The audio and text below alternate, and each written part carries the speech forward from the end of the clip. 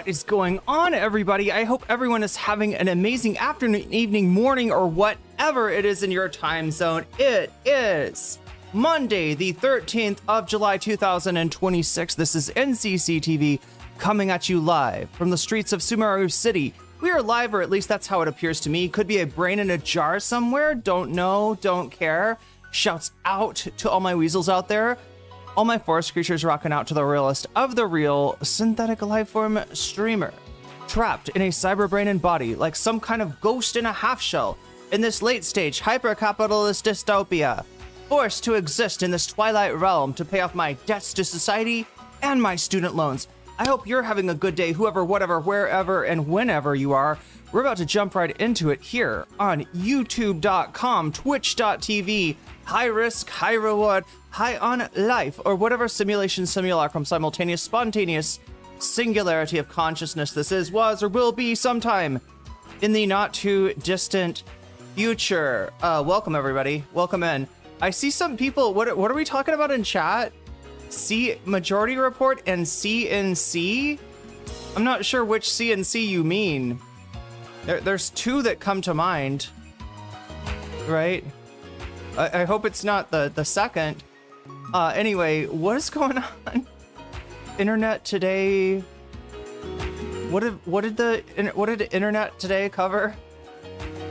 I'm trying to catch up with chat here. So stressful for them since some wanted Sam to actually apologize, whereas other mods wanted the whole Platner news thing to go away and die. Here's the deal, okay? As somebody who cares about the majority report, as somebody who sees the majority report as one institution, I guess, that keeps the left together a little bit, they need to talk about this. They need to say more. It's not going to go away on its own. It really is not, okay?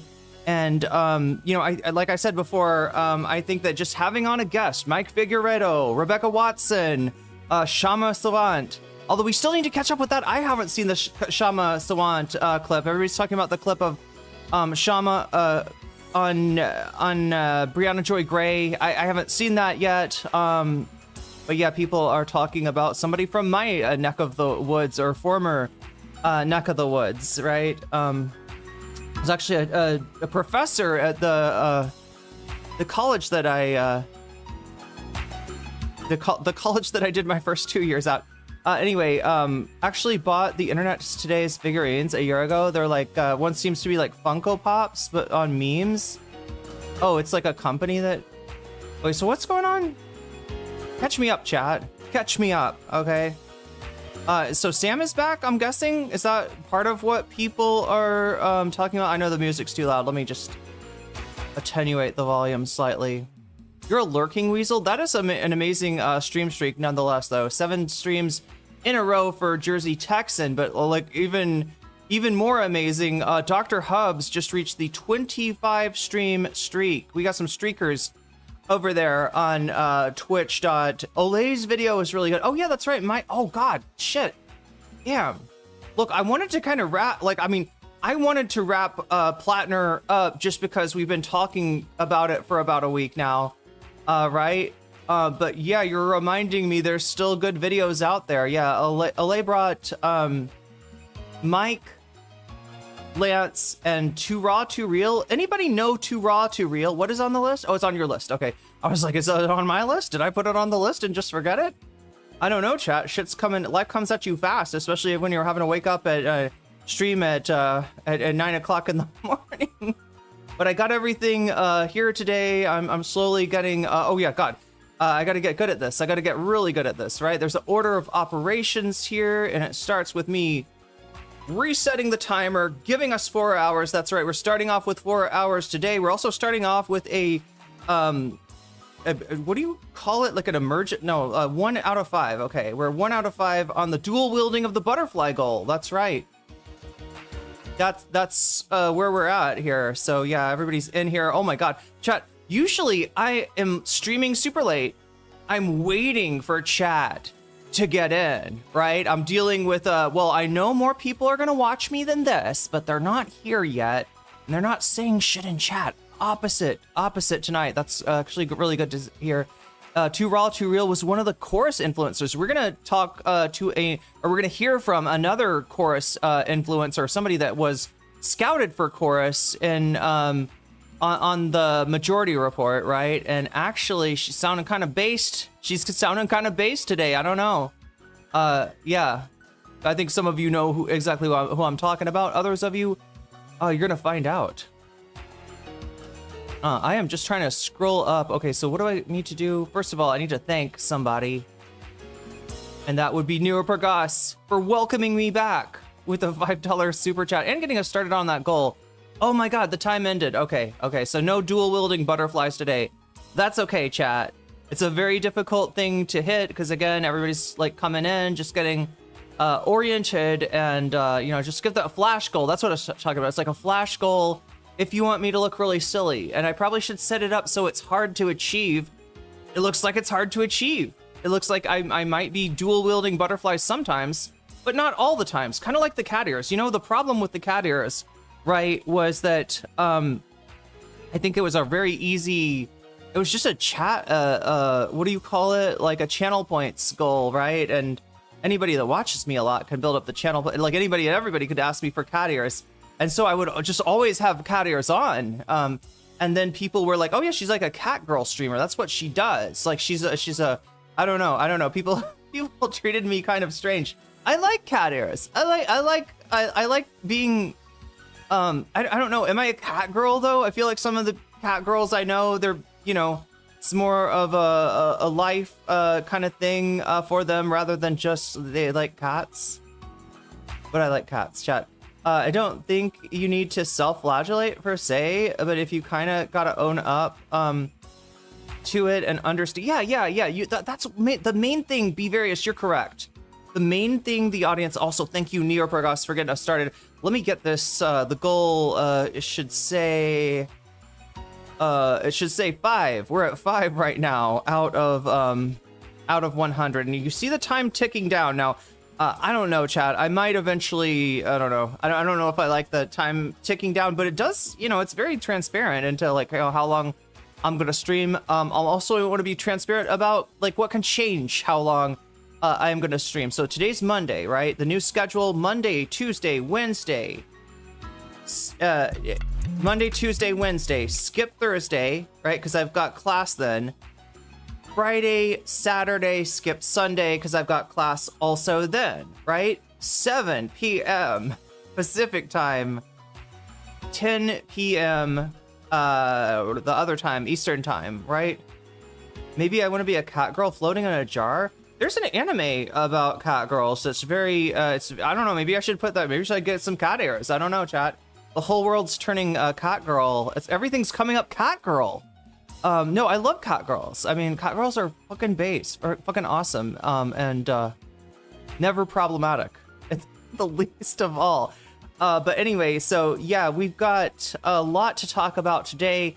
I wanted to wrap up Graham Platner. I kind of hope we can. We're going to cover Leftist Mafia, which I didn't realize Leftist Mafia kind of exploded.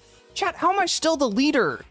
How is my I must have accidentally clipped a very good clip or something. I must have hit that. Like, I don't ever try to clip, right? There's a button that's right next to another button that I use on Twitch, and I sometimes press it by accident, and so it gives me like a random clip. My random clip has got 11 views, which is not very many, but it's more than any of you've got. So if any of you enterprising clipsters out there, should I call you clipsters? That sounds a little bit more like, that sounds a little too much like tipster, and tipster is back. Although, could somebody check on pronouns for tipster? I have not seen any, but I'm also blocked on Twitter, right? So there's every chance, tipster's pronoun. I'm just gonna default to they, them. I know that there's been a change in, gender identity, and I want to respect that.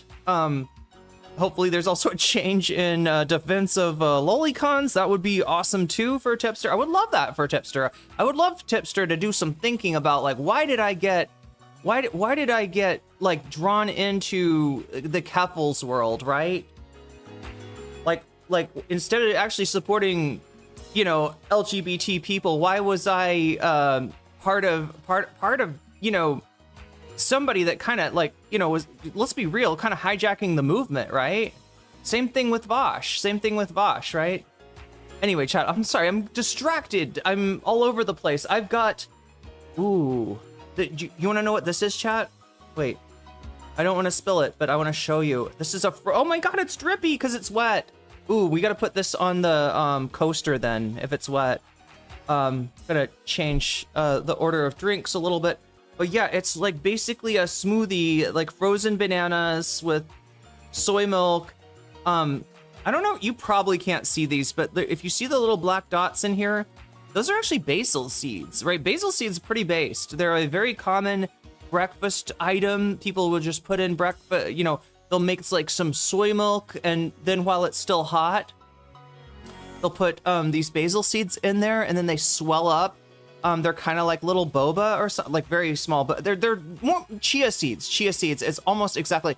Tipster is non-binary. I believe you're correct. That's why I am hesitating from using the pronouns that I am accustomed to with tipster, but truly I don't know. So understand, this is not a they, them of like I'm trying to put something, put pronouns on tipster. It's just the default pronouns that I use when I don't know what somebody's pronouns are. Like if I'm going to the doctor, I've never seen the doctor before, right? I got an appointment with my doctor wasn't available, so I got an appointment with a different doctor. I just see their last name. I don't know what their pronouns are, right? So I say they. I say they, them. I feel like it's something we already do. Vosh is still relevant. No, Vosh is not relevant. Did somebody mention Vosh? Tipster, tipsters, the sins of tipster essentially were like defending bad people, right? This is why I would love to see a like redemption arc from tipster. That'd be really cool, right? I mean, not that being trans makes you like a better person or anything, but looking at yourself and you know the reflection, I guess, that comes in acknowledging one's identity, you know, sometimes shakes things up as well. Basil seeds taste like basil. They do not, fortunately, right? That would kind of ruin the smoothie. Or I don't know, maybe not. Maybe some of you like bananas and basil. I don't, but yeah, there's no taste to, just like chia seeds, right? They taste kind of like chia seeds, which is basically not, no, I'm not talking about Vosh, god damn it. Okay, to be clear, we're talking about tipster. Tipster can be redeemed, Vosh probably cannot. I don't know, and certainly not as a streamer. And, you know, certainly not considering, look, chat, I don't want to get you excited. I know that announcing a project before it's completed is kind of it's a little bit of it's a bad luck thing. So let me knock on wood. But, you know, there is a parallel, let's just say, between somebody like Destiny, who was thought to be destined to take on the alt-right. There were people, chat, in like, I don't know, 2018, 2019, that looked at Destiny as this kind of messianic figure. All right, we gotta debate, bro. We gotta debate, bro. Look at Destiny. He's taking on 16 chuds at a time. And he's doing the like Jackie Chan shit where he, you know, they both come at him and he bangs their heads together. Or is that the Jackie Chan? Or am I thinking of the Three Stooges? I think the Three Stooges bangs the heads together, right? They bang the heads together.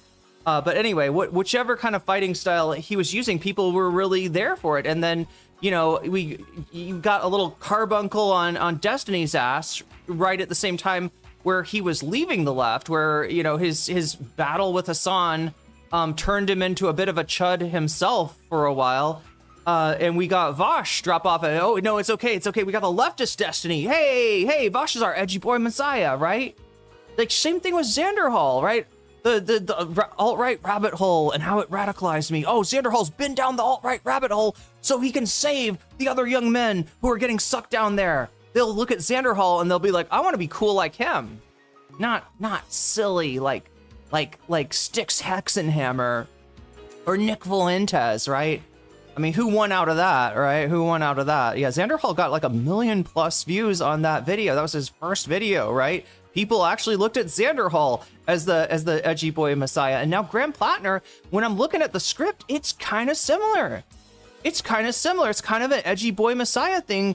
It's an edgy boy messiah complex, and always a edgy white boy. Maybe I should add that in there. Destiny, then Vosh. Xanderhall would get pissed at you for that, Fallen Gemini, but that's okay. You know, he's a violent, disturbed young man, actually, who famously threatened to do Keffel's in. Yeah, look, I can say it like that, can I? I can say do in. That's not a no word. He wanted to squeeze the life out of her neck. I don't know.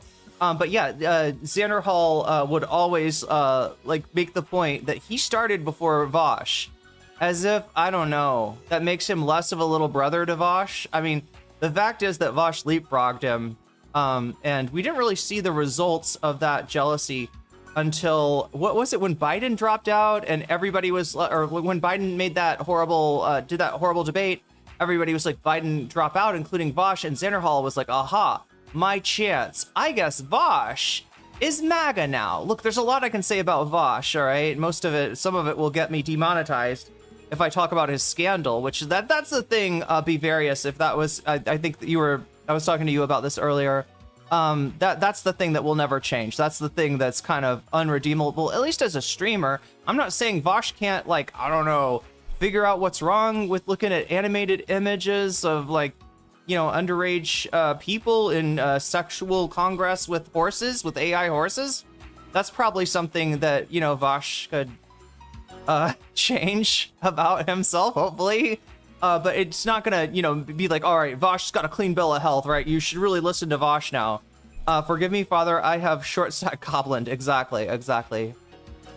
But anyway, we're not talking about Vosh. We're not talking about Xander Hall, right? That is maybe for some upcoming, an upcoming project that I might be, that might be in the works right now. But again, chat, I don't want to curse it. All right, I'm not gonna say too much, but some of you can probably figure out that I might be involved in some writing right now, and yeah, I'll share it with Patreon as soon as I get done with the script. As far as God, look, I was thinking, chat, maybe because people will sometimes see that there's no new videos on your channel, and they'll be like, oh, it's a dead channel. She's no longer uploading. She's no longer active, and it would be incorrect. You'd have to move over to the lives tab and see, oh my God, there's one today, there was one yesterday, there was one the day before. Skip Sunday, there was one the day before, there was one, a 10-hour Friday stream. What's up with that? I thought that this channel was dead, but there's a 10-hour stream here that apparently my greatest views of the week came on that day, I think, if I'm not mistaken. Why does everyone like that weird the lolicon? And part of it is it's like pervasive, I think, in anime, that at least that trope is pervasive, right? Where they'll have a like a younger character in an anime, and that is how like there's the male gaze, right? Not male gaze like LGBT gaze, but like male gaze like GAZE in the US, like, right? Even when you're watching, something, I don't know, maybe something about like two girls in love, right? You will get a little bit of something that seems to be serving a different fandom, if you get my drift, right? That's the male gaze, right? The way that media kind of services and caters to men in the US. In Japan, unfortunately, there seems to be like a loli gaze, right? Or there's an audience there that has become accustomed to these kind of characters, and whereas they might not be sexualized in the show, you kind of feel weird watching it because you're like, based on that character, I know that there's bad people watching, and it just kind of, yeah, it's gross. Yeah, don't get those two mixed up. Male gaze, and male gaze, right? Also, Narwhal by Nature, thank you for the 5 gifted memberships. Spencer, wait, what does it say? Christian Morris, you just got weaseled. Spencer H. Ho, you just got weaseled. Florida Queer, you just got weaseled. Delia Carmen, you just got weaseled. And La Luna La Muerte, you just got weaseled as well. Welcome in, everybody. Yeah, welcome in. Like, I always forget to do this, but yeah. Welcome, Promise Quept, Direful, Karachi, Fallen Gemini, Big Jerry, Narwhal by nature, you should get your name shouted out if you're here early. I want to encourage that kind of behavior, especially now that we are streaming during somewhat waking hours for the United States of America. Jetta Fake, welcome in. Tanky Gooner, welcome. Various Hot Ham Radio, Fallen Gemini. See, I'll feel bad if I miss anybody now. Crotchy, good to have you here with us. The Sci-Fi Anarchist, welcome in. I'm gonna start repeating names if I'm not careful. Have I got everybody? MC Basal or Basal? With the IL. It's with the IL, MC. I don't know what, my nose is so itchy. I just jumped out of the shower too, so it's a weird, refreshing feeling to be totally refreshed. It's probably a good thing. I don't know. I would say it's a good thing. And I am starting to get up earlier and earlier, and hopefully be closer and closer to the being on stream on time. Tipster used to love the goth mommy. Now, I'm not sure, Fallen Gemini. I don't want to say too much. I don't want to make assumptions about Tipster's identity. I am just happy that they've found, a way to be more true to themselves. That's awesome, actually. Welcome in OnlyFacts. Yeah, you thought I was gonna miss you, and welcome Jay Campos. Good to have you here, and Danelle. Okay, I see when I start shouting out every Action Pack. Good to have you here. When I start shouting out names, then I'm like, okay, I'm on the line. I'm on the hook to remember Jersey Texan. Welcome in. I am on the hook to name everybody, because if I don't, it's gonna feel like I'm neglecting Slop Llama? Not like a Slop Llama, but Loma. Slop Loma. Welcome in. And anybody else? I don't want to miss anyone now. All right, let me know if I missed your name, and I will call it out. But yeah, welcome in. We're going to be talking about the Leftist Mafia. It's a pretty big deal what's going on. I'm still not clear on what's going on with the Majority Report and CNC. Is that CNC Music Factory? Is there something that is going on with CNC Music Factory? Yeah, it's CNC Music Factory, says Narwhal. Instagram video when he was booked? Oh, I always forget. It's like a single producer. I always think they're like a whole team, like with dancers and singers but yeah, just like everything but the girl was meant to connote that everything but the girl was the band, or maybe even the producer. I think CNC is same kind of deal. See, I know 90s EDM. Yeah. Did you know there was EDM in the 90s? There was. It's where the EDM of today got it's what created dubstep, chat. All of that house techno, garage,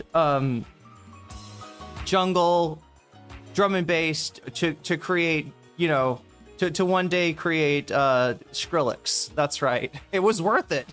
No, I'm so kidding, chat. I am so kidding. I'm so kidding. Bricks Phillips, good to have you here with us today. Yeah, I'm just trying to make sure I shout out everybody's name. Okay, I think I did. But yeah, we're going to be talking about the Leftist Mafia because there was an explosive debate. And look, I'm not covering this for the drama, all right? I'm not covering this to make you hate anyone. I am covering this because I think that they said some important... I think it was an important conversation. And it's a conversation that the left actually needs to have, and it's one that we can't skip. It's not going to go away. It's not just a blip on the radar, chat. This is a big deal. Like, what was missed with Graham Platner is a big deal, and it needs to not happen again. We need to change. We need to learn. We need to grow as a movement, all right? Because right now I'm seeing a lot of division, right? Not just people angry at their favorite creators for, supporting somebody that, all the warning signs were there and turned out to be really bad, but also a division between like the American left and the left in the rest of the world. And, it's when I hear people say like, they just want healthcare, right? It was like, well, they should have healthcare. You should have everyone should have healthcare is not a bad thing. All right. But, the idea that, that you would sacrifice, the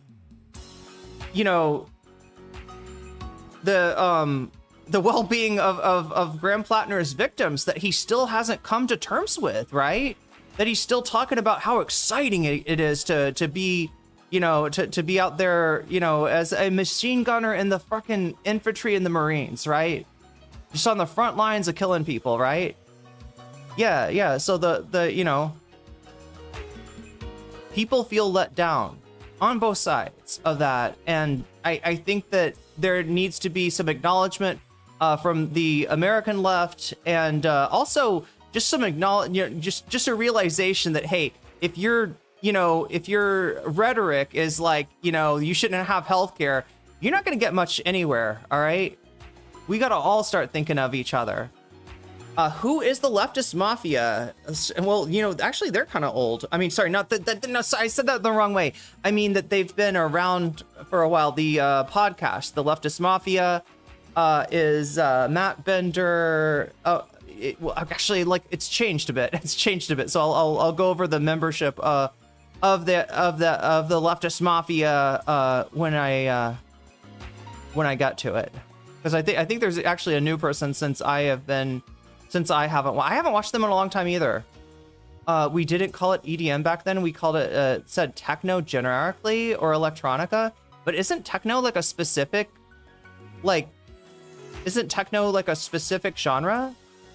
Right? Very different than house or jungle, or anyway, I'm confused. Yeah, like it's comes from Detroit.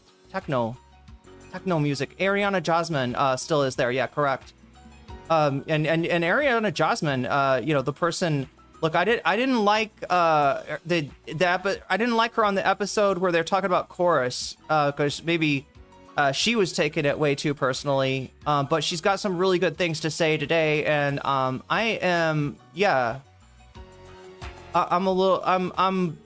impressed, right, with how Ariana breaks this down. Also, Mike Figueredo and chat. They're not like, they don't hate each other. They're not trying to, cancel, people that were too over on the skis as far as Graham Platner. It's an important discussion that needs to happen. It is a contentious discussion, right? It's not a fake debate. It's not like, the Emma versus Ryan Grim thing, or even the Francesca and Emma thing, which we're going to watch today. IDM. Oh yeah, I forgot about IDM. Wait, IDM.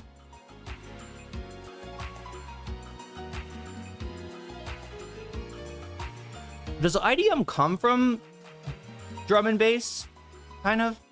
Or is it more like, I've never been able to figure out, is it more like, is it influenced by minimalist techno, or is it influenced by drum and bass? Because I feel like a lot of the producers were involved. Square Pusher, there's the name that I have not thought of in a really long time. A blast from the past with IDM. Well, people hated the name IDM because it implied that if you liked other kinds of music, you were not intelligent, right? There's which is I mean, fair enough, right? Techno is from Detroit. I thought it was from Cali. It's definitely from Detroit, but massively adopted in Europe, right? So yeah, U.S. never gave techno the love that Europe did.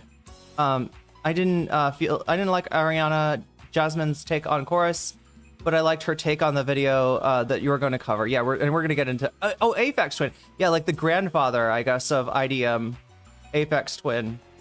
Right. Well, here's the thing, right? A lot of the way, is Moby considered IDM? Interesting. A lot of the way that electronic music started was fairly standardized, right? And one of the standard aspects was like 4 on the floor, because it was about dance music, right? And what's the easiest thing to dance for? Boom, boom, boom, boom, boom. Yeah, that's the easiest shit in the world, right? It's actually kind of difficult to do what Aphex Twin would do, is sometimes use different time signatures. I mean, he's got plenty of songs that have 4 on the floor. I'm talking about like a kick hit on every beat, right? Is 4 on the floor. Right, Autocra. Yeah, I have not listened to them in a while. A Future Sound of London, Orbital. People have always told me to look into Orbital. I'm aware of the Orb, right? But I haven't really given Orbital a chance. Haven't heard that name in a while. Yeah. But yeah, we're gonna jump into all of this. I should probably talk about the timer and its function, right? Again, like I said, We are now doing 5 days a week, Monday, Tuesday, Wednesday, skip Thursday, Friday, Saturday, skip Sunday, 7 p.m. Pacific, 10 p.m. Eastern. And the idea is that I stream for 4 hours a day. And that doesn't sound like much, but let me let you know, chat, I have not streamed for 4 hours a day since I've implemented the system, right? I tend to go over. And if you want to help me go over, if you want to give me more time, right? It's this right here that unlocks more time. So if we get this number to 100, I will add an hour, and we'll have an extra hour for content, right? If I get this number to 200, which has happened a few times in the past week, we'll bring it up to we'll add 2 hours. So you'll get 6 hours in total out of the stream, right? 6 hours is going to be my cutoff, right? Although it hasn't really, like, I feel like I've gone over 6 hours a lot. On all days except for Friday. Friday is special. Friday is the day that we play video games. Friday is a stream that has unlimited time, right? So I'll do one, you know, I guess subathon style stream. That is the Friday stream per week. And oh wait, I think I know why I've been going over 6 hours now. It's a little bit of a mystery, but I think the Twitch I think the Twitch stuff is automatic, right? It automatically adds some level of time that I'm not intending to on Twitch. But yeah, the adding time comes when we hit 100, and it comes to when we hit 200. And you can make this number go up with super chats, super stickers. If you get yourself a membership, if you gift memberships on YouTube, which we've already had, a super chat and somebody gifting membership. So right, that makes this number go up, right? It also goes up if you support me on Throne, which, why do I have this here? Why am I featuring this? Why am I talking about this so much? Because I've got a little bit of an existential crisis going on, chat. I can stay in this country for 1 year, right? I have to go to immigration. I think every 90 days or something like that. Oh my God, are we gonna run out of, we run out of music? No, we didn't run out of music because I looped it, good. But yeah, I still have to, go to immigration and check in with them every so often, but I can stay in the country for a year, but that's only a year. So no matter what, I gotta go, like in September, I'm gonna have to leave the country, right? My plan is to go to Vietnam and to apply for another educational visa from the Thai embassy, right? Now, this will work if I have enough money to make the plane ticket purchase, set up accommodations, and put down. I think I have to put down some money with my school too. I think they make me pay half up front, and then the other half after I get back. But if I can take care of all of that, then the time in Vietnam is going to be short, right? I'm going to be there for like 2 weeks, just like I was last year, and then I'll be right back. If not, who knows? Who knows? I might be staying in Vietnam and this could be bad, right? Because last time I was there, I could not use Twitch, right? I'm gonna try to make sure somebody told me it's ISP dependent, but I'm a little bit worried about that. There's just other things that, when I go to a different place, it kind of upturns everything. My whole, everything gets messed up, right? So I'm gonna try to minimize that. You can help me minimize that by supporting me on Throne. And the great thing about Throne is they take less of your money, right? Whereas like YouTube takes a piece, Twitch takes a big piece. They're like, oh, Twitch is hungry, right? Throne takes a little piece, right? So if you support me on Throne, actually your money will be going to help the stream, not get disrupted by the fact that I gotta leave the country and come back and all this other stuff. So yeah, throne.com/nocommentchick. You can use the QR code. Can we get a check on that? Make sure the QR code actually works, because I know if it's too small that people can't click it or something. What about the Waluigi? You know what? Last time I did not take Waluigi with me. I mean, as long as I remember to bring him back, right? I don't see what would get in the way of that. Yeah, Waluigi should come to Vietnam. I think, in fact, he should come back with a star on his hat instead of the L, right? He should come back as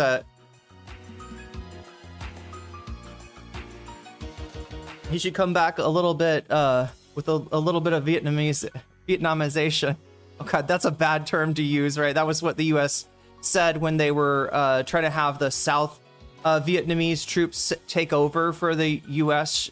Troops in imposing the puppet dictatorship of the South. But anyway, chat, we're getting into too much history, and it's not even what we're talking about today. Waluigi Nam, yeah. But anyway, so yeah, we're at 20 out of 100. If we get to 100, then I'll add an extra hour.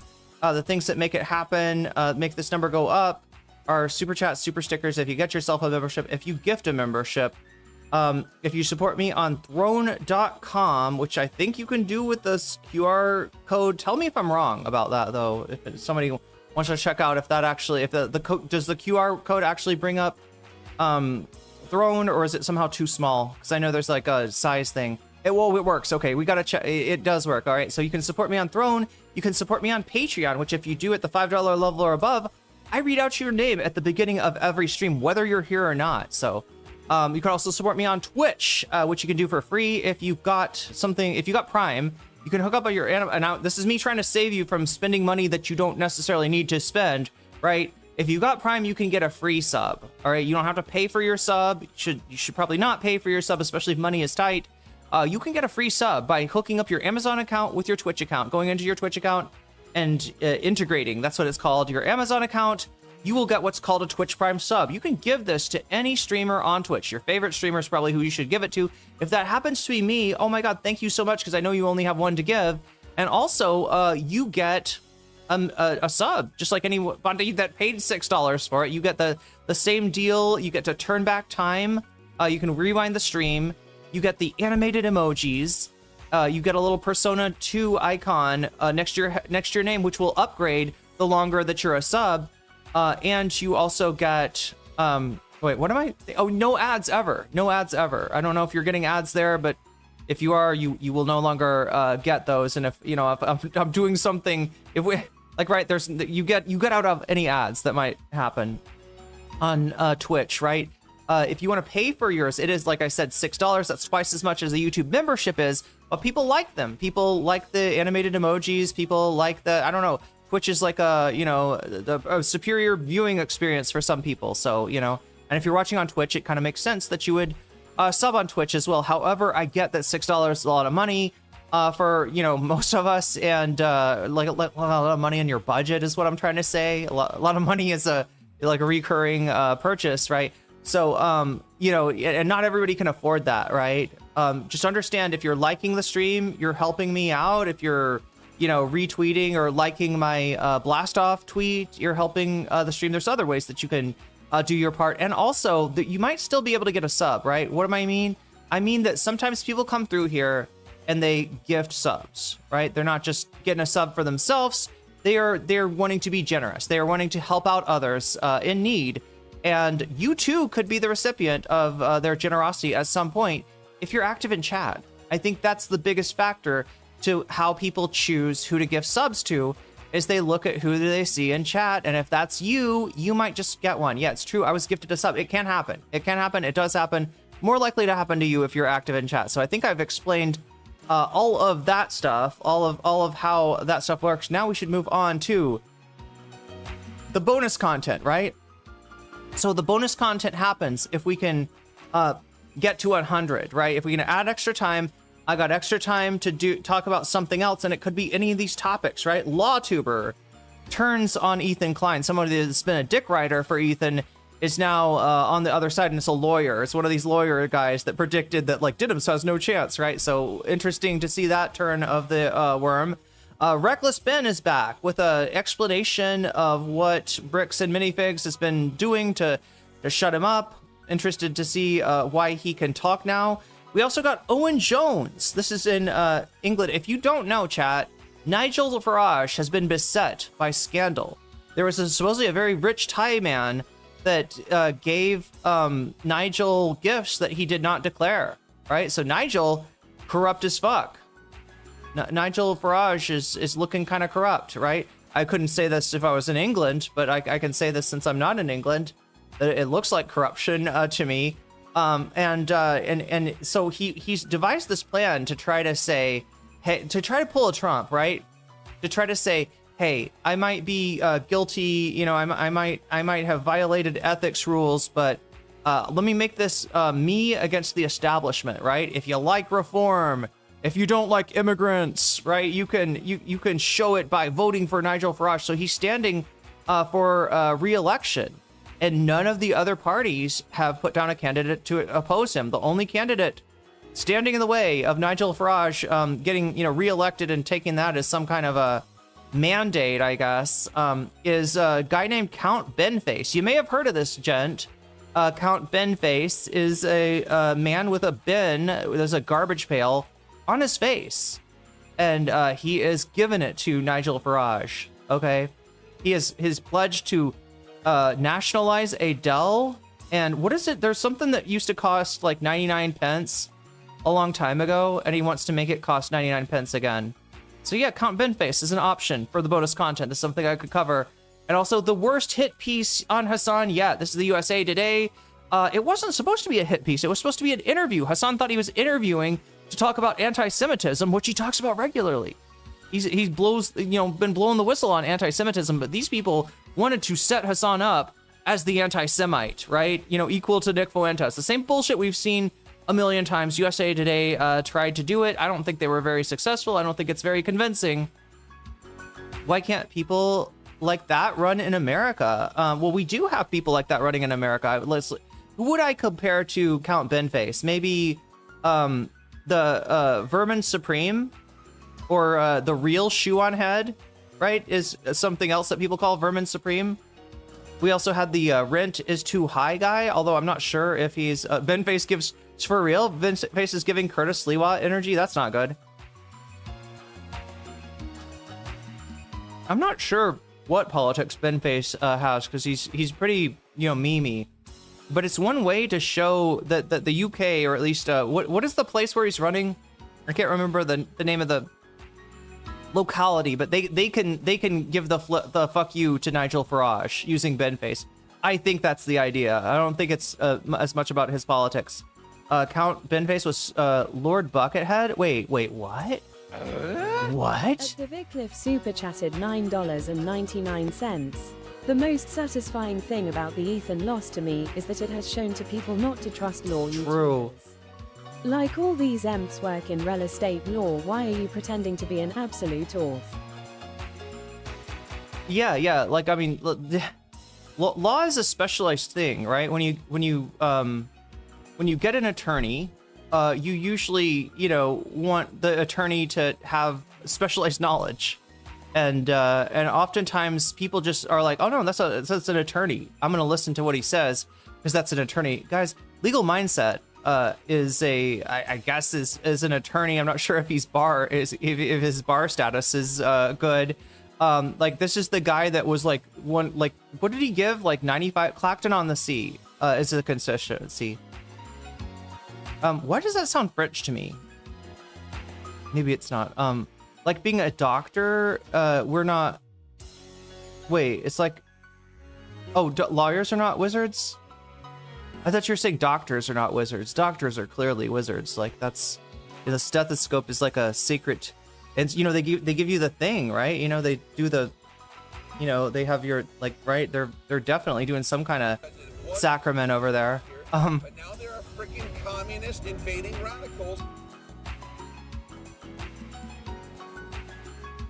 Would I mind removing the background music for my viewer? Well, that sounds like something a producer would say. And if you want to be a producer, maybe you should submit an application. Let's take a look at your CV. You know, you're giving me advice on how to do the stream. Maybe you could do the stream for me. I don't know. That's a weird question. But anyway, we are trying to get started, and the more distracting things that come my way like that, the harder it is to get started. So you know, the question is, do you want do you want me to waste more of your precious time, which is now going away, talking about production details, or would you rather me get through the opening that has the background music to the part of the stream which doesn't have the background music, that being the stream itself? I don't know. Maybe some people just want to see me sit here completely silent. with just lots of dead air. We could do that, chat. Like apparently every other streamer does. Like anytime I watch another streamer, it's tons of dead air, tons of dead air. Yeah, there's a lot of the chat that will fight you if you try to take down the music. But in terms of the volume of the music, right, that, you know, we want that to be suitable. So I will turn it down a notch there. But yeah, we got to get to the topic at hand. If we ever want to hope to get to the bonus material, which the bonus material, it's reliant on getting this to 100. Actually, let me change this again because we're now at 30. So we're about a third of the way there, starting out to get to 100. Once we get to 100, I'll add an extra hour. If we add an extra hour, I'll have time to do bonus content. In fact, I think I should make that a promise. I think that I should automatically, like, we get, you know, anytime we get to 100, we get bonus content, right? But sometimes I take forever on the regular content. Be a chair streamer, that does seem to be a good business decision. Yeah, just leave and put Waluigi in the chair maybe, and then play other people's videos, perhaps. Aphex Twin is British, by the way. I think you're correct. You are correct. Maybe Aphex Twin can stand for MP someday. Do you think, chat? Do you think Aphex Twin would be a good member of parliament? I don't really know about anything about the guy personally. There's all kinds of weird stories about Aphex Twin, that he lives in a bank vault and makes music there. He's got a bank vault full of drugs, I think I heard. And he's just eating the drugs and making music. And then like he locks himself in the bank vault for a month, and then he comes out with a classic album. So anyway, yeah, yeah, the music is barely audible. Are you saying it's too quiet? We also have anyway, let's not talk about the music anymore in chat. I'm trying to get to the actual stream here. But yeah, again, the things that make this number go up are super chat, super stickers. If you get yourself a membership, if you gift a membership, if you support me on Throne, where there's your QR code right there. And if you also want to, you know, not have a weird break in September, that you know, that would help me with the continuity to make sure that that any disruption to the stream is minimized, right? You can support me on Throne, or you can support me on Twitch, and any of those things make the number go up. If the number goes up to 100, we add an extra hour. If the number goes up to 200, we add an extra 2 hours. If the number goes up to 300, that's the tricky one, chat, because that has happened before. And what I've decided is that any access, right, rather than just going, you know, obviously I'm not gonna, my limit is 6 hours, right? I'm not gonna push it to the next stream. What I'm gonna do is I'm gonna put it on Friday, right? Friday's unlimited. So anytime we hit 300, you get an extra hour Friday. Friday stream will start off longer. And again, Friday is theoretically unlimited. I mean, the only limit is my physical ability to stream for that long. So yeah, Friday can be the long stream. So I think I've explained everything here. I've gone down. Did I go down all the topics? Let me tell you what the what these are at, right? So yeah, LawTuber turns on Ethan Klein is at 52%. People want to see that LawTuber. What's up with the LawTuber? Not so excited about Reckless Ben returns, who's only at 3%. 26% for Owen Jones on Benface versus Farage. Yo, Omega Star, thank you for the bits. Morning, evening, weasels, and jellyfish. Yes, morning, evening to you as well, Omega Star, and thank you for supporting the stream. And we're up to 31, so we're like closing in on being a third of the way there. If we get fully the way there, the stream will last longer and include bonus content. The bonus content that you're voting for. That's what I meant to say. You got to vote for this stuff, chat. Or I say that like you've got to. I learned how to say you've got to, and you should, and you better, and all that kind of stuff in Thai last night. Actually, that was the Thai lesson that I was attending. But yeah, so 62 votes. Oh my god, chat, how wrong I was. 62 votes. Hey, make sure you're liking the stream too, okay? We hit 100 on one of the streams last week, and it was awesome.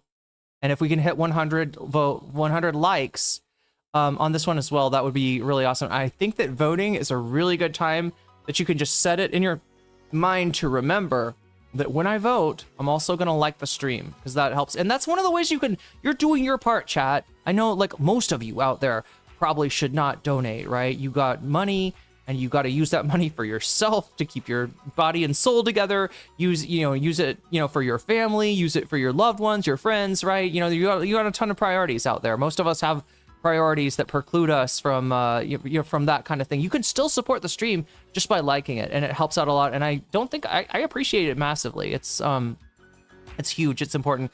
Thank you for calling out Leftist Mafia. Okay. Well, we'll see what we think after we watch the stream.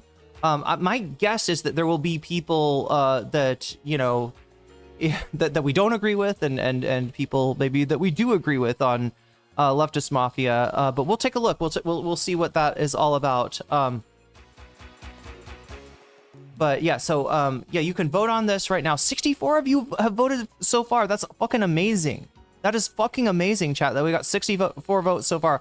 Even if you're watching on Twitch, you can come over to YouTube and you can vote. All right, you just click on my stream. That's nocommentchick on YouTube. You will click on the live stream, or my channel, nocommentchick. You will click on the live stream, and then you will click on the chat. And then when you're in the chat, you'll see at the very bottom, that's where the poll is. So you can expand the poll and then vote on the topic of your choice, and then also like the stream, because even though you're watching on Twitch, it still helps to like the stream, and I appreciate it a lot. And that's how you make your vote. Even if you're not watching on YouTube, you can help us select, because the bonus content is for all of us, right? So your vote counts as well. Twitch. Fell asleep during Leftist Mafia. Wanted to see what people have to say. Yeah, it got a little bit contentious. It got a little bit spicy, Choky. There was some disagreements.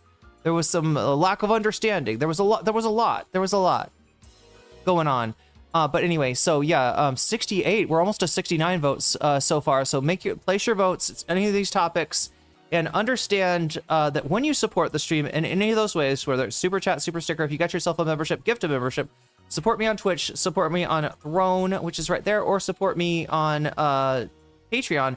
You got the right to let me know in the chat, hey, I just signed up on Patreon, or I just re-upped on Twitch or whatever, and I would like my money to go to LawTube Returns on Ethan. I would like it to go to Reckless Ben Returns. I would like to see what's up with the Reckless Ben. I would like it to go to Owen Jones telling us about Count Benface versus Nigel Farage. Or I would like it to go to the worst hit piece in history. Yes, you can put your thumb on the scale if you so choose. You can also put your thumb on the opposite of the scale if you say Vox Populi, which is right down here. Vox Populi is special, and it is actually the most powerful thing that you... Oh god, I gotta change this. Everything's zeroed out. Everything should be zeroed out. I just didn't do that. But yeah, Vox Populi, most powerful way to use your donation, because it doesn't just affect one of these.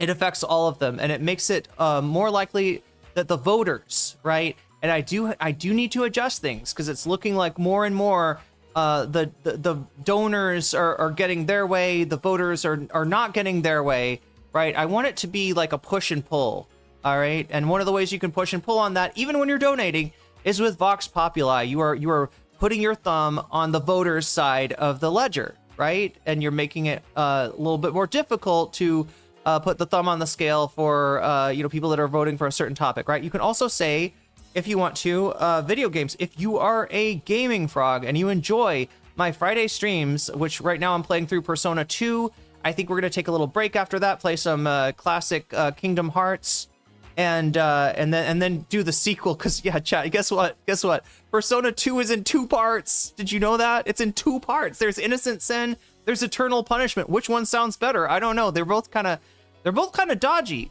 Are you far right? I'm the furthest I'm so far to the right. I'm on the other side of the horseshoe. No, only if you believe in horseshoe theory, Thorzane. But anyway, I don't know. Oh my god, I know why you're saying that. Because the rules for the chat, it sounds like a parody, right? It's just that I haven't updated the rules. I get it. Okay, that makes sense. Thank you for the feedback, by the way. I know you weren't trying to give feedback, but you did in spite of yourself, and it's going to be useful to me in knowing that I need to update the rules, because like that shit was funny in, I don't know, 2020 or something. I don't know. So yeah, I've explained everything and how you can affect the outcome of the bonus content with your donations. Now I need to do put my money where my mouth is, or put my mouth where the money. Wait, what am I trying to say? I'm gonna put my mouth on a nozzle of a hose that's spewing out money. No, I'm gonna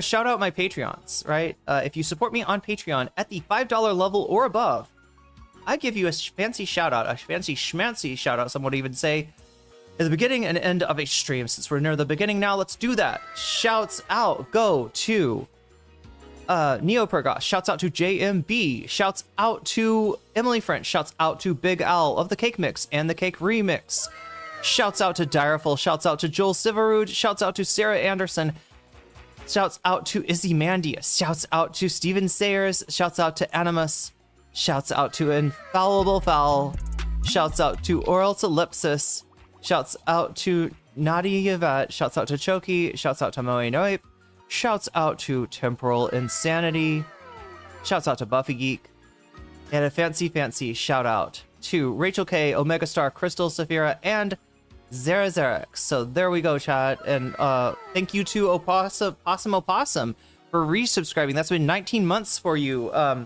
Also, one more person I need to shout out really quickly is FTW All Day with the 5 gifted memberships. Thank you for those as well. Wait, I should shout those out. So yeah, George Habash, you just got weaseled. Free Doe, you just got weaseled. Suzanne McCarthy, you just got weaseled. Jose SQ6NE, you just got weaseled. And TP Limburg, you just got weaseled, and that's a good thing. And that brings us up to wait, 46. I think we're 52. Yeah, because something happened on the 46. Yeah, 52. Yep. I think that's right. Okay, so we're gonna jump into this right now. Oh yeah, we got a bit of a gauntlet for today. Okay, look, we sometimes do the gauntlet. We do a little gauntlet as a treat sometimes from time to time.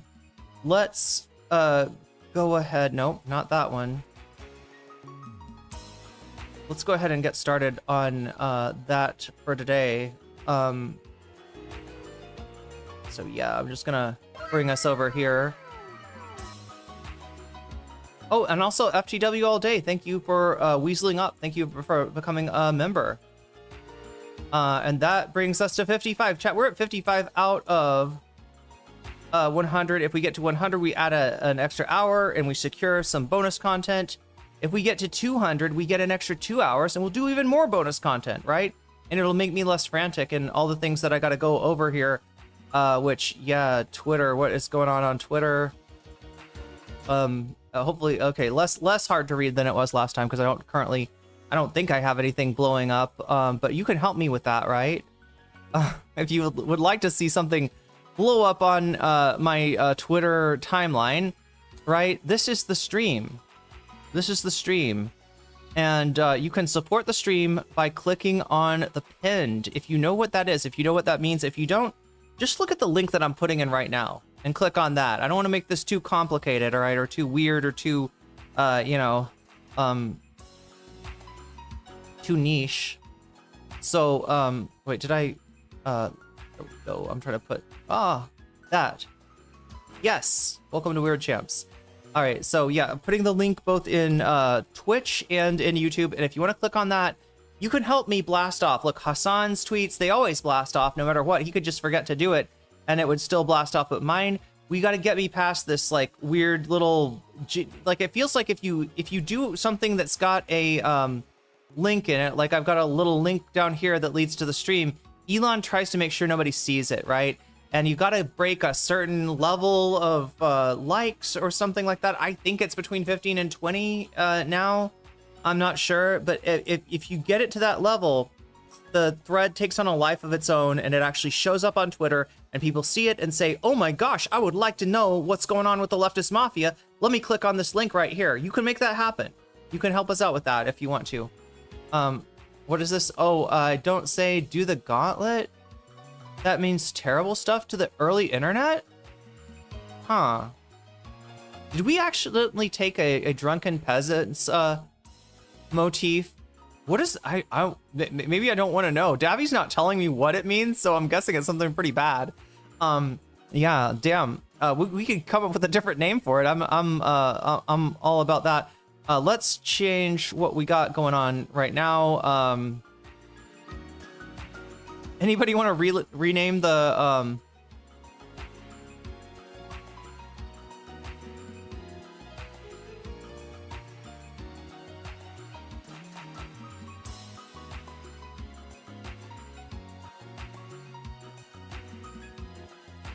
news, clips,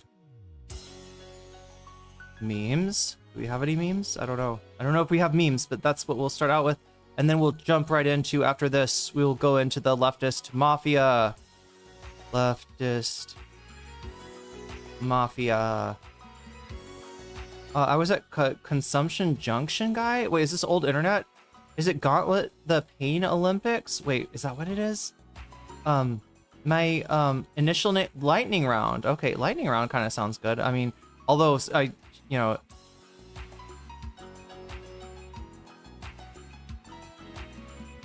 let's make that Leftist Mafia thing a little bit more prominent. Super chatted $5. I've been a long time member, NCC. Switched bank cards almost a year ago, and it has taken me this long to switch up with YouTube lol. Oh my god. Well, thank you for all the support. Yeah, I'm blown away by the support. Thank you so much, FTW all day, and I'm glad. I don't know if you're one of the people. There's some people. One in chat. If you're one of the people that you haven't been watching me for a long time, but now that I'm starting earlier, you're like able to do it. One in chat. If you're like one of those people that like I became like the midnight, special. Maybe you caught the VOD. Maybe you or something like that, right? Because I feel like I disappeared to a lot of people. By starting my stream too late, and it works out for me better too, chat. That's the crazy thing, is I actually have time after stream to get things done, to run errands, as long as I end before 5 o'clock, which I do now thanks to the timer. And yeah, one unironically. Okay, so anyway, we gotta that's the this is the blast off thing, the blast off tweet. You can help me with that by clicking on the pinned, or again, I'll put it into chat once more with boom and boom. And that's just the Twitter thread that helps us bring people from the hell site to something that might be a little nicer, which is this stream. Yeah, Team No Sleep. That's right. So let's get started on our non-gauntlet, on our lightning round.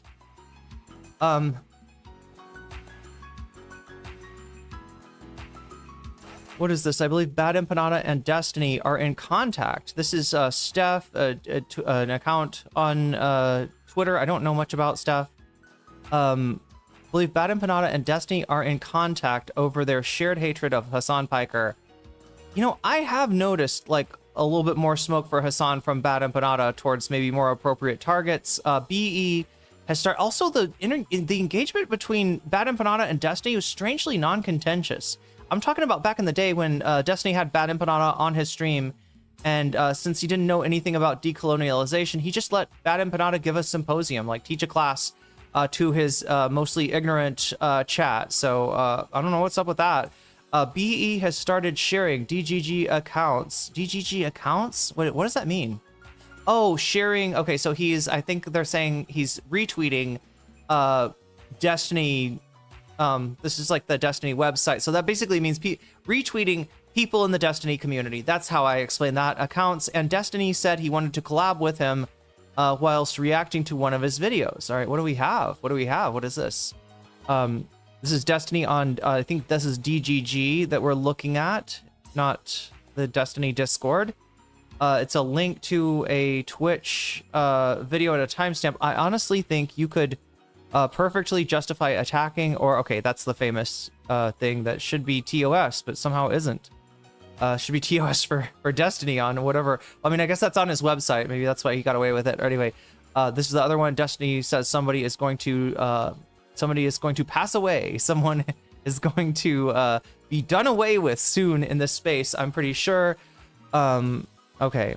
Just a heads up, I'm going to be doing some mass harassment campaigns on every single journalist who gives this Guy free. Okay, so that's all that was. Wait, there more? That okay, that's what they're talking about. Okay, so they're right. That is a Destiny community member indeed. Bad Empanada is reposting them. You would hope that we could avoid this. I got no problem with criticizing each other, and God knows that Hassan, you know, there's you know things to criticize him for. But yeah, bringing up this Hassan's old tweets accounts. I mean, this shit is like not credible, right? This account that he's boosting, and then this one's just a straight up DGGer. So I don't know. He probably doesn't care. Wait, okay, so that's okay. All right, what do we have here? Hassan. Oh yeah, I gotta be on a timer, don't I? Let's give me 25 minutes to get through this stuff. Boom, boom, boom, boom, boom, and start.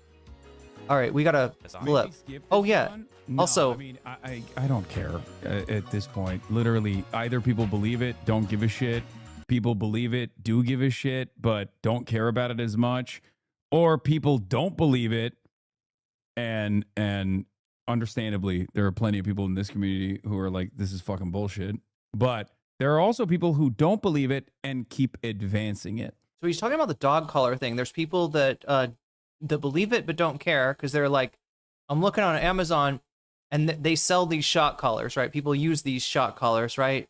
There's people who you know, obviously don't believe in it and do care. Or do believe it and do care, and then there's people that don't believe it, like I guess his audience, right? And then there's people. Oh my god, am I saying this right? Let's just rewatch this. This one? No, I mean, I don't care at this point. Literally, either people believe it, don't give a shit. People believe it, do give a shit, but don't care about it as much.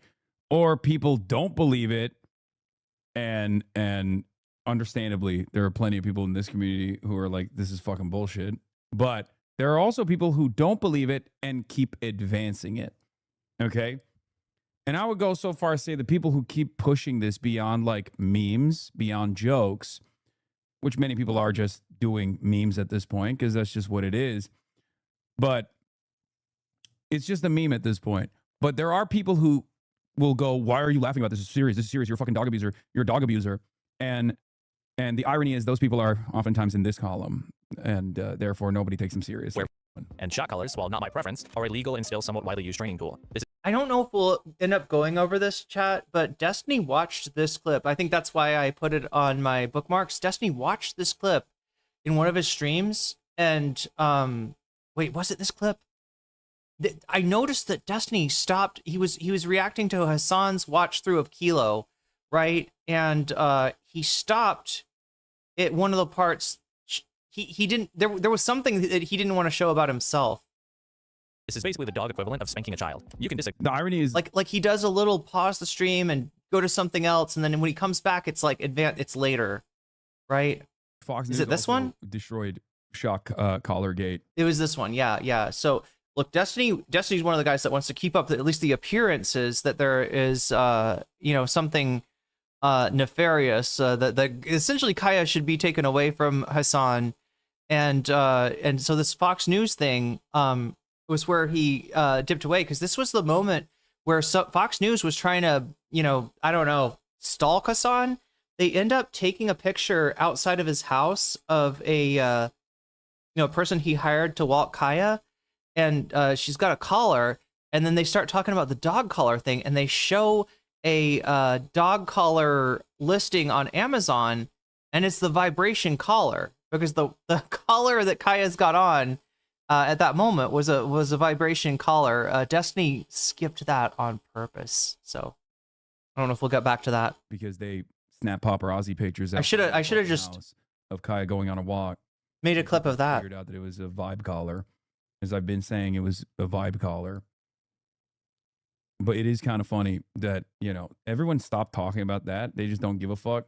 Agree with it, and I do also. But the idea that this represents some pattern of abuse is pretty silly. And if The other thing that Destiny is saying is that clearly this dog hates Hassan now. Yeah, clearly Kaya is not well taken care of. Don does use a shot collar and then lied about it, I kind of get why. Oh yeah, Kilo it defaults on like, yeah, I think he did use a shot collar, and guess what? I don't care. considering the situation led to some people filing reports. So I don't know, man. This obviously isn't ideal, but to me, even as someone who doesn't eat meat, Yeah, he falls in the camp of he did it, but who Wait, Kilo's a vegetarian? I didn't know that. gives a shit? Is that like at a certain point? Because that was one of the other things that people brought up is that, like, you know, look, if you are, you know, so gung-ho about animals being treated right, let me introduce you to factory farming where your food comes from. That's what vegans can say to you. I think Austinox said something similar. I did not know that Kilo was a fellow J enjoyer. Anyway, that one doesn't matter. Oh, Carvile. Let's get Carvile. Order, right? But it's the Democrats' fault. It's the corporate Democrats. It's all because the Democrats listen to Al Gore, some shit like that. These people are so fucking What? stupid. I don't Who's fucking stupid? Who brought up Al Gore? What the fuck? Are you out of touch, old man? know what to say about it.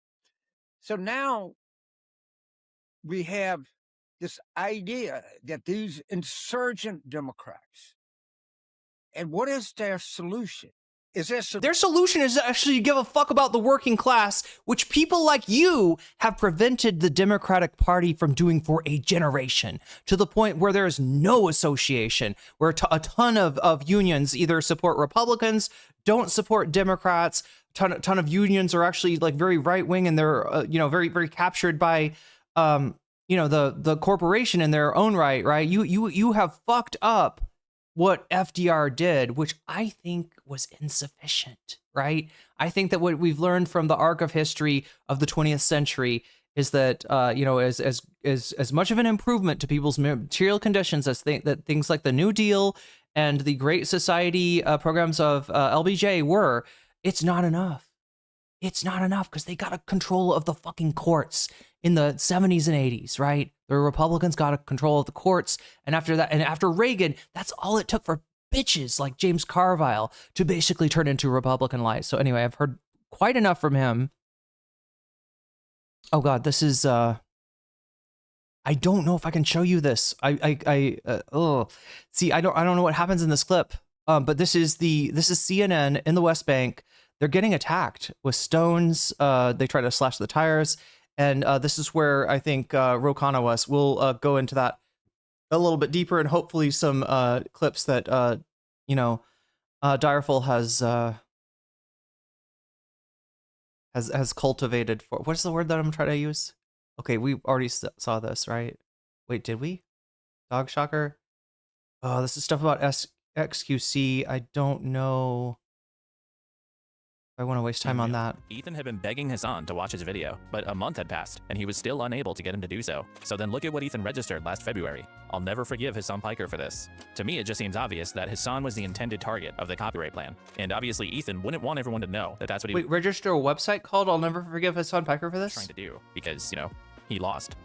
Number 2, Ethan... Wait, what?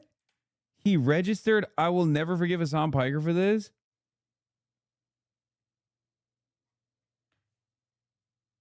So he was just like trying to register as many fucking videos that he thought I would potentially react to. Wait, that's a video. Okay. With the hopes that he could catch me.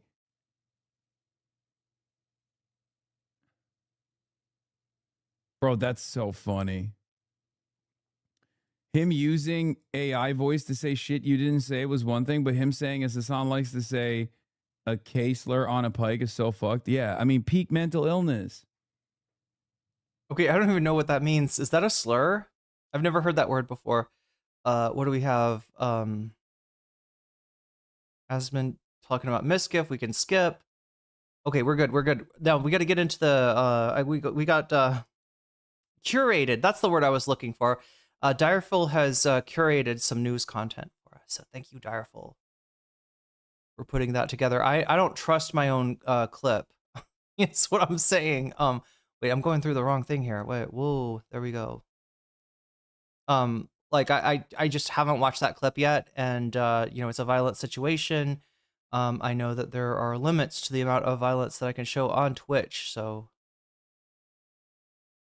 And there's no limit to the violence that they show on fucking Twitter. Twitter's like, Twitter's where the original like Charlie Kirk, full, clips were. Anyway, we got to get going. We got to get going fast. All right, I'm just gonna go into to open up a new one. There we go. Boom, boom. Playlist. All right, let's go. Loud volume. As Iran and the U.S. trade attacks, American forces Speed. hit 140 targets overnight. Shipping traffic in the Strait of Hormuz has now slowed to a crawl after Iran said it's closing the critical waterway again. And CBS's Olivia Rinaldi. Yeah, Columbia Rican. We're gonna watch that. That's on here, I think. The White House. So Olivia, Is it Direful? Well, good evening, Tom. The U.S. is refuting Iran's claim that the Strait. Yeah, let me just read out Columbia Rican's chat just in case it's not on here. I don't know if you know, but ICE killed another person this morning in Biddleford, Maine, a 26-year-old Colombian who was confirmed to be legalized immigrant because he had a social security number and everything. And they did it in front of his 3-year-old daughter. Yeah, there's been a few cases like this. ICE is back to their violent ways. They've been, I mean, it's always been violent, chat. Just understand the shit that they're doing to people in those centers are violent. It's basically, they put them through hell to try to get them to self-deport. So, you know, rapes have gone on in there. You know, they're serving them food that will sicken them. Like, there's a lot of violence still always been going on, but it's become more apparent. It is, you know, been filmed. It has been seen. It has been viewed. Oh, thank God, Direful, you are so good for including that. Strait is closed. This morning, U.S. Central Command said Iran is not in control of the strait. Traffic is flowing, and the U.S. is prepared to ensure the freedom of navigation. This as strikes continue tonight. A violent night in the Middle East. The U.S. attacking Iran by air and launching cruise missiles by sea with the most. So yeah, the TLDR, chat, is that U.S. did not abide by the guidelines set out in the Memorandum of Understanding for that reason. And they've been trying to steer ships in a different direction than Iran's prescribed path for that reason. Those ships got attacked. The U.S. hit Iran. Iran has hit U.S. bases, and the U.S. is trying to, like, Trump's trying to play tough guy here, and he just doesn't have the cards. As he himself said to Zelensky, you don't have the cards. Trump, you don't have the fucking cards, right? And you don't have the balls. And the United States does not have the stomach to see you try to fucking invade, you know, the country with boots on the ground, or put U.S. Servicemen on Karg Island or somewhere and just see them get fucking decimated with missiles and drones, right? This is not a escalation that's going to go well for Donald Trump, but it is back on again. The strait is closed, although Trump is trying to claim it's still open. Strikes in a single night this week. The response came after Central Command said Iran struck a ship in the Strait of Hormuz. A crew member is still missing. Secretary Pete Hegseth had this warning. Iran made a poor choice. Now they pay. Who made a poor choice? Who's going to pay? All of us, unfortunately. Then the poor choice was electing Donald Trump, especially people that thought this was the peace candidate. You should have known better. God, fell for it again award. We bombed the hell out of them last night. They're very, very evil and sick people. President Trump told NBC's Meet the Press that Iran agreed to a deal yesterday before the attacks. They gave up everything. And then after that, they left the room. And then within an hour, they launched a drone at a ship. Iran unleashed missiles and drones at Jordan. Also, notice what CBS is doing. This might as well be Fox News. They're giving Trump the exact fucking narrative that he wants with no questioning. Look, I mean, this is the battle. This is like the battle days of the fucking Iraq war, you know, when you had journalists embedded with the United States to give like their POV, basically. And yeah, they were just like giving whatever narrative the Bush administration wanted them to, feeding the people fucking war hog slop. Kuwait, Bahrain, and Qatar following the U.S. assault and targeted another ship, leaving control of the strait uncertain. Retired General Frank McKenzie explained on Face the Nation why the traffic in the strait is still not freely flowing. No, it's not right now because we have not deployed all the capabilities that we have to open the strait. We certainly can do that. It would require putting warships up into narrow waters. A consequence of the ambiguity in the strait. They've tried this shit again, and it doesn't go well. Iran what people need to understand, Iran geographically controls that area. All right, the way to open up the strait is to make a deal with Iran. The deal maker in chief, you know, that's supposed to be his specialty, right? And he can't fucking do it because his ego keeps on getting in the way, right? Also, he doesn't want to admit that he fucking lost before the, before the election. And that's going to be fucked up too. They don't have the reserves to keep on doing this shit. The oil reserves are at record lows, and the more that the strait is open, closed, closed, open, there's missiles flying. The more those reserves, not just the U.S. reserves, but China's reserves actually. China has kind of taken a step back. The reason that the oil prices didn't go to 200, actually had more to do with China than it did with Donald Trump and the U.S. Connected to that, the war in Iran. Sorry, I'm trying to read it. We started Marco Rubio is pushing to dismantle the international criminal courts. So there's been a lot of pressure on those. They've basically been terrorizing the ICC since they've made determinations about Israeli war criminals, so they can keep anonymity of the crimes that they have committed. Goddamn. Risk of oil prices surging again. The national average for a gallon of gas is up 7 cents since the ceasefire fizzled out. Tom? Olivia Rinaldi for us tonight at the White House. Olivia, thank you. The largest housing bill in years is now law without President Trump's signature. The president declined to sign the measure because... Might want to give another 10 minutes to give you a fighting chance, yeah. ...passed his Save America Act. So what exactly... Not the worst idea. CBS's Ali Bauman has been looking into that. She joins us from New York. Ali, good evening. Good evening, Tom. This new law aims to increase the supply of affordable housing by removing regulatory barriers and streamlining environmental reviews. It also bans large investors from purchasing... Sounds kind of a Bundist. ...more than 350 homes. But at this point, people would... Yeah, that's the good part, right? Is limiting the, buying up of single family unit. Again, everything's focused towards, middle class, really middle upper class. Suburban Americans, it's families rather than individuals. Even though the demographics are changing, so there's more people that don't have. Anyway, it's fucked, but it's something. It's something, and if they want it, they're gonna have to roll Trump because he's demanding, I guess, the SAVE Act be passed. And it comes at a time when buying a house is more expensive than ever. So the house is almost 1,800 square feet, which is great. 29-year-old Jake Bradarzen is searching for his first home in Fair Lawn, New Jersey. He's been living with his parents to save money. It's discouraging because it just feels like the prices are constantly going up, the interest rates are going up. The median price of an existing home in the U.S. reached a record high last month, now over $440,000. It's part of the nation's ongoing affordability crisis, exacerbated by the war with Iran. Something wrong with the way that they turn this into they give it a brand, the affordability crisis. It feels like the media doesn't understand it, doesn't care about it, and they're like, oh yeah, just keep on hearing people say. They kind of sound like Trump. Anyway, this is CBS News, chat. This is Barry Weiss's CBS News. Which has triggered. Do we have Tony Goku pill here or not? A rise in inflation. Inflation has also helped. Oh wait, did they? Mortgage rates. Jessica Duncan? Did they get rid of Jessica Dugan? Wait, I'm trying to read her name. Duncan. Did they get rid of Tony Goku pill? Average rate on a 30-year mortgage now nearly 6.5%. All of it playing out with too few houses on the market. We really need to see about 30% more inventory to truly balance the market condition. Lawrence Yoon is the chief economist for the National Association of Realtors. For most people, a very large concentration of their budget is toward housing. And consequently, housing is a major factor in the broader affordability picture. Realtor Nina Colligan is trying to help first-time homebuyers navigate this turbulent market. I feel so sorry for so many buyers, who are out there overpaying in their mind for a house.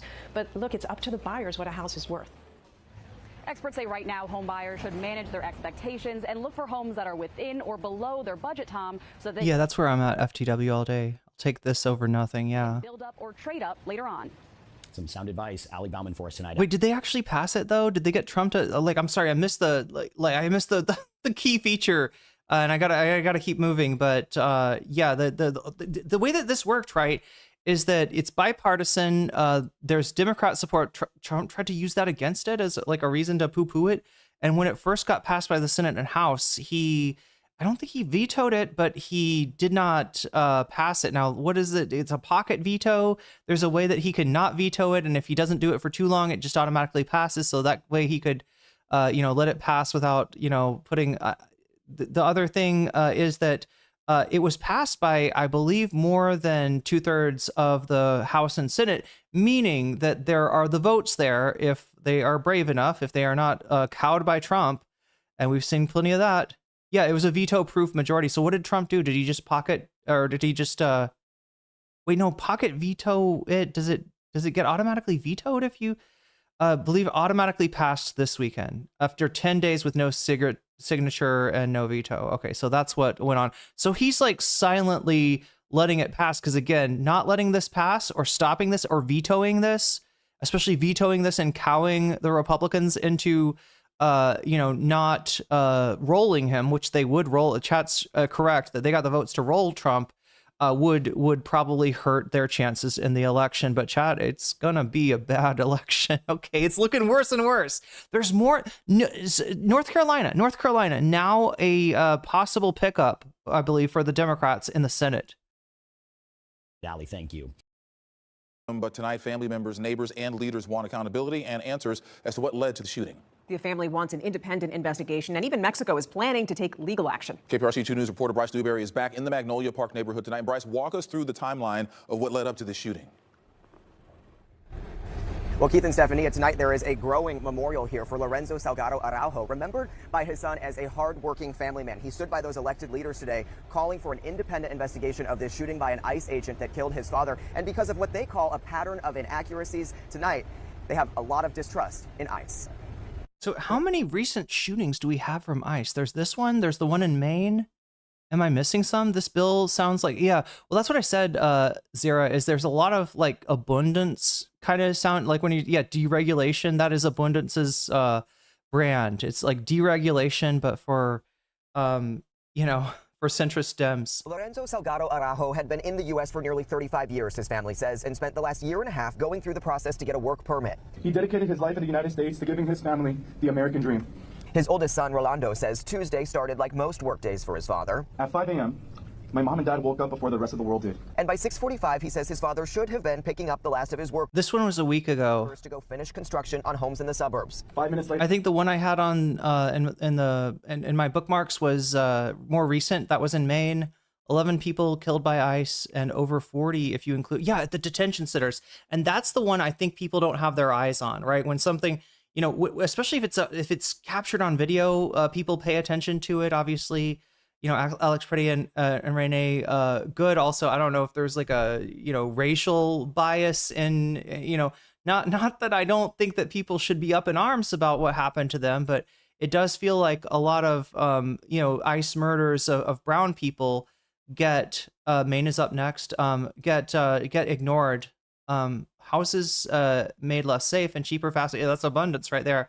What they are doing, though, Zara, the one positive in this is there is some limitation on the buying up of single family homes. Now, like I said, that's part of this whole politics of like we care about the middle class, meaning upper middle class, white, right, suburban, right? We care, and families, right? Leaving out the fact that the demographics are moving, away from that, and a lot of people, it's YMBBS. A lot of it is so.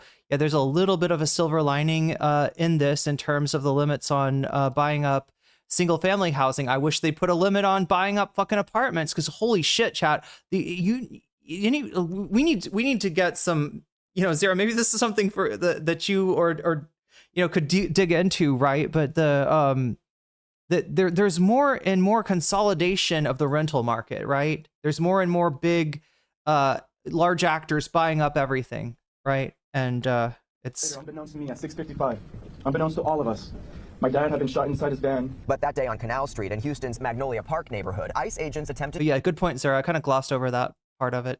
To pull over the father of three during a targeted enforcement operation. ICE claims Lorenzo Salgado Araujo rammed a law enforcement vehicle with his van and tried to run over an agent. And ICE says their agent fired in self. This is always what they say, and we've seen examples of this before where it's just not true. And this is what they did with Alex Pretty and Renee Good, right? They give their fucking version of events, which is bullshit, and then only later does the real version of events come out. But they this idea that they like saw an ICE agent. These guys are undercover, right? That's another part of the danger. When they move to apprehend someone, it looks like you're being kidnapped by thugs, and you low-key are. You low-key are being kidnapped by fascist thugs, but it looks like you're being kidnapped with by thugs that don't have the monopoly on violence. Yeah, it's almost like the news just takes whatever the cop story is and runs with it. Yeah, and it's only later that we find out that's complete bullshit. Same excuse they use for today's shooting. Victim's name is Johann Sebastian Guerrero. self-defense. They claim Lorenzo Salgado Araujo wasn't authorized to be in the United States, and he died at the hospital. Had my father seen any emblems on those cars, he would have complied, he would have stopped, he would have not reacted the way he did. His son Rolando says he found out through a news report on social media. I had to call my mom right away to give her the terrible news of my dad's passing before she had to find out the same way I did. And he stood beside elected leaders Wednesday, calling for an independent investigation. He did not deserve to die. He did not deserve to be reduced to a headline of Mexican man shot and killed by ICE. Inside FBI Houston is investigating a possible assault on a federal law enforcement officer, while DHS says the Office of Inspector General is investigating the agent-involved shooting. But again, there are very loud calls tonight for an independent investigation, including possibly by the Harris County District Attorney's Office. Earlier today, Harris County DA Sean Tier put out a statement saying, unfortunately, at this time, federal authorities continue exclusively handling all aspects in this case. But tonight, we have confirmed that DA Tier met with this family today, and civil rights investigators came to this scene. They are pursuing any investigative avenues as all of this continues tonight. But my colleague... If you are just joining us, we want to let you know that we are... So I don't know if you caught it, but this is a new clip. Continuing to monitor a deadly shooting out of Maine. This is involving an ICE agent. So what you're seeing... Yeah, so this is the one that I had the clip of. And again, I'm not sure if it's a clip I can show on Twitch. Right here is video that we recorded on from stations up in Maine earlier. So yeah, thanks Starful for getting this for us. We know that this happened earlier this morning. We're told a person was shot and killed by an ICE agent in Biddeford, Maine. So this is about 35 minutes south of Portland, Maine, if you're familiar with that area. So we're still working to learn more information. And chat, if you're in Maine, make the candidates talk about this, all right? Make them deal with this. I mean, I'm sure, hopefully there's some candidates that just naturally are, do care about this, but at this hour, and to really, if they're not talking about it, I don't know. I don't know if I've got many Maine chatters, but happened. We do know they will be. They're going to be running for, they're going to be running for the nomination now that Platner's dropped out. It's going to be some kind of caucus deal, from what I understand. Look, as a true NIMBY who watched Bloomberg destroy my home and let it flow the suburban doctor's kids outprice my neighborhood, I am cool with Zoran's abundance. That House Speaker of Maine did go on Facebook and post a message. We want to read part of that right now as you take a look at your screen. So he posted a message to residents and Mainers saying, this morning a shooting occurred in Biddeford. A person was killed. ICE was involved. State police and Department of Public Safety are now on scene. I'm sorry, Direful. Flow my kids, the suburban doctor cried. I think you'll get that reference. Gather details and would expect the FBI to investigate as well. These are details that I have at this time. I will provide further updates as they are relayed to me. So that was posted about an hour ago on his Facebook page. And again, that's pretty much all the information we know right now. We do believe that, again, as he mentioned, the FBI possibly could be looking into this at some point. But again, the video that... Did anybody feel really good now that Kash Patel's on this, right? The FBI is on this. Oh my God. They're going to investigate themselves and find no wrongdoing. Seeing on your screen is from earlier this morning, about an hour and a half ago that we rolled on. But I do want to give you some context because this comes just a week, over a week, that a person was shot and killed in Houston, Texas by an ICE agent. And we know our sister station, KHOU, down in Texas has been doing extensive reporting on ICE agents shootings, deadly ICE agent shootings. In fact, here's some information I want to share with our sister station in response to how many ICE agent or ICE involved shootings we've been seeing this year. And according to The Trace, 15 people were shot by immigration agents last year. 4 died. And prior so far, prior to that shooting in Houston, that same website, The Trace, said that 10 people have been shot by immigration agents so far this year. So we know that Houston shooting made 11, and we assume that this shooting makes 12 involving ICE this year.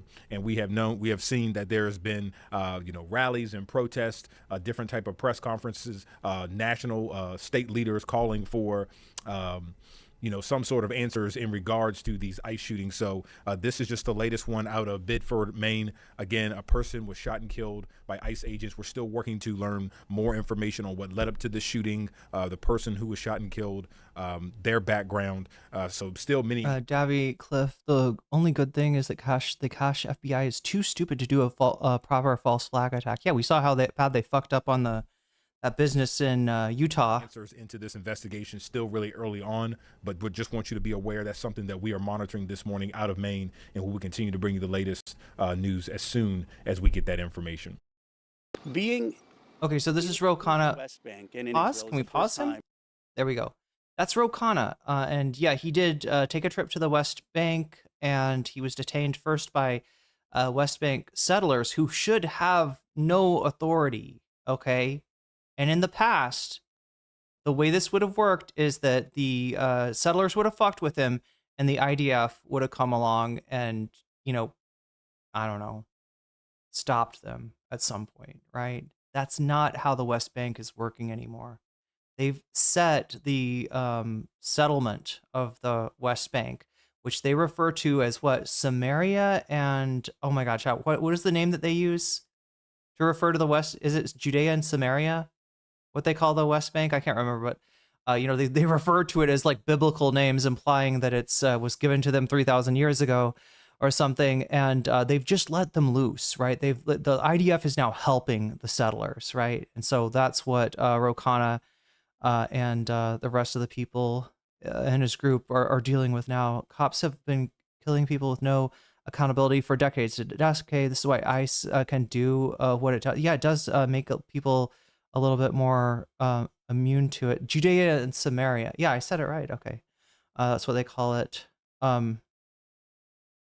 They target politicians who are not in Israeli pockets. That I have really been acutely. Oh, yeah. Ro Khanna is like a huge, you know, persona non grata. I'm surprised he even got in to visit. Probably, you know. Aware of being brown. I feel like people have seen me first as brown, second as an American congressman, and third as an American citizen. I saw the arrogance in the eyes of those settlers, 21 and 22-year-olds with guns, laughing that they had detained us. The arrogance of those young IDF soldiers that my tax dollars are funding, having no respect for the fact that they were detaining Americans. No. The lack of respect is really what bothers me. No, the fucking settler colonialism. Anyway, Ro is you know, he's one of the better you know, elected officials on this shit. And that shows you kind of how low the bar is, right? In fact, one of the best, right? In terms of any of this stuff. Unholy Darkthorn, you just got weaseled. Bloody Teeth, you just got weaseled. Angium 6383, you just got weaseled. Series D2A, you just got weaseled. Hardly Dan just got weaseled, and that's a good thing. And that brings us up to 70. Here, let's. No, I'm on the time. I'm on the clock. Oh wait, did I run out of time? How did I run out of time? Laughing when our translator. How did I run out of time? There are Americans there, and the American embassy is. It's impossible. It is the arrogance of power. Bakana, Mazaka. Of a power that has had no accountability, total impunity, and has created a toxic culture of oppression.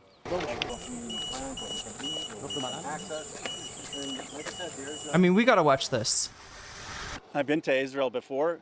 We've met with Israeli officials. We've gone to Ramallah, met with the President Abbas, but I've never really gotten to meet Palestinians and seen the occupation from the eyes of Palestinians. And it was important to me to have an uncurated, extensive look at the human toll of occupation. Ro is a radlib? No, I think Ro is a room reader, right? And we'll get into room reading a little bit later with Leftist Mafia, because that concept comes up. Yeah, Ro, it's hard to pin him down ideologically. Sometimes he's at the forefront of an issue in a good way. Sometimes he is, you know, like he's the senator. He's from Silicon Valley. He's the, you know, congressman from Silicon Valley. So, you know, some of his policies are profoundly and surprisingly bad. But what he seems to be doing is reading the room. I interpret Ro as one of these guys who, you know, is, you know, gonna kind of put, you know, lick his finger, put it in the wind, see which way the wind blows, and, you know, make his decision. Yeah, opportunist is a good way to put it. Certainly, probably the first American politician who's been detained by the. But if you can change the political landscape, then you can get the opportunist to do what you want, right? That's the positive, I guess, the silver lining on a very corrupt legislative branch to go with our utterly fascist executive branch and our completely illegitimate judicial branch. Yeah. IDF and Israeli settlers. I mean, we were at The shining city on the hill, chat. The shining city on the hill. Aren't you glad to be an American? Aren't you proud to be an American? village that Israeli settlers had destroyed. They had destroyed the school. They had destroyed that village, and we were just looking at it. And these hoodlums come in with machine guns, an M4, an American-made machine gun, and they detain us. They block off the road. And then they call the IDF, and the IDF is on their side, not on the side of the Americans. And that's what would have been different, like, I don't know, 6 months, 8 months, a year ago, right? That's what's changed in the West Bank, right? The IDF is now, instead of controlling the settlers, but doing a bad job of it, the IDF is now assisting the settlers.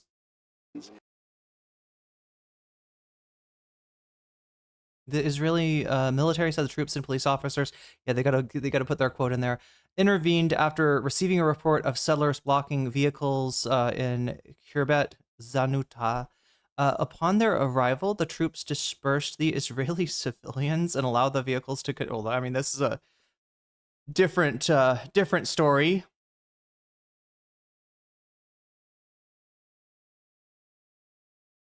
Israel's police did not immediately respond to a request for comment, nor did the U.S. Embassy in Jerusalem. That would be headed by Mike Huckabee, sweet home Yerushalami. I'm saying it wrong, aren't I? It's not like salam. It doesn't rhyme with salami. Yerushalam. Oh God, my Hebrew is bad. And what people in America are asking is, are you so bought and sold? But then again, it's fake Hebrew, so what do you expect? By the establishment and political donors that you cannot see human injustice. So if you're unwilling to speak up for Palestinian human rights, if you're unwilling to speak up against the genocide in Gaza, the apartheid in the West Bank, then you are morally compromised. And we cannot trust you to fight for Medicare for all, or to fight for workers over the Thank you. That's what I was missing. Yerushalayim. Yerushalayim? Yeah, Yerushalayim. Yeah. Or to fight for justice and human rights in the United States. I'm strongly considering it, and I'm more resolved to consider it after this trip. We need a new moral direction in our party, a new moral vision that respects the dignity and human rights of people around the world.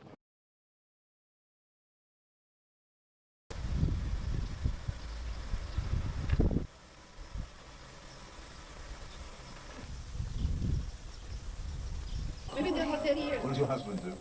He works in our community center.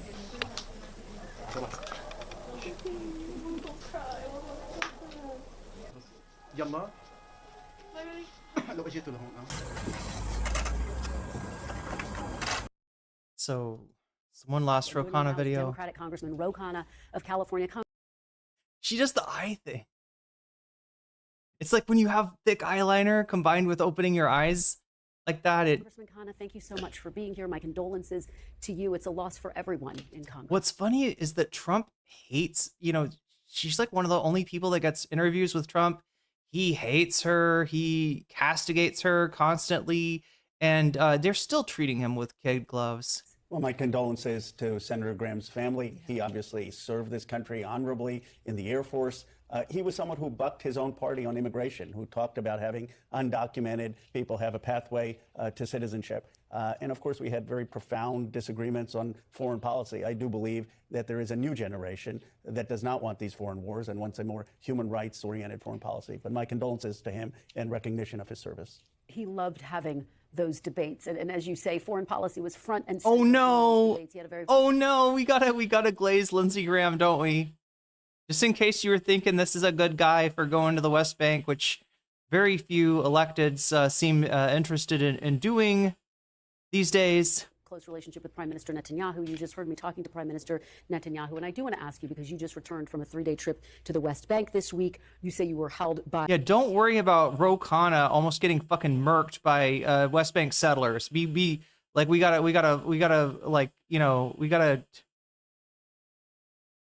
eulogize Lindsey Graham. Israeli settlers with rifles. We do have some still footage that was captured by your team of the incident. We should say in a statement, the Israeli Defense Forces or the IDF. You know, it's funny. Hogs do kind of look the same wherever you go, whether it's Texas or, you know, the West Bank, right? Released a statement saying IDF troops were dispatched to the scene, quickly dispersed the Israeli civilians. Or whether it's ice hogs, for that matter. And reopened the blocked road. The IDF soldiers operating in the area did not take part in blocking. But now there are freaking communists invading The IDF is lying. What happened was unprecedented. They had violent settlers detain American citizens, including an American government official. You had these settlers brandishing M4s, kicking the tires off our van, laughing at us, mocking at us, videotaping us. We were detained for about 20 minutes, fearful of our lives. Then the IDF comes, 4 soldiers. They tell our translator that they're on the side of the settlers. They further detain us and block us in. We had to call. Oh, they had BB on the show before? The American Embassy. Fortunately, David Brownstein helped, and he got to someone in Israel. And 75 minutes after the detention by the IDF soldiers and by these settlers, we were let through. Now, I heard the Prime Minister, and he says that Israel is a country of law and order. Well, let me be very specific. The Prime Minister needs to open an investigation on these violent settlers who are connected to Yanon Levy, who has destroyed the country. Is a place of injustice and disorder. Zanuda's village, and is a known person who has killed Palestinians, and these settlers were connected to him. They need to be prosecuted, including Yanon Levy. Their outpost needs to be investigated, and he needs to have an investigation on these 4 IDF officers. Security cameras can see that they were involved in the detention of American citizens. How dare they mistreat people with an American passport that way? Well, how dare they a lot of shit? We appreciate your weighing in on that. Obviously, that has gotten a lot of attention. I want to ask you about something else that has been under a microscope, your endorsement of Senate candidate Graham Platner in Maine. He has since dropped out amid a swirl. Again, this guy definitely is a room reader, and when he sees a lot of people glazing up Platner, he's not going to miss out. Controversies. Congressman, you stood by him through a series of previous controversies, from a tattoo resembling a Nazi symbol to his online... Resembling? What the fuck? Are they trying not to get sued by Graham Platner? Survivors of sexual assault. Even after the New York Times published allegations from ex-girlfriends describing a pattern of emotional abuse, aggressive behavior, which he denies, we should say, why weren't those past controversies a breaking point for you? For me, the line always was sexual assault or sexual violence. And as soon as that came out, I was the only thing, the first person to withdraw my endorsement. But I will say I got that call wrong. And if there's some self-reflection, it is that we all need to see the signs. Look, I will say, and something that I've said before that's maybe a little confusing, and I should have said it better, right? That for, you know, American Congress and Senate, this kind of military service and is fairly like normalized. Now, that being said, that doesn't mean that somebody that calls themselves a leftist should be giving an endorsement, especially like a strong endorsement, especially something that portrays this guy as the leader of a movement which is, you know, ascendant, which is important, right? You know, to allow Graham Platner to become the face in any way, resembling, is doing a lot of work in that sentence, you know, it is irresponsible, and we got to be better. And we'll get more into that with the leftist mafia in just a second. Earlier, of people who may engage in domestic violence. Look, I wasn't the only one. You had Planned Parenthood, you had Senator Warren, you had the entire Democratic Party, but I did get that call wrong. I think now that doesn't stop necessarily the voters in Maine from choosing somebody like Graham Platner, but if they're going to do that, they should do that without the fucking endorsement of leftists, right? It shouldn't be the leftists that are gung-ho and excited and like, this guy's gonna, you know, be our new edgy boy messiah. What is important, though, is to understand his politics. He was opposed to foreign wars. He was opposed for Medicare for all, and why the progressive movement more broadly, why these issues are resonating. Do you regret endorsing him? Yes. You flat out regret I got that call him. wrong. I endorse a lot of people, but when I make a mistake, I take accountability. And I think what people want is the humility to take accountability if you make a call that's wrong. All right, Congressman Khanna, thank you so much for being here. Thank you. We really appreciate it. We thank you for watching, and remember, stay updated on breaking news. Yeah. Well, yeah, his platform was no pointless wars, not anti-war. Yeah, and he also said something like one of the worst things that I missed in the beginning, or when it came out, was the statement that he made about wanting to fight, like not liking the Iraq war, but like wishing that he had fought, you know, in his words, against the Indians. And I'm not talking about the country of India, chat. That's what he said. He wanted to do real colonialism, real American manifest destiny shit. That's fucking crazy. That guy needed a lot more education. People talk about rehabilitation. It doesn't just mean like, oh yeah, just bygones be bygones. I guess you said you wanted to, help exterminate, you help with a genocide. That's what he fucking said. Sadly, Platner was a political succubus. He seduced us with his political platform, but he was literally a wolf in sheep's clothing. Yeah, but the wolf ears were sticking out, and we got to be better about recognizing that shit, chat. Including myself, right? I called it out in the beginning that this was a troubling campaign, a troubling candidate, and didn't get a lot of places with that. I should have pushed it more. I should have kept on it, right? I should have pressed that point. Anyway, chat, we got to get to the Leftist Mafia. That's what we're talking about. That's what we're all here for. And I think we're going to watch through Mike, because that's who I've got the timestamps for. Let's see, right here. Yes. Did I give myself timestamps? Maybe I didn't. I swear to God, I got time. Oh, you know what? I probably didn't click the little clicker thing. Oh, that's annoying. Well, I'll just find it. It's not going to be that hard, chat. It's fine. All right, so we got Leftist Mafia. No. No, what the fuck? What the fuck? What the actual fuck? Come on. Yeah, thank you. What is fucking going on? Just a second, chat. Just a fucking second here. What is fucking going on? I'm sorry. Let's try that like this. What is there something about? Oh, I cut off the H. God damn. Okay. It's my fault. Fucking happens when improper candidates are brought. Okay, so here we go. Leftist Mafia had a conversation about Graham Platner for about an hour last Thursday. And yes, that was it. Omega Star, good call. Good call. That's exactly what I did. And then I kept on putting it in there, like, I was like, no, don't search for it. Actually bring it up. Kept seeing people say people can change. I believe in the redemptive narrative. I gotta say, one, what is the evidence for change? Yeah, people don't change unless you make them, especially people in power. All right. As a reality TV enjoyer, a redemption arc is very easy to fake. Yeah. Or even to fake for the person undergoing the redemption arc, right? They could fool themselves, is what I'm saying. He was, or maybe is, not just a killer, but a fucking shitheel coward of a killer. Yeah, and if you want to look, I don't want to bring up too much of like on the bright side, right? But I've been looking at the polls, all right? The Senate polls, and this is hard to really ascertain right now, because I would say that putting somebody that doesn't have name recognition out there against Susan Collins is kind of like a generic ballot. It's important that the voters of Maine don't like Susan Collins, want somebody to replace them, and are willing to vote for even a Democratic name that they haven't heard. But, the Collins campaign is going to attack whoever gets chosen. And, we can't, expect their closet to be completely free of skeletons as well. However, the vetting of Graham Platner was particularly lazy, particularly egregious. And so, maybe you can help for better things, but the polls, the numbers, right? If you're a numbers guy or a numbers gal or a numbers non-binary, you can expect that the Graham Platner was actually like 1 point behind Susan Collins, right? Everybody that I've been looking at that is likely to, that is in the top tier of most likely to win, they're outperforming Graham Platner, and sometimes pretty substantially, right? I think Jackson has like a 10-point advantage, if I'm not mistaken. We'll see if we can get some Harry Empton in there too.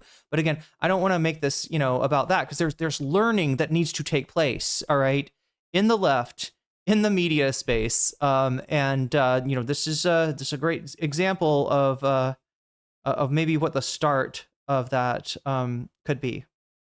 Oh yeah, I gotta check the polls because I'm a numbers gal. I don't know if you know this about me, but I'm a numbers gal. Let's chat GPT it. Let's grok it. Oh yeah, and thank you Omega Star for the 5 gifted memberships. In case I didn't thank you already, we got 95 votes, is what it's telling me. 95 of you have voted so far. The LawTuber Turns on Ethan Klein is in first place. Second place, we got Owen Jones on Ben Face versus Nigel Farage. Third place, the worst Hassan hit piece yet, USA Today.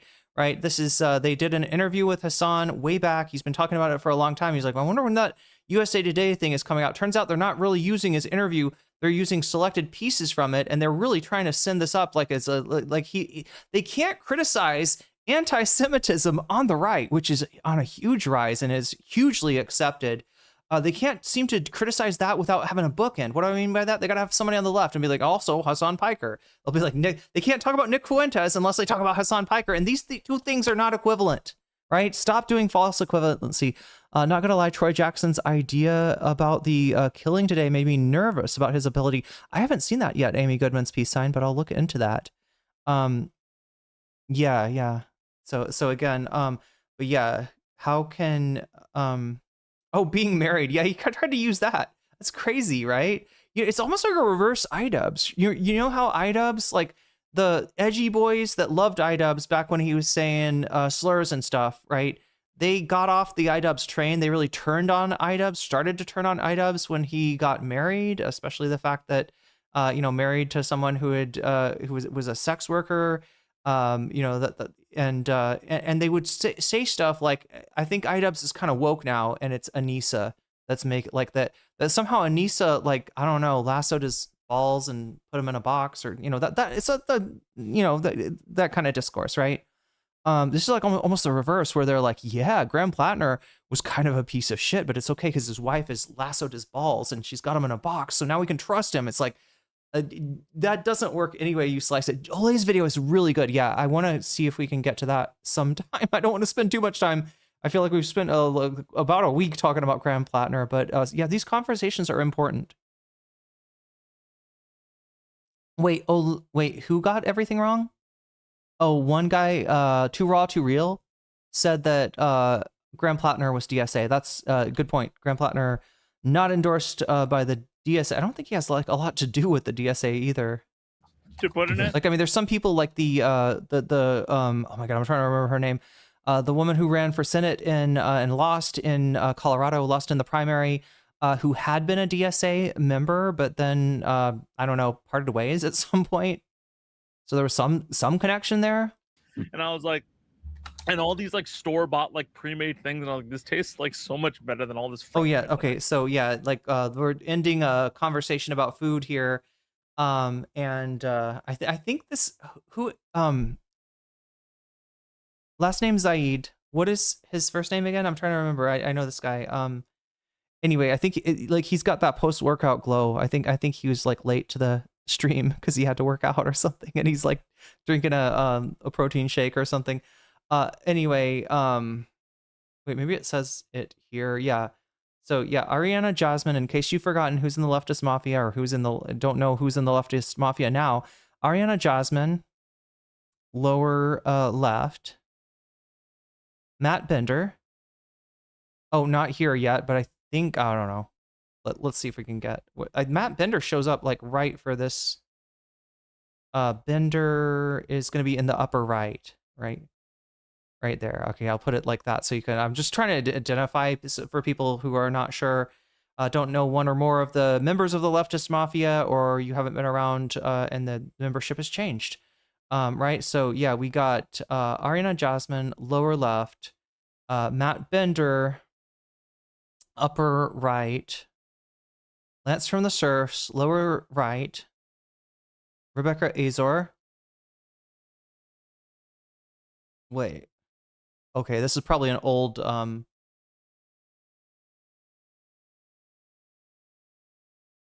don't think Rebecca's on this one, to be frank. Mike Figueredo in the upper left. David Dolan is from David Doyle. I said his name wrong. David Doyle from the Rational National in the upper middle. And wait, they don't say. Somebody in chat has got his name for me. I know.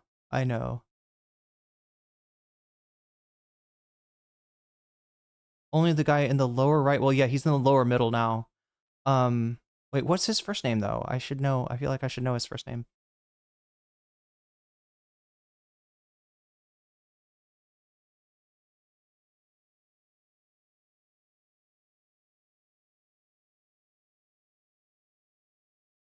Wait, yeah, we know Lance from the Surfs in the lower right there. Was not on this one. Yeah, Rebecca Azor was not on this one. Zaid. Zaid is his first name. Tabani. Okay. I said it. Zed Tabani. Okay, not Zaid. Zed. All right, so that's Zed Tabani, who is, I think, a guest this week of the Leftist Mafia. And anyway, I've spent too much time already. I was trying to read off the poll, see where we're at. Wait, 95 votes? We're getting close to 100 votes, chat. Make sure you're liking the stream too, because if we could get look, 96 votes. If we can get 100 votes, we can get 100 likes. I'm sure of it. I'm sure it's possible, but only if you do your part by liking the stream. So yeah, LawTuber turns on Ethan in first place. We got a tie between Owen Jones versus Owen Jones talking about Count Benface versus Nigel Farage. In second place, tied with the worst hit piece. That's the USA Today piece. And then in last place, coming up at 6%, we got Reckless Ben. So make sure to get your votes in, and also know that when you support the stream, if you support the stream financially, you can put your money where your mouth is just by letting me know in the chat which of these topics you want to see, or you can say Vox Populi if you want to, just vote for what the chat is having, what the chat is, or sorry, what the poll is voting for. Or you can say gaming if you want to put your money towards future gaming streams, which I'm going to try to get an extra one in this week if I can make that happen. I don't know if I'll do it today, but at some point, 10 plus for LawTuber. All right, LawTuber's getting some love here. I mean, not for the LawTuber himself, but for the content is what I mean. But yeah, that's where we are. We're also 70% of the way towards opening up another hour and being able to do some bonus content. So yeah, I also want to watch. I also want to watch the Francesca and Emma thing as well. 15% for LawTuber. Is that correct? All right, let's get that in there. So yeah, the LawTuber's got a little boost on it today. But yeah, make sure that when you support the stream, you know that you can let me know in the chat which of these topics is near and dear to your heart. I will put your money where your mouth is. Top left, that's Mike Figueredo. I talked to Mike before. I should pronounce his name correctly. Mike Figueredo of the Humanist Report. You might not know Mike's name, but you probably know about his channel, The Humanist Report. He's been doing good work on that channel for a long time. And honestly, one of the people that had the right take on Platner from the get-go. So anyway, let's take a look at what the Leftist Mafia had to say, and how it all kind of blew up. Now, it doesn't go totally off the rails. The nice thing about this is, even though they don't agree, and they are getting emotional, they are getting passionate, right? You don't have the thing where people are like talking over each other and it's hard to tell what anybody's saying, right? They were like respectful of each other in this engagement. So yeah, that's where we're at, and let's take a look at what they've got to say. How bad cop? Oh wait, I gotta. Where's the good place to start? Right after the discussion of food, probably. Middle Eastern people are going to think that it's fine if you're sticking in Middle Eastern people's sky. Is that what the FD signifier was just wearing? You guys were. Okay, so I really want to give Ariana her moment in the sun. She starts off this conversation, and you're going to see why.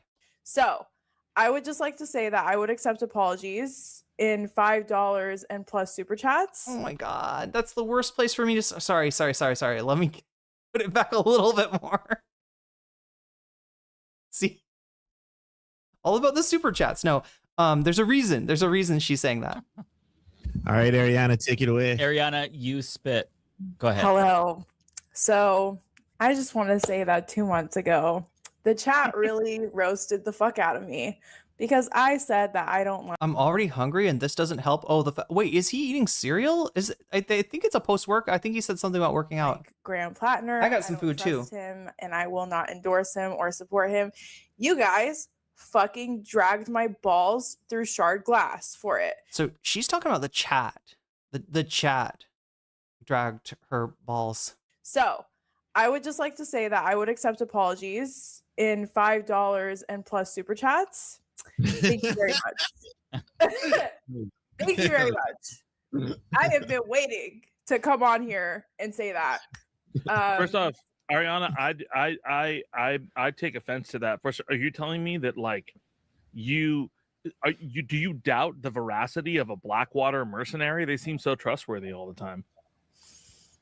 I'm just saying, like, it shouldn't have taken him being a rape. First of all, like, y'all really thought Blackwater mercenary. Wait, I'm sorry. Somebody's saying something about Figueiredo. Wait, you might be mixing it up with somebody else, Vexen. I saw the green lights and I thought I'd just seen him talking about Nick Land and Lacan last night. I don't know who that is, but I think that's somebody else, right? The Humanist Report is what we're talking about. I don't think Mike is a fan of Nick Land. Or I've never seen him talk about Lacan either. Mercenary was just gonna stop at killing. That sounds more like Douglas Lane or something, you know, some But it really shouldn't have been rape. That you know, it should have been many of other things. But it should have been Blackwater mercenary like fucking 10 months ago. But so I accept apologies and super chats. Thank you very much, because y'all had a lot to say. You guys had a lot to say on my name. You guys were dragging me, and you know I'm waiting for the super chats to come in because it was abuse. It was verbal abuse, and I feel like I deserve emotional compensation. Thank you very much. That's it. I think That's you should all be my- like, you should do like, there was a point where like right after the Drake beef, I was on a podcast and FD Signifier was just wearing sunglasses. Like, I fucking told you he's gonna lose. I fucking told you this guy was fake. I feel you should just be on here just wearing sunglasses, just being like all like, yeah, what do you have to say now? What do you have to fucking say now after this shit? Yeah, and to add to your note, Ariana, that's I think that's the thing that really bothered me the most, is that if you look at like all the people who were really gung-ho on Platner and all the people who were like, fuck this guy, it's not coincidental that it was like all the white people were pro Platner and all the people of color, especially like black people and Middle Eastern people, were like opposed to Platner. And I feel like that really requires some self-reflection from the left, the white left, because it kind of like, to me, my biggest sticking point is that it feels like a really bad look, just terrible optics that, you know, a lot of white leftists are like, it's fine if he kills brown people, but I draw the line at him having a white victim. It just reads as tone deaf. It reads as there's no international solidarity. Middle Eastern people are going to think that we're self-interested. We just want to throw them under the bus if it means we get, you know, things we want, like Medicare for all. And I just feel like if there's ever a situation again where you really see this demographic split, we need to look at that and really sit with like the ramifications of that. And that's not to say, like, I want to be very clear, I'm not like, hey, I'm Mr. White Savior. I have fucked up myself. I did not take the red flags of Fetterman seriously. There were serious red flags. He chased down a black guy with a gun when he was the mayor, and, you know, he harassed him and whatnot. And to me, I kind of brushed that aside, and I was just like, yeah, you know, that's problematic. Hopefully that was a one-off, but you have to understand these things aren't one-offs. And if a community is telling you, hey man, there's more there, you really should listen. And it's not like, you know, this is going to give us all the tools we need to learn and grow. It's going to give us some, but we're going to fuck up in the future. But I just feel like as a community, we need to have a little bit more solidarity and try our best to not shut each other out and like jump on bandwagons and, you know, shout down people, especially like comrades of color, because it was really disappointing, and it made me feel like, man, the left is no, I'm not okay. So for this comment here, I do want to address this. I'm not calling Platner supporters racist. What I'm saying is that as white people, we have blind spots that people of color don't have. I'm calling this guy an idiot. That's what I'm. Yeah, I feel like it's pretty clear. Fucking thing you went to. What is your hearing? Please learn media. Right. Like after all the fucking thing after everything he just said, after all the news, you're like calling Platner supporters racist. Please leave. Find another hobby. The fuck? I'm sorry. I don't want to fucking. Sorry. They're responding to a chatter. In case that's not clear. One in chat if you were here for this. Let me just roll this back so it's. It was really disappointing, and it made me feel like, man, the left is. No, I'm not. Okay. So for this comment here, I do want to address this. I'm not. Okay, so let me just read it out. That's some BS, Mike. Calling Platner supporters racist? Goddamn, that's the biggest problem, right, Chad? Look. I said before, that the Blackwater was a problem. That the red flags were a problem. Talking about wanting to fight in the America's Manifest Destiny was a problem. But the real problem is that some white people might not feel comfortable in leftist spaces. Ryan Grim, thank you, King, for bringing this up for it. We'll get into some Ryan Grim in a second here, but yeah, caller or the chatter very much along the same mindset here. Platner supporters racist. What I'm saying is that as white people, we have blind spots that people of color don't have. I'm calling this guy an idiot. That's what I'm. Yeah, I feel like it's pretty clear. Fucking thing you went to. What is your hearing? Please learn media. Like after all the fucking thing after everything he just said, after all the news, you're like calling Platner supporters racist. Please leave. Find another hobby. The fuck? I'm sorry. I don't want to fucking push people away from your stream, but like, what the fuck? You gave a very coherent answer to what was going on, and that's the first fucking thing that came up. Here's the thing. Unlike Ariana, because I was worried, there are certain people who are brown who are worried because of these kind of responses, who talk about things, who are like, I feel wary about this guy. I don't feel like I trust him, but I don't trust any politician, right? Yeah. But like that's because a lot of brown people are afraid sometimes we operate off of survival because of how shitty this stuff is. I grew up post 9/11. My life is like, I don't want people to know that I'm Muslim, and if they do, I'm in danger. That has been my life until only like a lot of the last 10 years where I figured shit out. So it's fucking hi, Matt. How are you? But it's fucking crazy to me that literally like the white guy who looks like the most that he could be a fitness influencer on this podcast is literally telling you, hey, we can do better. And the first thing is like calling all Platner supporters racist. Fuck you. Like, fuck you. Oh, wait. Freest of fuck. Maybe I misunderstood. Yeah, no, he's talking about Mike, right? When he said the fitness influencer thing, I thought like I saw him drinking a shake. I thought maybe he had just come from a workout or something. No, he's wait, Mike? Oh, I get it. Yeah, no, I see that. Yeah, actually, Mike could be he does look like a personal trainer. In fact, he looks like many personal trainers that I've known. Is it the beard? Is it the beard that does it? I'm not sure. I can give you. I'm not trying to diss all the. You can't see his sleeves, right? He's got full sleeves on, tattoos on both sides. Oh, do you mean Lance? Okay. I'm not. Okay. Chat, but that is not what he is saying. He is saying that everybody is susceptible to propaganda, which is just fucking true. Even me and Ariana is susceptible. You think that Indian people don't see cologne and contemplate it every 5.5 minutes? Like everybody is susceptible to some form of propaganda that they're like. I saw this TikTok today and it was. Wish I'd seen the comment. I read the comment out. Let me just go back for anybody that missed it, because I think there was somebody else that missed it too.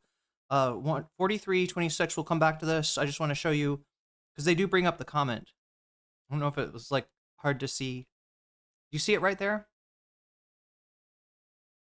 Sorry for the, okay, no, you're not seeing the overlay, right? That's the comment that they're responding to, right? It says, that's some BS, Mike, calling Platner supporters racist. Goddamn. I was making a joke about it, so maybe I should have. I don't know. That's a bad time to make a joke, because it's it's confusing. It was confusing to me what they were responding to as well, but now I see it. It's this comment right here. 4236, did I say? That has been my life until only like a lot in the last 10 years where I figured shit out. So it's fucking hi, Matt. How are you? But it's fucking crazy to me that literally like the white guy who looks like the most that he could be a fitness influencer on this podcast is literally telling you, hey, we can do better. And the first thing is like calling all Platner supporters racist. Fuck you. Like, fuck you with the freest of fuck yous I can give you. I'm not trying to diss all the chat, but that is not what he is saying. He is saying that everybody is susceptible to propaganda, which is just fucking true. Even me and Ariana is susceptible. You think that Indian people don't see cologne and contemplate it every 5.5 minutes? Like, everybody is susceptible to some form of propaganda that they're like, I saw this TikTok today and it was some guy, a little bit tone deaf, but he was saying like how specific demographics of people respond to selling. And one of the things he's been saying, like a lot of times when you're selling to white people, if you just try to relate with them and like validate them and you're like the same as them, then they're like, oh, that's great, right? They want everybody to be the same as them, right? And that just seems like true. Platner is the same, and so you have to feel the same about him, or you're like an enemy or you're in danger. That doesn't mean you're a bad person. It just means it's a thing that fucking happens when improper candidates are brought forth. If there is a brown person that comes in front of me and other brown people who looks like us, we're gonna relate to them, and it's on us to be careful about it. I like Zoran Mamdani a lot, but I can't not criticize him for certain things when he does things wrong, because that's just me playing into my bias. So similarly, if Platner is a fucking Blackwater mercenary, has so many problems, even outside of like what you think of his policies, as a candidate, he's dog shit. Like in the terms of like balls and strikes for candidacy, he's dog shit. So I'm sorry, I'm going off on this, but that's fucking crazy. Somebody would take your words out of context like that, Mike. Yeah, and you could be able to understand that, like, and look in on yourself for that shit. I'm saying this about myself too, to be clear. Like, super chatted $10. If I was someone who had been tricked, my reaction would be, oh, thank Marks this psycho didn't get elected. But no, it still is about their egos and their perceived lowered status of being racist. That's the whole thing, is that like I think a lot of white people perceive being called racist when you didn't have racist intent on your mind as being like the worst form of discrimination possible, instead of taking it as, look, there's a lot of racism, and much of it coming from people like me, and actually look into that, or like you see like a accusation of racism where there is none, right? Where there is just a noticing that the people that blew the whistle on this earlier tended to be like there's a correlation between melanation and having the right take on this from the get-go, or be actually responding to the red flags when some other people and look, we like they're saying, nobody's immune to propaganda. All right. We can all be distracted. We can all be fooled. We can all be sort of conditioned and primed to, fail to see something that we should be noticing. Right. And if this conversation can do anything for us, it's, to make us aware of that. It's not about like, you're fucking racist, right? It's about why didn't I see this? What stopped me from seeing this? What was where did the rose color in my glasses about Platner come from? And if you can do a little bit of inquiry into that, you can make yourself a more informed voter, a better a better comrade, and a better activist, right? And that's ultimately what this discussion should be about. Doubling down on their judgment, not on his candidacy. Way too much ego, says BCAT K. Not enough introspection and reflection. Yeah. Yeah, it's like this is a time to try to not take things personally, right? This is a time to listen and yeah, because like I mean, like a lot of times it's just a knee jerk reaction, right? No, you just take a minute, step back, consider the conversation, and ask yourself, am I even being called you know, a racist? Because in this case, the answer would be no. And even if you were, you know, that like it you can be part of racism without having a conscious racist intent in your mind, right? This is what we call the implicit racism as opposed to explicit. And you know, it's the whole thing is not about like, you know, morality, like a good person, bad person. God, was I talking to I think I felt like I was talking to a commenter about morality earlier today, but it was more about the comment on Hassan having a car.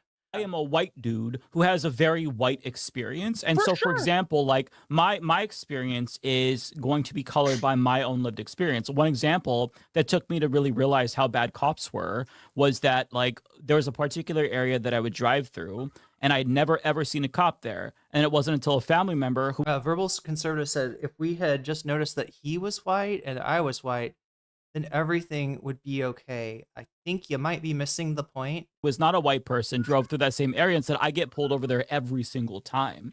And to me, that's where, you know, one of the first few times it's like, oh, this is what happens. Like, look, sometimes, oh God, thank you for like, you're just like handing me layups, aren't you? Someone just has to notice the thing that's unconscious. Yeah, that's right. It's unconscious, so you don't notice it. Correct, right?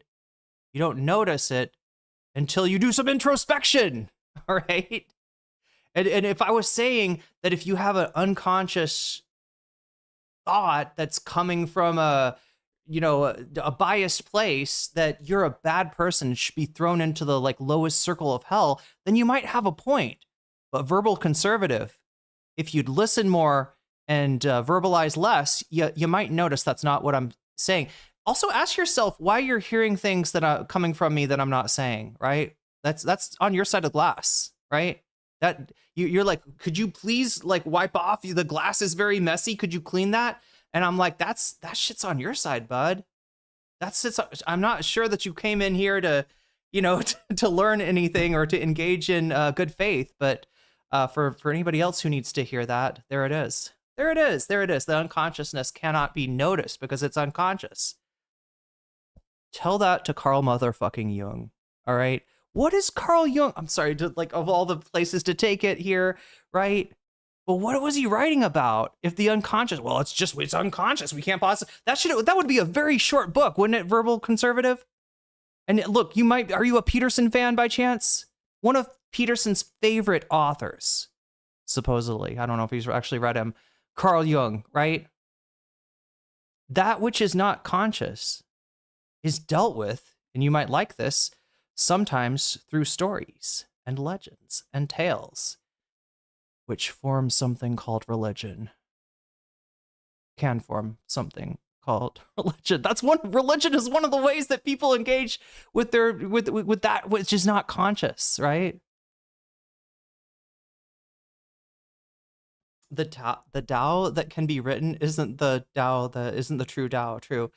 So anyway, what I'm trying to talk about is that, you know, it's not conscious until you bring it to consciousness, until you surface it. All right. It's subconscious, beyond the level of perception. Do you want to be making decisions based on things that are operating below your level of consciousness? Or when things like that are important, do you want to start noticing them and surfacing them and seeing them for what they are? Right? I mean, that's fucking meditation. That's like Buddha, you know, like observing your thoughts is the first step in a lot of forms of meditation. Like not rejecting them or saying, I should be thinking of nothing because I'm supposed to be meditating right now. Actually just watching them and observing them and seeing what's there. Right? I mean, it's pretty universal, actually, when you think about it. Like, this is the difference between my interactions with police and people who are not white and their interactions with police. It takes like learning from different people who have different experiences. And that's all I'm saying. I'm not saying that like every white person is, you know, evil automatically. You're asking me for something that was subconscious previously that I've brought to consciousness, right? Is that what you're saying? Is that what you're asking for? Although some, you know, so I think that individuals like that person is kind of echoing what Ryan Grim said, that like, hey, this is, you know, the left having to confront their anti-white bigotry or whatever. Okay, I got one for you. I used to be bothered when you know, people that had grown up poor, like legitimately like poor, would talk about their experience growing up. Right. I used to feel called out, like I was being, you know, like, oh, you think I'm just spoiled, right? You know, I used to react to that without realizing it. I thought the person was being an asshole and trying to attack me, right? Because I grew up in a, you know, in a not a wealthy household, but a fairly stable household. You know, a household where, you know, things like food and shelter and education and we're not something that, you know, was you know, unsure. And when I'd hear people talking about a very different experience that they had growing up, I felt like it was an attack on me. It wasn't. It wasn't. And if I had just reacted like, you know, this person is an asshole, if I still thought that that person was an asshole and didn't realize that I'm being a little bit of an asshole, then that would have stayed subconscious, right? And what's the difference between, you know, a person that deals what is within their, you know, subconscious space, the things that they are, you know, thinking but not realizing that they're thinking. Think about it like a background process on your computer, right? Background process on your computer could be something that the you know, the OS needs to operate, or it could be a fucking virus. Verbal conservative, you got some viruses, okay? That's all I'm saying. I'm not saying you're an asshole. I'm not saying you're damned to hell, all right? I'm saying you got some background processes operating that you really should take a look at, right? You got your RAM is going to some places that you're not fully aware of. Anyway, thank you, Verbal Conservative, for you know, having a conversation that I didn't know I needed to have. Right, that's actually very helpful. Whatever, like that is stupidity that needs to be addressed, and we shouldn't be talking about like anti-white racism on the left. Just like, if you do that, you're stupid. Yeah, to be completely clear, he also compared coming out of the closet as like, you know, a homosexual to coming out as a white person in progressive spaces. And I was like, who are we talking about? Ryan Grim. Yeah, I should just play the clip because we But even that, like, no. I want to finish this point though. Hold on. This is crazy. So the biggest challenge, is like letting people finish their points, and you know, in this case, wait, who was it that spoke up with Graham Platner? I think anti-white bigotry or whatever. Like, that is stupidity that needs to be. Oh God. Okay, so Mike's the one that brings up Ryan Grim, and look, this is a thing that I do too on stuff like this. If people haven't seen it, you got to try to show it first. I mean, they do get to it. They do show it, but like I'll sometimes like, I'm trying to remember when this. Yeah, my original Ryan Grim stream, also my Bad Empanada stream. I think I brought up what I saw in those streams and the content that I had previously watched before I actually showed it to chat. So I had people reacting in chat like, that's not true. You think that Ryan Grim is blah, blah, blah, blah, blah, blah. And I'm like, no, dude, you haven't seen, you're missing the clip. Yeah, this is, it's more difficult to do on a panel show like this, but they do get to it. I'm not saying that like every white person is, you know, evil automatically. Although some, you know, so I think that individuals like, that person is kind of, I'm saying, interactions with their. Sorry, let's just start with the beginning of the beginning of the statement. It has so many problems, even outside of like what you think of his policies. As a candidate, he's dog shit. This is what I was saying when the tattoo stuff and the Reddit stuff came out, is that he is lying. I can tell he's lying, and he looks like he's only acknowledging the things that he has to acknowledge, right? And that's a bad candidate, right? The worst thing you can do if you've got skeletons in your closet is to drip, drip, drip, drip. Let it just continue to drip, right? You will bleed out your candidacy that way. All right, you got to acknowledge everything right from the get-go, right? And instead, Platner expected this stuff to just, stay, to not get surfaced. And that's ultimately what doomed his candidacy. And yeah, it would have been a doomed candidate had he run against Susan Collins. A lot of people talking about the timing of this. God, if you really wanted to rat fuck, if you were a Zionist, right, and a Republican, and you wanted to rat fuck, the insurgent left and people supporting Platner not because of the skeletons in his closet or anything, but because of his policies, you would have waited until there was no taking him off the ballot, right? And if he had run against Susan Collins, chat, he would have gotten decimated. Like, right? That would have been anyway. I keep forgetting I've got limited time, chat. If you want to make that time less limited, super chat, super stickers. If you get yourself a membership, gift a membership, support me on Throne, which is in the QR code right there, or on Patreon or on Twitch, right? That will, if we get to 100, I'll add another hour. If we get to 200, I'll add another 2 hours, and we will get to see some bonus content, not just this and the Francesca thing, but also some of that bonus content. So it can also affect what bonus content we see when you support the stream. A lot of cool things happen. Like in the terms of like balls and strikes for candidacy, he's dog shit. So I'm sorry, I'm going off on this, but that's fucking crazy. Somebody would take your words out of context like that, Mike. Yeah, and you could be able to understand. Oh, what did he say? You're asking about Ryan Grim? Oh, they're gonna bring it up in a second. Like and look in on yourself for that shit. I'm saying this about myself too, to be clear. Like, yeah. I am a white dude who has a very white experience, and for example, like my experience is going to be colored by my own lived experience. One example that took me to really realize how bad cops were was that like there was a particular area that I would drive through, and I'd never ever seen a cop there. And it wasn't until a family member who was not a white person drove through that same area and said, I get pulled over there every single time. And to me, that's where, one of the first few times it's like, oh, this is what happens. Like, this is the difference between my interactions with police and people who are not white and their interactions with police. It takes like learning from different people who have different experiences. And that's all I'm saying. I'm not saying that like every white person is, evil automatically. Although some, so I think that individuals like, that person is kind of echoing what Ryan Grim said, that like, hey, this is, the left having to confront their anti-white bigotry or whatever. Like, that is stupidity that needs to be addressed. And we shouldn't be talking about like anti-white racism on the left. Just like, if you do that, you're stupid. Yeah, it's completely clear. He also. Oh, I forgot. Michael Freitag. I forgot. Yeah, MR is.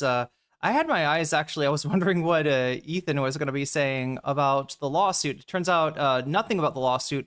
He's just talking about the $600,000 that he spent on a new studio for a failing podcast, which is crazy. But we're not going to talk about that today. In fact, I'm not going to bring up Ethan unless he, drops the lawsuits or something like that happens. I would we've had enough Ethan. For a little while, but yes, it's kind of sad. I didn't even think to look and see, what was. Maybe we'll have time for that. Maybe we'll have time to check in with MR and see exactly what Sam said. But yeah, Michael Freitag saying he just echoed Emma has lost all credibility. Look, Emma was working her way towards some kind of accountability. The last I checked, she's also said some kind of fucked up shit, which kind of. Very, very Sam Cedar coded the whole thing about, look, like there's no problem in voting for a secret Nazi as long as their policies are progressive. I think that comes up too. Let me not, I am, as they say, cucking the content by telling you about things before I show things, right? Which is really the art and the art of the react. Also compared coming out of the closet as like a homosexual to coming out as a white person in progressive spaces. So that's what they're talking about with Ryan Grim. They're about to show that. What are we talking about? Ryan Grim. And yeah, Matt is just completely like, what are we talking about? Yeah, I should just what's going on? Play the clip because we But even Yeah, that, sure. like, Yeah, no. I want to finish this point though. Hold on. It like people can get killed for that shit. It's so wild that he had that take and then he tried to get ahead of it and then he tried to do this entire thing where it's like these are comparable situations. And I was like, no one in the history of organizing has been like, I'm white, and then someone be like, oh shit, are you serious? Changes everything I'm completely about lost. you. I have no idea what's going on right now. I've never heard this, Ryan. No, it's not Ryan Grim saying the left is anti-white. He's actually he kind of is. Yeah, wait, sorry, I read that wrong. Yeah, no, that is pretty much what Ryan. He's saying that the left is like anti-white dudes, right? Which I interpret as like white cis straight dudes, right? That it's like he's like the left is anti-me. We'll take a look at it in a second. Most of you have seen this already, but sorry, I'm like trying to find the chat that I was looking at. What? Where did I see it? I can't find it. JRG said it. Okay. Is it not showing up? Yeah, chat. A reminder to switch over to live chat or to what is it called? Chat? All chat? If you haven't already. I am not seeing your wait, JRG, are you on Twitch by chance? Is that why I'm not? Oh, that's it. I can't pull it up on Twitch, but I do see what you're saying. And yeah, we're about to get to that.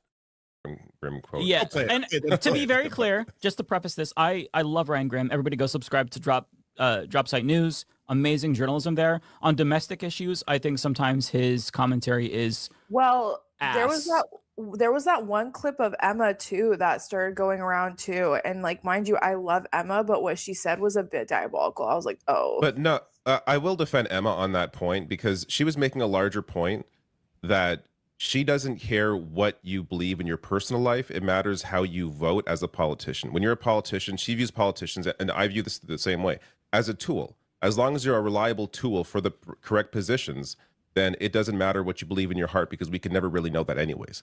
That's the point she was trying to make. Obviously, maybe it came off a little weird using the Nazi example. Okay, so yeah, we'll get into this, and I got some feelings about this, right? This is a Majority Report classic. Sam's way of saying it, maybe even a little bit more yikes than Emma's. Sam always said this as, look, if I've got two candidates, all right, and one of them is going to open up five concentration camps, and the other one's going to vote, going to open up 4. I'm going to vote for the guy with 4 concentration camps, right? Now, granted, Sam's not saying this during a controversy like Platner. I think that's why Emma, making this statement about like the secret if AOC or Bernie were secret Nazis, what does it matter as long as they vote the way that we want? Like that's why Emma's catching a lot more, shit for that.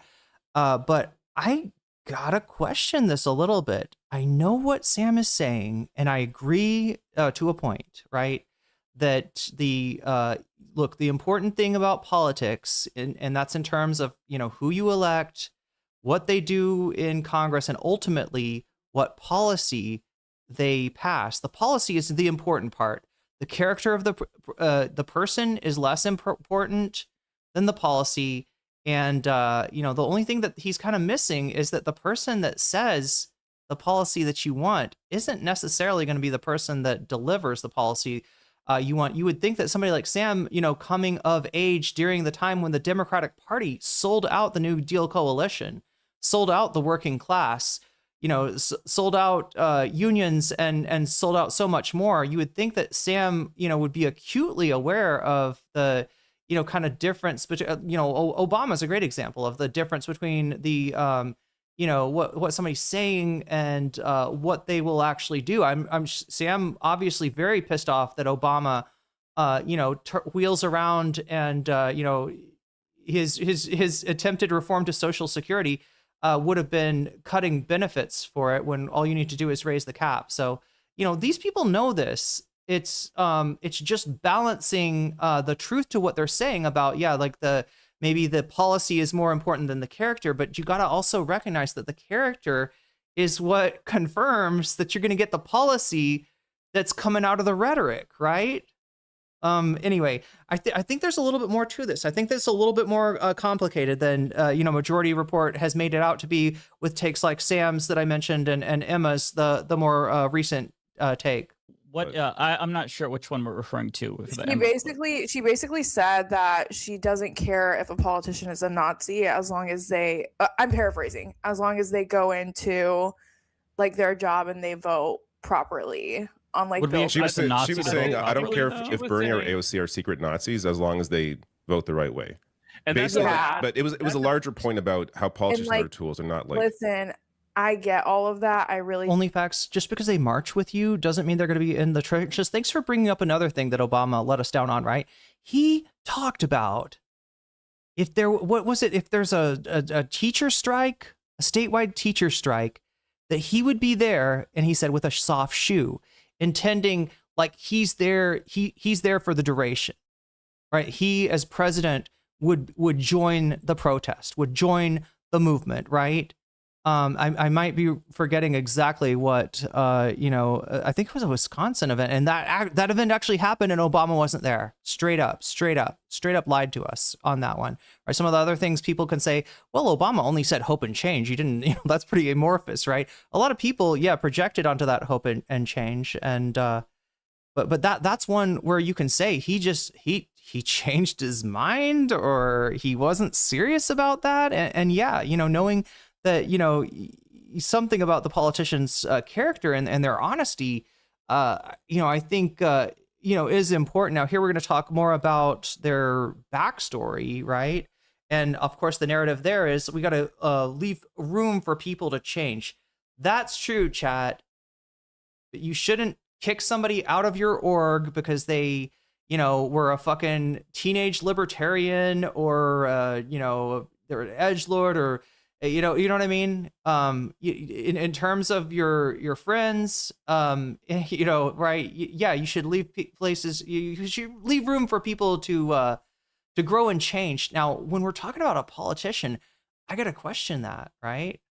Especially if we've got another option that is not a politician that says that they've changed, but there's all kinds of things showing that maybe they haven't, and maybe they don't even know that they haven't changed. Maybe they're not even got their minds on what needs to change. They're not, and especially, if we got a movement that's just glazing up a Platner and being like, this guy's the fucking messiah, he's gonna lead us to freedom here. You're not gonna encourage him to rethink his statement, for instance, on wanting to be involved in the genocidal wars of Manifest Destiny in the genocide against First Nation peoples in this country, right? You're not going to be putting any pressure. You're not going to be encouraging that if you just ignore it. We got to stop ignoring this shit. We got to stop seeing only what we want to see, and we got to stop wish casting. Because, like I always say, chat, nobody's coming to save us, right? We got to save ourselves. We got to save each other. Got blocked from Reckoning like 8 months ago over the Platner stuff. Matt Lush. Oh God. I do, and I really like Emma. I really do. I look up to her. This is not a slight against her at all whatsoever. I've met her in person. I think she's great. I'm just gonna rewind Ariana a little bit because I talked for a while. I'm paraphrasing. As long as they go into like their job and they vote properly. On like she was saying, I don't care if Bernie or AOC are secret Nazis as long as they vote the right way. And basically, but it was a larger point about how politicians are tools and not like. Listen, I get all of that. I really do, and I really like Emma. I really do. I look up to her. This is not a slight against her at all whatsoever. I've met her in person. I think she's great. I just that's one of those takes that like. I'm sorry. I can't. It's a tone deaf take. I love Emma too. Yeah, But I've said tone deaf shit too. Y'all are really using the Reddit takes and the shit posting as a metric. That's a red flag, Mordaki. And I think I underreacted to the shit posting. You really think it's shit posting to say, yeah, fuck the Iraq war. I wish I'd been there to fight the Indians. That's what he fucking said. Is that a shit post? Look, a shit post is something that like sounds kind of like when Sam said the famous comment that the Gorilla Mindset guy got him canceled off of MSNBC for I think he got rehired after that or something. But where Sam says that response to the Roman Polanski thing of saying, God, if my daughter ever gets like abused by an older man, I sure hope he's a guy with a great sense of mise-en-scène, right? Now that sounds horrible. You're like, you want your daughter to be abused by Roman Polanski? God, Sam, we got to get rid of this guy. This guy's bad news. Well, if you listen to what he's really saying, that's a shitpost, right? He doesn't mean it. What he's pointing out is that Hollywood is justifying the rape of a 13-year-old. In the case of Roman Polanski, via this man is a great artiste, right? This man is a revelation in cinema, right? That's what a shitpost is. I am so sorry nobody's ever, explained that to you. Because, operating with a misunderstanding of what a shitpost is, right? That I could be like, yeah, I like Adolf Hitler. You know what I mean? That's not a shitpost. That's just you saying you like Hitler. I mean, that's not what we're talking about here, of course. And you did say something earlier. What's our other option? Okay, so that's the question that I was trying. I didn't mean to pull that chat of you up. I don't usually rake new chatters over the coals or anything. That's not my style. You're not in Hassan's stream. No worries, right? What's our other option? So I'm assuming Mordaki here is talking about in the case of Graham Platner. And you're right that there weren't a lot of other candidates with the kind of energy that Platner had that were up for being voted on. They did. There was LaFlamme, I believe, did run in the primary and received something along the order of 7% of the vote. But yeah, somebody that's at 7% is not somebody that, that you're kind of throwing your vote away, if you're voting for them. So yeah, in some ways, like it is up to the voters in Maine who they end up choosing, right? The agency that we have as non-voters in Maine, or non-Mainers, I guess that's what they call themselves, Mainers. We're not from Maine. We're not going to vote in Maine. The agency that we have is how we react to Platner's candidacy, all right? And I think an appropriate reaction would be something like, hey, there's a lot of baggage here. This guy looks like he's lying. I'm pretty sure he lied about that tattoo thing. Some of these things on Reddit are shitposts, but some of them are not. Some of them are actually very concerning. Which ones do we believe and which ones do we not believe, right? Our agency is, do we take that person and say, listen, the voters in Maine love this guy. He's really resonating. Let's glaze the fuck out of him. Let's build him up to the point where he looks like almost the mascot of the movement. The movement I'm talking about is the insurgent left, the DSA left. Graham Platner, not associated with the DSA, but in general, people responded to him. People liked him because he had a better take on issues that people like Janet Mills were afraid to, actually call out what Israel is doing in Gaza, for instance. We're afraid to be staunchly anti-war. That is why people got behind Platner. What I'm trying to say is, you got to notice the red flags and not glaze this guy and not turn him into a messiah. Because like I said, Chad, even if somebody does have really fucking good politics, is a generational talent in terms of their speaking and their communication, is resonating with the public, even that person, you can't count on that person to save you. You got to count on yourselves to save you. And one of the ways that we do that, is by looking at candidates for who they are, right? And if your determination is there's nobody better than Platner running, I guess I would, if I was a Mainer, I guess that's where I'd put my vote. That's a lot of a different statement than this guy is fucking awesome. This guy is great. He's going to be big things. Hey, he could run for president. This is how people were talking about Graham Platner. Let's be fucking real. Let's be fucking real. People weren't just saying he's the lesser of evils. People were looking at him as a fucking savior. And you looked at a rapist as a savior if you did that, all right?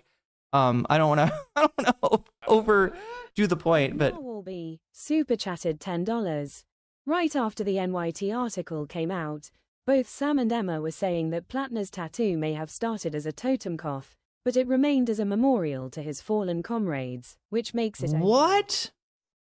That's crazy. Did they actually say that? That is fucking crazy. Narwhal, I didn't see that. That's disconcerting. And again, I'm speaking as somebody who's massively influenced by the Majority Report and Sam Cedar, who's been watching them since like Michael Brooks was she's still alive, and who has even recently regarded TMR as kind of a like a force for coalescing a left flank coalition, right? I'm not alone in that. All right. But yeah, I didn't see that. And again, I'm not damning them to hell. I'm not damning anyone to hell. That's why I was like, you voted for a rapist. I feel like, okay, maybe I overdid it in saying that, or right. But what I'm trying to argue for is a little bit of sobriety in terms of not letting your wish casting and your passions get the best of you, in saying, hey, this is a guy that looks very, conservative, middle America coded, and he's saying the right things, and he's talking to people that are not, leftist or anything, and he's changing their minds, right? I know why people got excited about Graham Platner. I understand why people got excited about Graham Platner. What I'm saying is we all got to learn from this, including myself. I'm sorry. I think I only have one self, hopefully.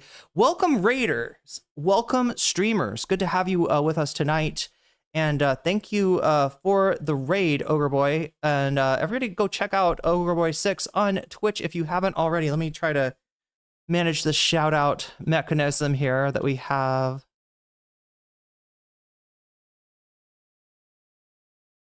You might recognize the name of the streamer from, oh my gosh, how am I not following? If you see that heart and it's not full, you can click it and you too will be following Ogre Boy 6. But you've probably seen a lot of his tweets. I've featured them. I end up, I don't know. When I go through Twitter, we see some of Ogre Boy. So yeah, thank you for the raid, and welcome in, chatters. We're in the middle of going over the Leftist Mafia's discussion, argument, debate, fiery debate about Graham Platner. And we're asking ourselves, like, what can the left flank learn from this event, from what just happened, right? I don't want this to be a reason to fracture the left flank, okay? I'm not looking to judge anyone or damn anyone, chatters or other content creators. I'm looking to learn something from this, including for myself. Because like I said, there were things that I didn't see, maybe because I didn't want to see them, maybe because I wanted to think that, okay, we need somebody in Maine, as much as I'm concerned about this tattoo, as much as he looks like a liar, and as much, trepidation as some of the, his multiple tours and his service in Blackwater gives me, maybe this is what finally gets rid of Susan Collins, right? I should have pressed the point more, right? I recognized what kind of candidate Graham Platner is, when the initial stuff came out. And I said that, if you've got somebody that's willing to lie while they can, you're going to have a failed candidacy, right? You're going to, like, even little white lies, like the ones that Tim Waltz got caught in telling, about his service, I think, and his trip to China. I don't think that Tim Waltz was trying to lie or trying to, falsify his history or anything. I think these are just like understandable little, kind of fuck ups. But even stuff like that can undermine your candidacy, let alone a wound that continues to bleed and bleed and bleed. And when somebody's not being forthright, with, why did you get this tattoo? And when did you know it was what it obviously is? Like we saw from Platner, it bodes not well for the future. Okay. So there we go. The whole point. It doesn't matter what a politician actually believes when it comes down to it. Like the common refrain is, "Oh, it's that person's really." But you don't know what's actually in their mind or their heart.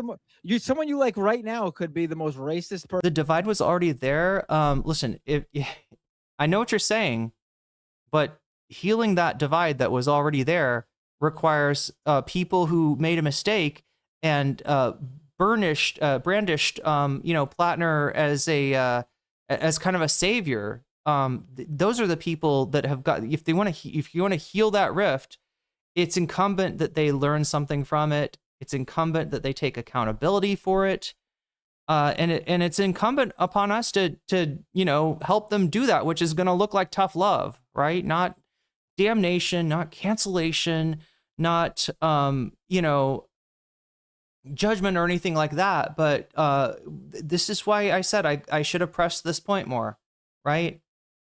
I should have pressed this point more, realizing what kind of candidacy that we were dealing with here, and we've all got something to learn, and I think there's a few people on this podcast that are kind of modeling what needs to be done.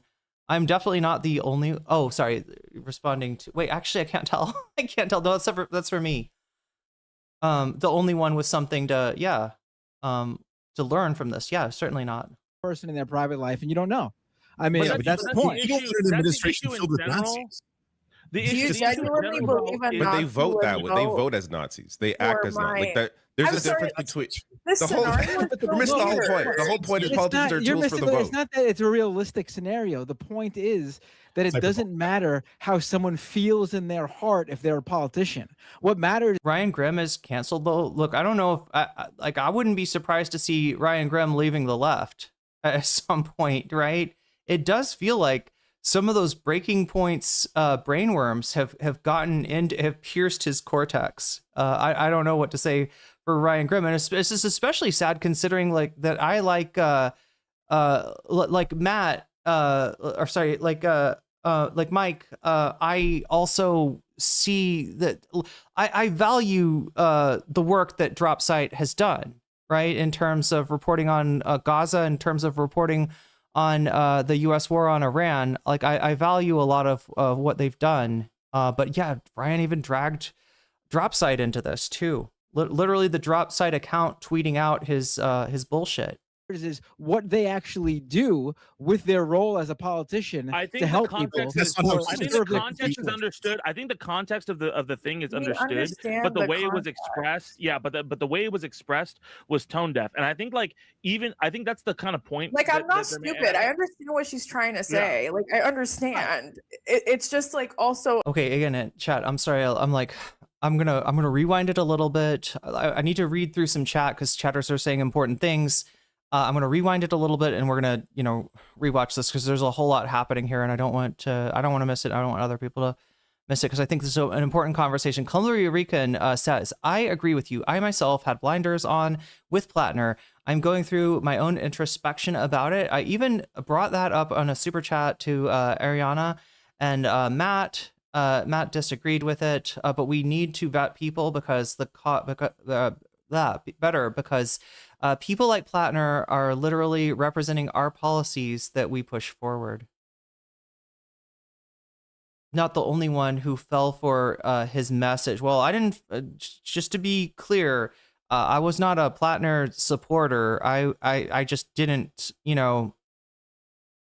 press the point as much as I should have, right?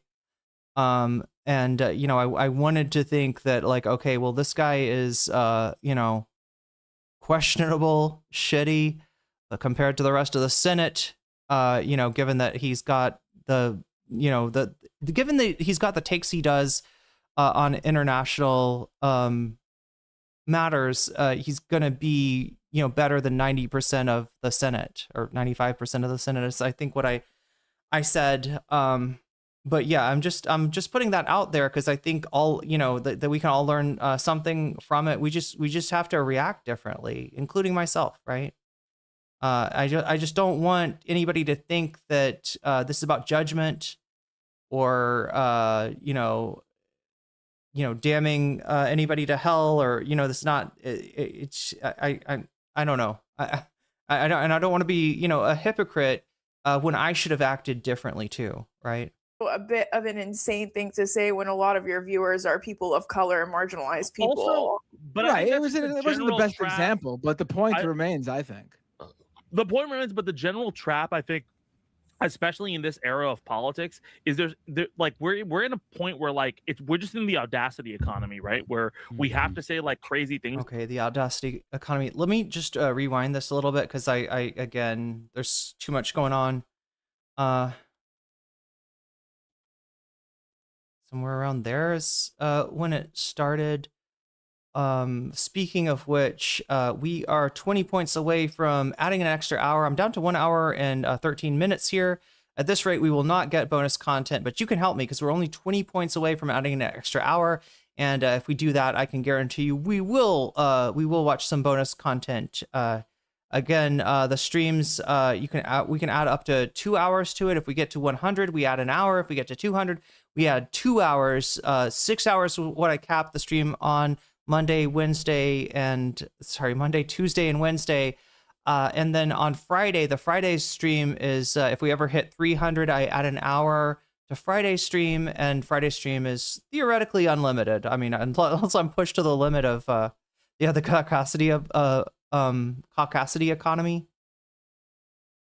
Don't assume that he's better than 95% of the Senate. Do you know what we're talking about with the Senate? I'm not saying this to glaze Graham Platner. I'm saying this to damn the Senate, right? What I mean is that, like, you know, thank you for your service is like normalized into, you know, American culture and normalized into the Senate, and you know, for people that, you know, in general, like somebody, you know, having been in the military is considered a positive. Now, you know, being that you're watching the stream, you know that that's bullshit, right? You know that that's not a positive. It's a big negative. But yeah, the Senate is crap, right? For the most part. But also, I wasn't saying that you know, that I look at a rapist as being better than 95% of the Senate. Okay, just in case that was what you thought was coming out of my mouth.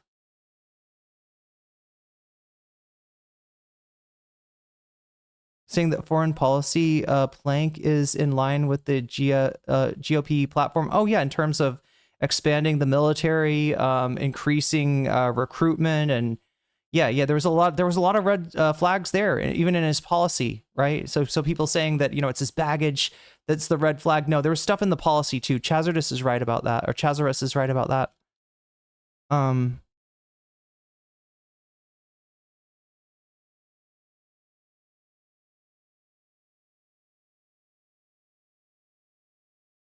Oh my God, there's a lot going on. I'm glad that chat is so active. I've been streaming so late that like chat is half of them are dream characters by the time that I start to stream, right?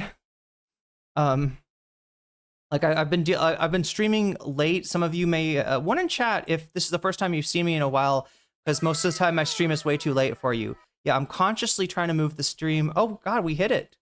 We hit it. Wait, did we hit it? Stephen P, thank you for the 5 gifted memberships. Dan,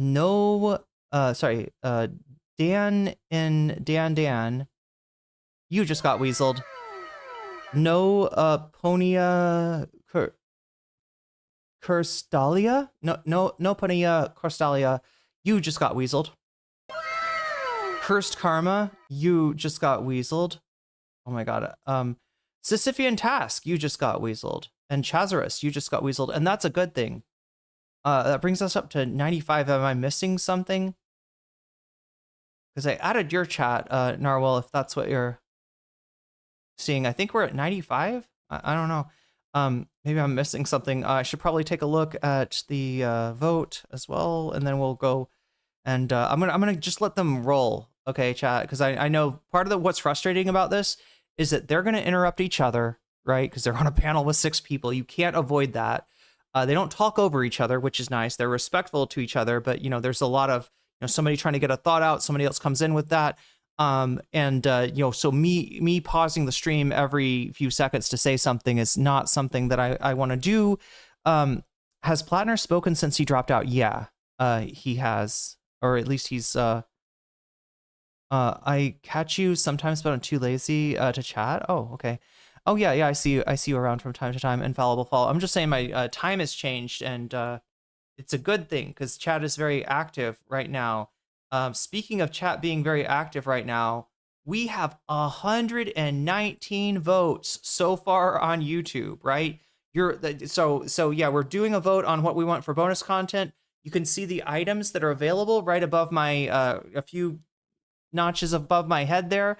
And the poll is going on youtube.com/nocommentchick. You can come to the channel, click on the stream, click on the chat, and then you can click on the poll, and you too can vote, even if you're not watching me on YouTube. If you're a Twitch viewer, feel free to come over here to YouTube anyway, just to place your vote, and also to give me a like, because if we can get 119 votes, I think we could get 100 likes today, chat.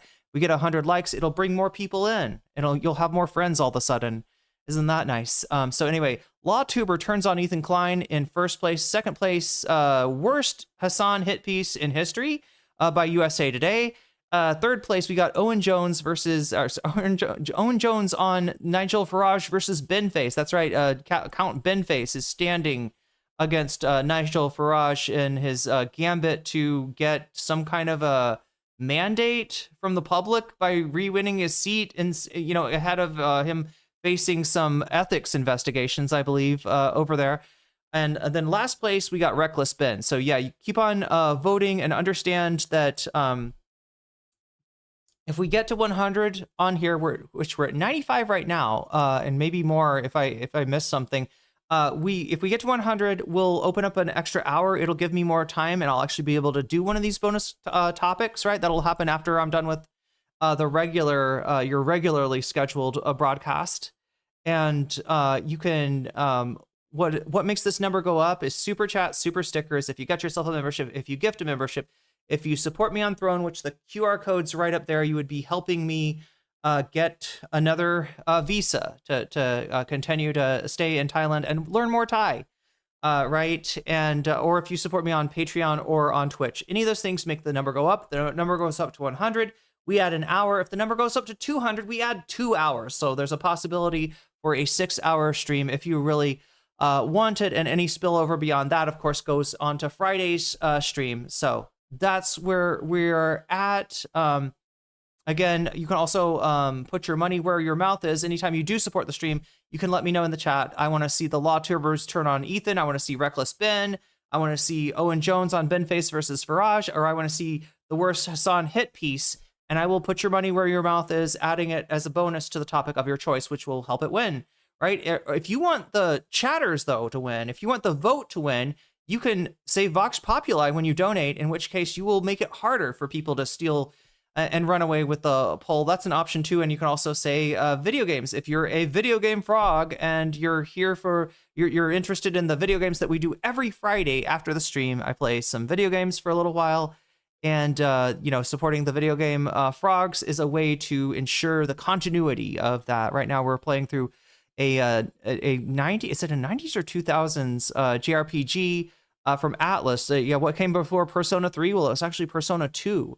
We're playing through that right now. So if you're a gaming frog, you can support video games. If you are a person of the people, you can support Vox Populi. Or if you have a particular interest in one of these bonus topics, you can tell me that, and I'll add a bonus amount to it. So I think I've explained everything here.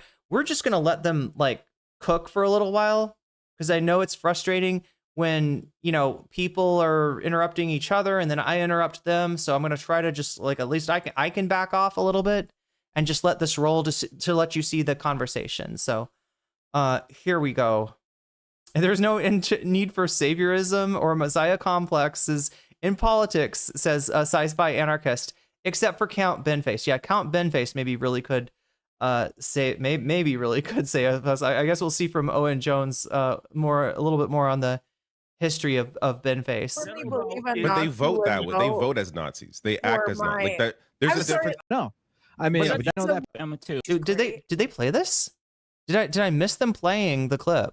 I don't think they did. I think there were too many people with too many thoughts. I don't think they actually have played the clip yet. Wait, did they? Clip of Emma too that started going around too, and mine. Okay, so Mike wants to bring out is mentioning Ryan Grim, and Matt is like, wait, what are you talking about? Ryan Grim's good. What do you mean? Wait, no, he doesn't do anything bad. No, Ryan Grim's good. Don't you right? Or sorry, I don't want to mischaracterize it, but Matt's a little bit Matt doesn't know. Matt hasn't seen this clip. Let's just put it that way. Matt has not seen this clip of Ryan Grim. This is the one that Mike wants to bring out, and then Ariana is remembering a clip that she saw, a similar clip that she saw of Emma. So that's where we're at. Let me let it roll.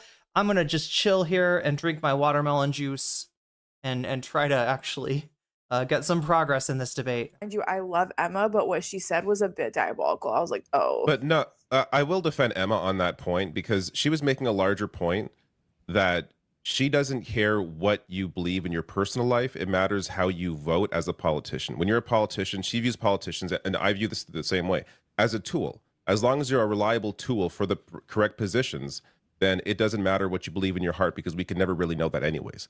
That's the point she was trying to make. Obviously, maybe. Wait, Benface isn't from England? Is Benface an American? Came off a little weird using the Nazi example. I'm not sure which one we're referring to. She basically said that she doesn't care if a politician is a Nazi as long as they I'm paraphrasing, as long as they go into like their job and they vote properly on like she was saying I don't care if Bernie or AOC are secret Nazis as long as they vote the right way. And basically, but it was a larger point about how politicians are tools and not like. Listen, I get all of that. I really do. And I really like Emma. I really do. I look up to her. This is not a slight against her at all whatsoever. I've met her in person. I think she's great. I just that's one of those takes that like I'm sorry. I can't. It's a tone deaf take. I love Emma too. Yeah. But I mean, I've said tone deaf shit too. That's the whole point. It doesn't matter what a politician actually believes when it comes down to it. Like the common refrain is, oh, you know, that person's really. But you don't know what. But you don't know what's actually in their mind or their heart. Someone you like right now could be the most racist person in their private life, and you don't know. I mean, but that's the point. You don't want an administration filled with Nazis. But they vote that way. They vote as Nazis. They act as Nazis. Like that. There's a difference between the whole. You're missing the whole point. The whole point is politicians are tools for the vote. It's not that it's a realistic scenario. The point is that it doesn't matter how someone feels in their heart if they're a politician. What matters is what they actually do with their role as a politician to help people. I think the context is understood. I think the context of the thing is understood, but the way it was expressed, but the way it was expressed was tone deaf. And I think I think that's the kind of point. Like I'm not stupid. I understand what she's trying to say. Like I understand. It's just like also a bit of an insane thing to say when a lot of your viewers are people of color and marginalized people. Also, right. It wasn't the best example, but the point remains, I think. Okay, again, the point. This is a Majority Report classic. It's like I compare it to Sam saying I would vote for the candidate, you know, that wants to open up 4 concentration camps rather than the candidate that wants to open up 5 concentration camps, right? And I think there is a point there, but I also think we can walk and chew gum at the same time, and I don't think that point is the be-all end all. I think we can go past that point into a little bit of a dialectic, right? You know, what is the dialectic? You start with one point, you pair it with a contradictory point, and then you synthesize those points, chat, and that's dialectical thinking. And I'm realizing, no, I don't talk nearly enough about this because it is an important skill to acquire. It keeps you from, having to choose one slightly wrong thing or the other. You can synthesize the slightly wrong points into a slightly right point, and that's what I hope to do today.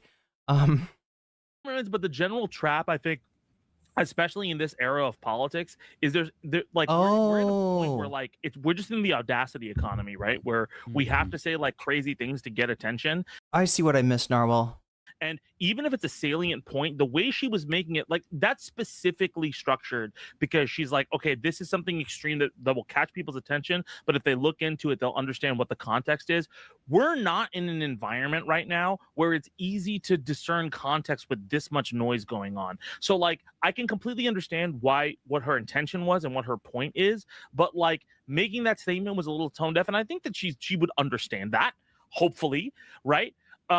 But at the same time, I just think it could have been phrased. Don't you think it could have been phrased a little bit better, Matt?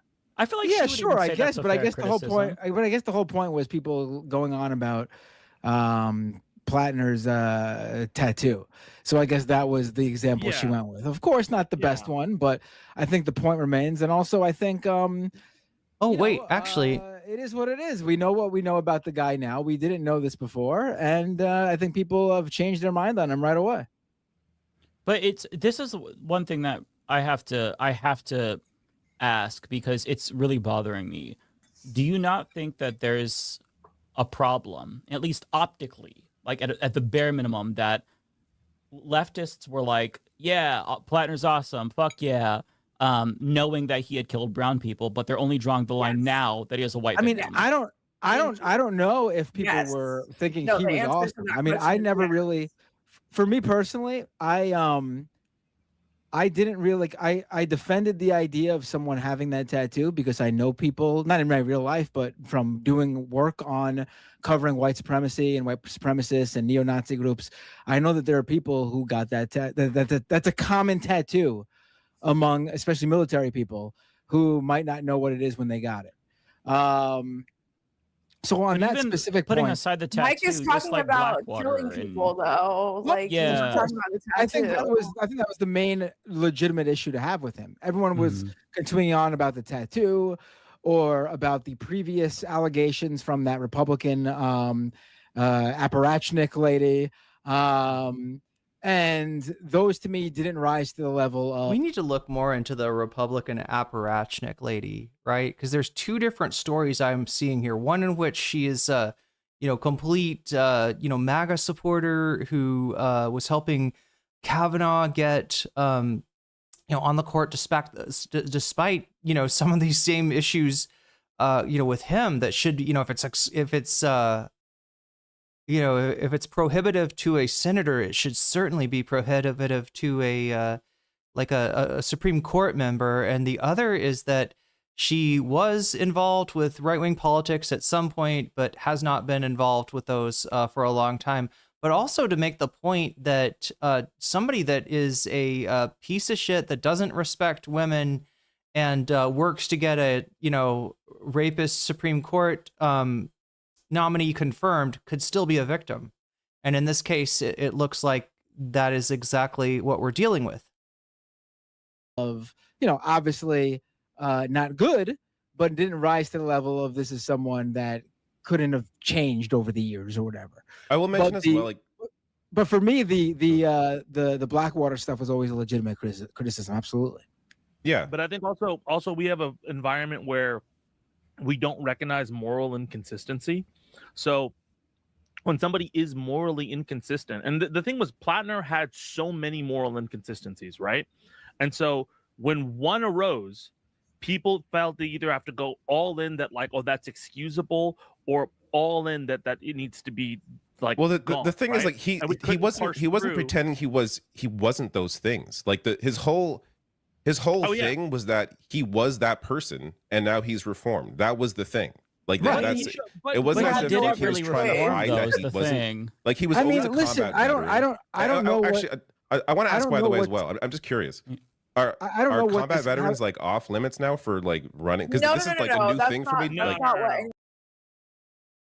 Oh my god.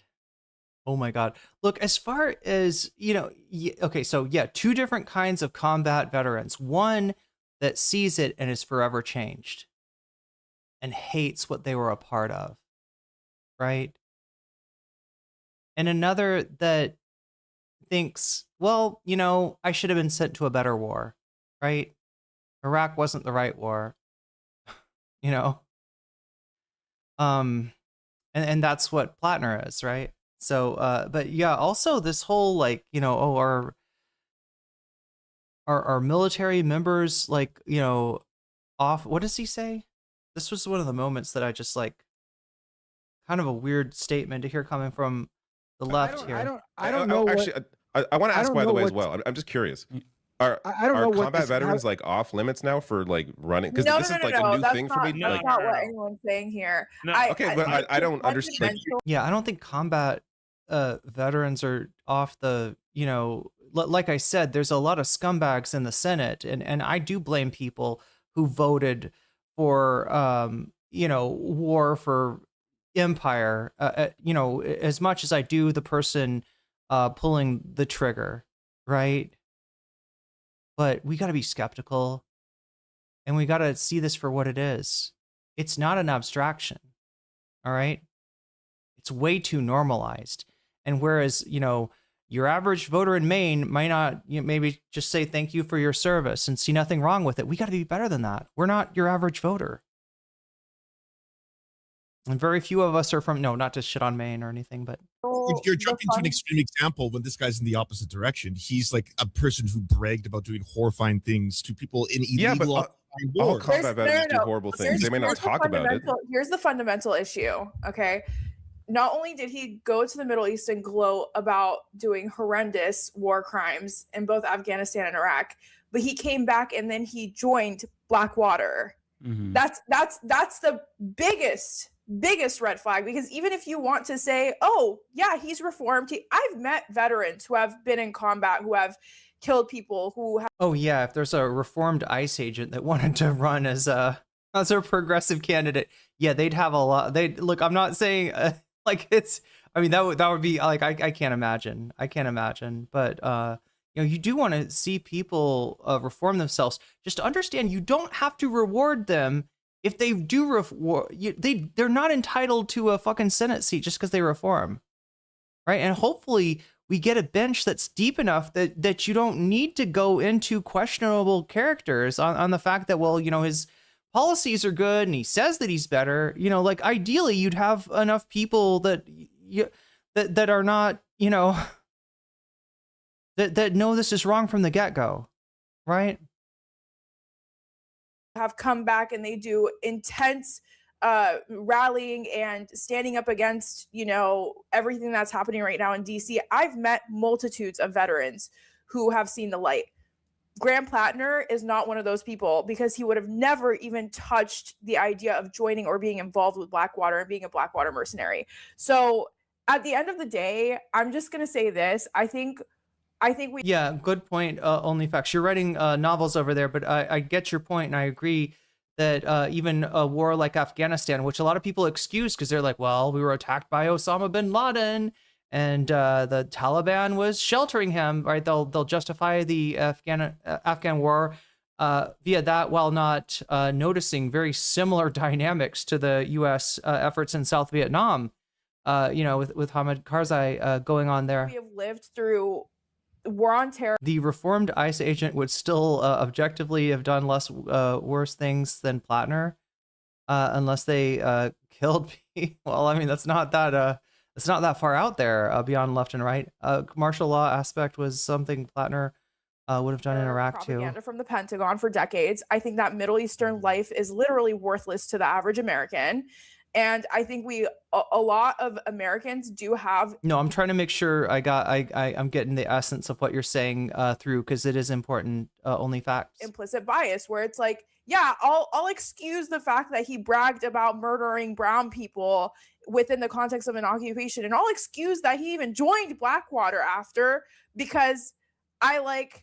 I'm sure there's plenty of people in Maine that are against ICE. Oh yeah, especially now. They've just had a killing in their state. He's saying, and I also want to make another point that I think is incredibly important within this context. There are a lot of people that will co-opt the pro-Palestine movement in order to wash their own sins.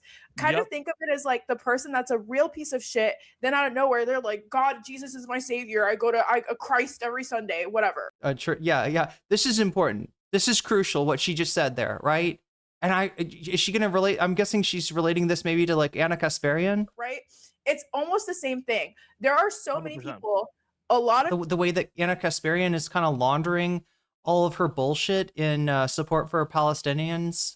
People who tend to be, it's not just white. Jackson Hinkle is another good example. Yeah. People, right. It's a lot of people who are very rarely it'll be a Middle Eastern person, but I'm like stuttering. Most of the time, it's a non-Middle Eastern person, and they will co-opt the pro-Palestine movement. They will co-opt that movement for their own personal gain. And Graham Platner was one of those people. And here's the thing, like Anna Kasparian went on stream on TYT and she was like, well, if I got raped, I wouldn't let the guy sleep at my house after. Anna's case is different because she has familial ties to Palestine. And I think they bring that up here. But no, Anna's... Yeah, nobody's denying. In fact, I don't want to get into like in this. I want to be agnostic about what Anna's real feelings about Palestine are. Now, something important to understand, and I think they bring this up here. I heard somebody say it. Maybe it's not them. Oh God, maybe it was Olimey with Mike and Lance and Too Raw, Too Real. But Anna and Jink TYT's initial response over October 7th was like, Israel has the right to defend. Like it was let's get those hostages need to be returned, right? They were biting the bait. And it was only after they, put their finger in the wind and read the room and realized that, that people were turning away from Israel. It's only after that you see TYT actually do what they're doing now, which is fairly good coverage when it comes to Israel and Palestine. That's not a reason to support TYT. That shit should, shrivel on the vine, all right? Like if they want to be a right-wing podcast, fine. They should get no support from the left. Fuck Anna Kasparian. Fuck Cenk Uygur. All right. But that is not to say that they're wrong in the current coverage of Israel Palestine that they're doing, or any other number of things. But yeah, I mean, we saw what they did after Trump, right? That you're not gonna, like, you got a problem with like Platner and his baggage. You got to have a problem with them literally trying to, stab everybody in the back and turn to Trump when it felt like that's where the country was going, right? You got to see the Young Turks for the snakes that they are, all right? And if Anna has, family in Palestine that were harmed, I do feel for her. But as a content creator, fuck her and fuck TYT. Yeah. Right. That's another example. Has been out of her mind for the last example. fucking years. No, I understand. Oh, no, I understand. there's That's no also room example, for anyone. There's no room another for example, defending. though. There's I think everyone could agree. Oh yeah, I gotta add an hour. Defending. I gotta add an hour. No, not at all. There's no room for anyone to defend. All right, so just so people understand, we hit 100, right? We hit 100, I add an hour. If we hit 200, I add 2 hours, right? We can have a maximum stream of 6 hours today, and that's all on you, chatters. But we're definitely doing this. So I need to get some music for when this happens, right? So time, I need some eventually I'm gonna make it happen. 1 hour. I can't think of anything to play right now. All right, can I at least give it okay, for today, I will give you a little something, right? Because in the future, we need suggest a theme song, chat, that's like non copyright that we can use. But for now, we're gonna just use this.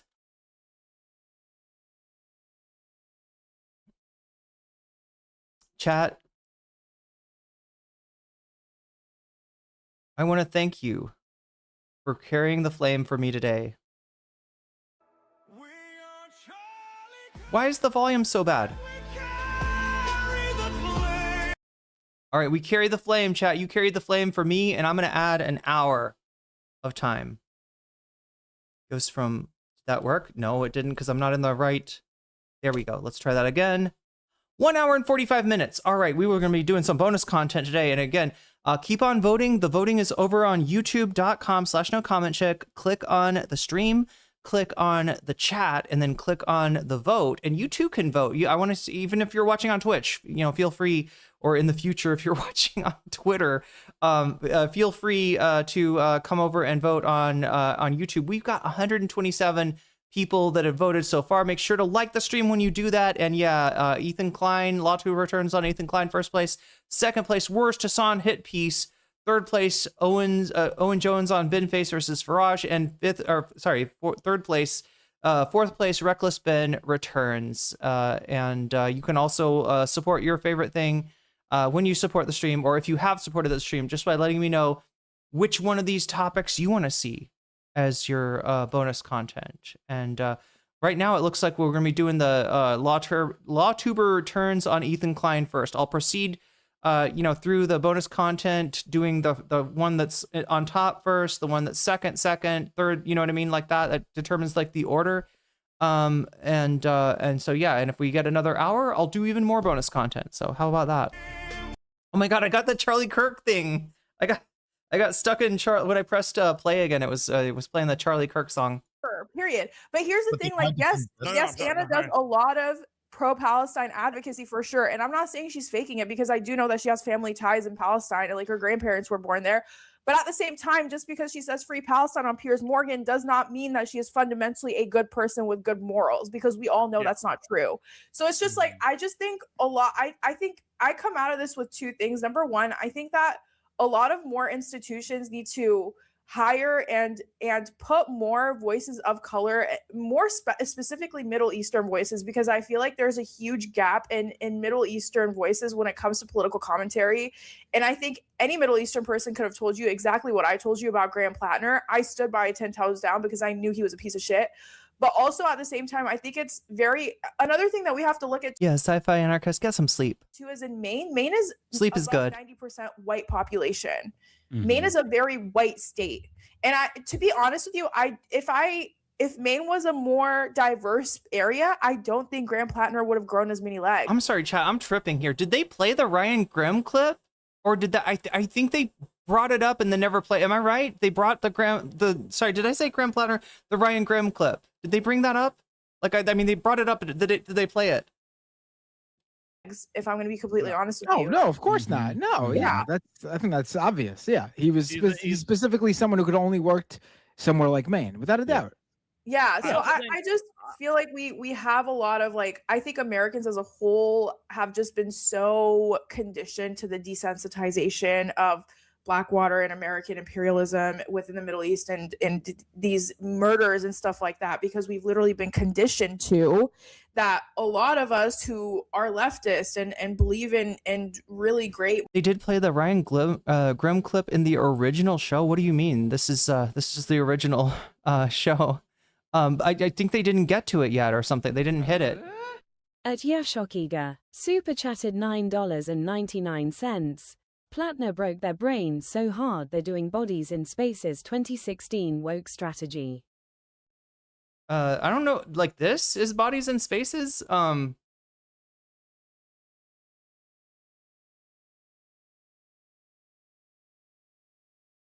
don't know if this is Bodies in Spaces as much as it is just like people that are you know, thrown under the bus being like, hey, could maybe like one of us drive the bus one time? And maybe we would run over less of us. Like, is that a possibility? Like, I've noticed that there's a lot of people represented in the role of bus driver, and not a lot of those people look like me. And I'm constantly getting run over by the bus. So I'm asking, do you need more bus drivers? Right? Considering how many accidents there's been lately, could we maybe think about hiring some more bus drivers? Right? And possibly bus drivers that will be less likely to do this. But yeah, thank you for the super chat. Morals, kind of. You're high as fuck right now? No, it's good. Graham Platner, you know? Yeah, I guess. But I'll be real. It was a huge moral failure. I don't think on politics that, but like it should be also a lesson in general, because this isn't something that is just unique to the left. This specific type of story, this story has been a common fucking story for like the last 10 years in politics. Hey, this is the guy. This is the guy. He's saying the right things, and then look at this laundry list of skeletons, which anybody could have fucking seen a mile away that people were telling. No, I gotta say I disagree with this part. I mean, you don't think they're. Yeah, I think Bodies in Spaces was before my time. I can't really say much about what it is that was originally represented as that. But I'm trying to ask chat, did I just miss? Did they play Ryan Grim? And I think what happened is Mike brought that up, and a whole bunch of people wanted to talk. So Mike was just like, "All right, we get to it later, right?"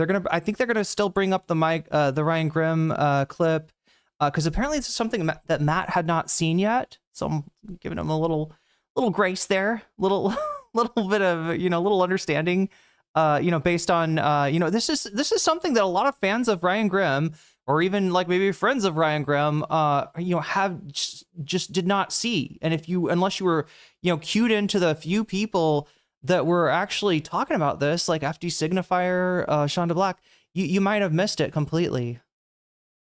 There hasn't been like other candidates that have been like held up as like the standard and then pulled the fuck back. Like Anthony Weiner doesn't exist. Oh no. What I'm saying is, I don't think there were any red flags in terms of what ended up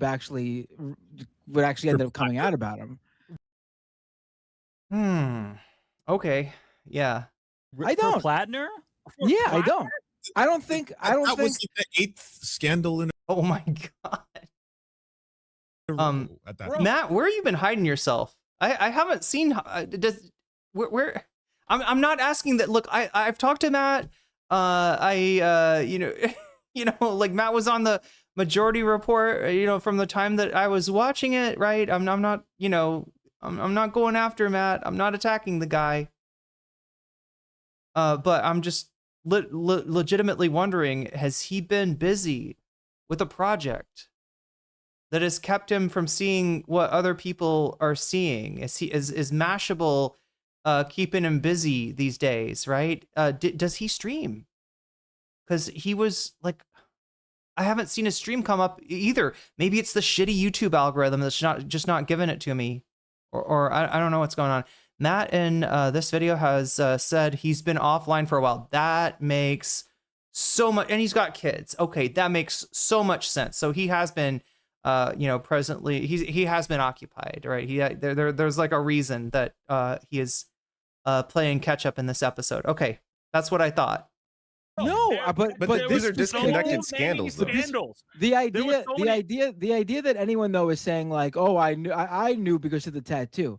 Well, I mean, most people who are rapists and sexually assault people don't have Nazi tattoos. Yeah, I mean, the idea that why is that the line? Why is that the line, Matt? You're saying that's the line? Like it's not the tattoo. It's not the multitude of comments that he made on Reddit, which got people freaking out. It's not the allegations of misogyny that came out first. It's not right afterwards one of the people from those allegations coming out and saying that that's the line. It was 4.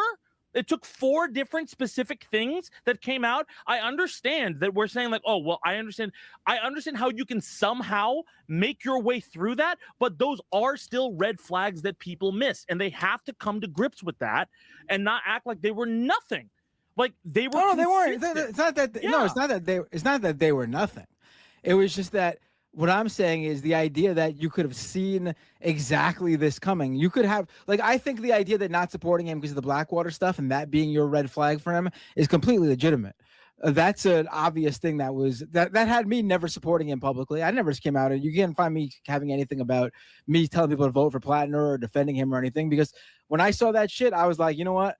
I'm staying the fuck out of this. And the only time I ever talk about Platner has been on the show when he's come up in topics that we bring up on the show, because, you know, we're having a conversation about it.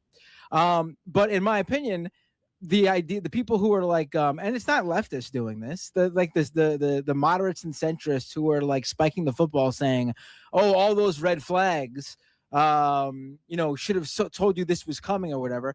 You could say those were red flags about other issues, but I don't think that the initial red flag of the Nazi tattoo that people bringing up, or honestly, even the Reddit comments, I don't think that brings you to, oh, he's going to come out and it's going to be a rape.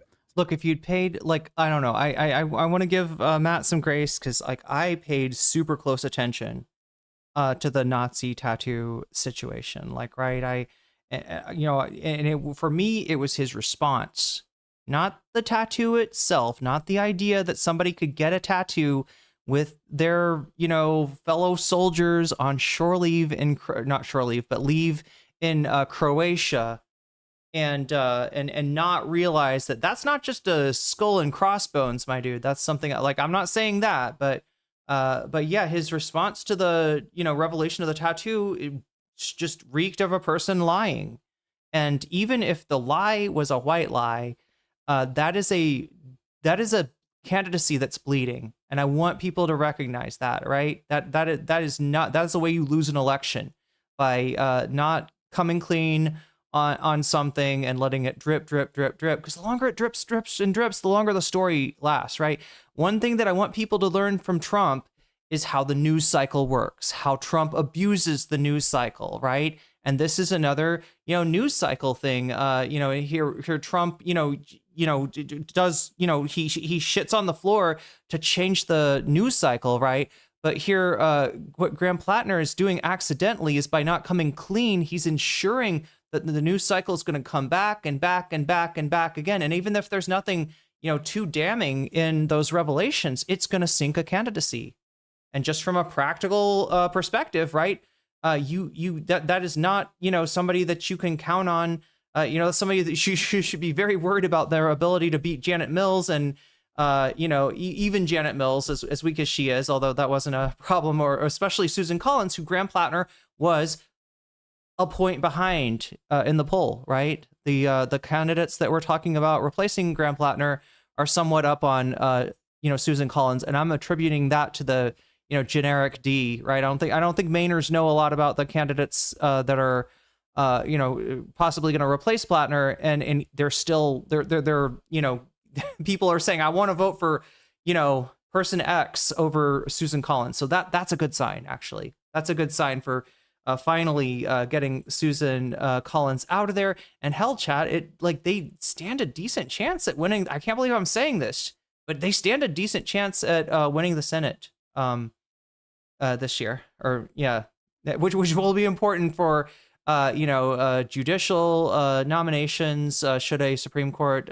justice die, it'll be important for investigations and possibly even, if things get really crazy with the Trump admin for impeachment and removal. Although, again, that's going to take more than just Democratic votes. So can I so there's a disconnect that.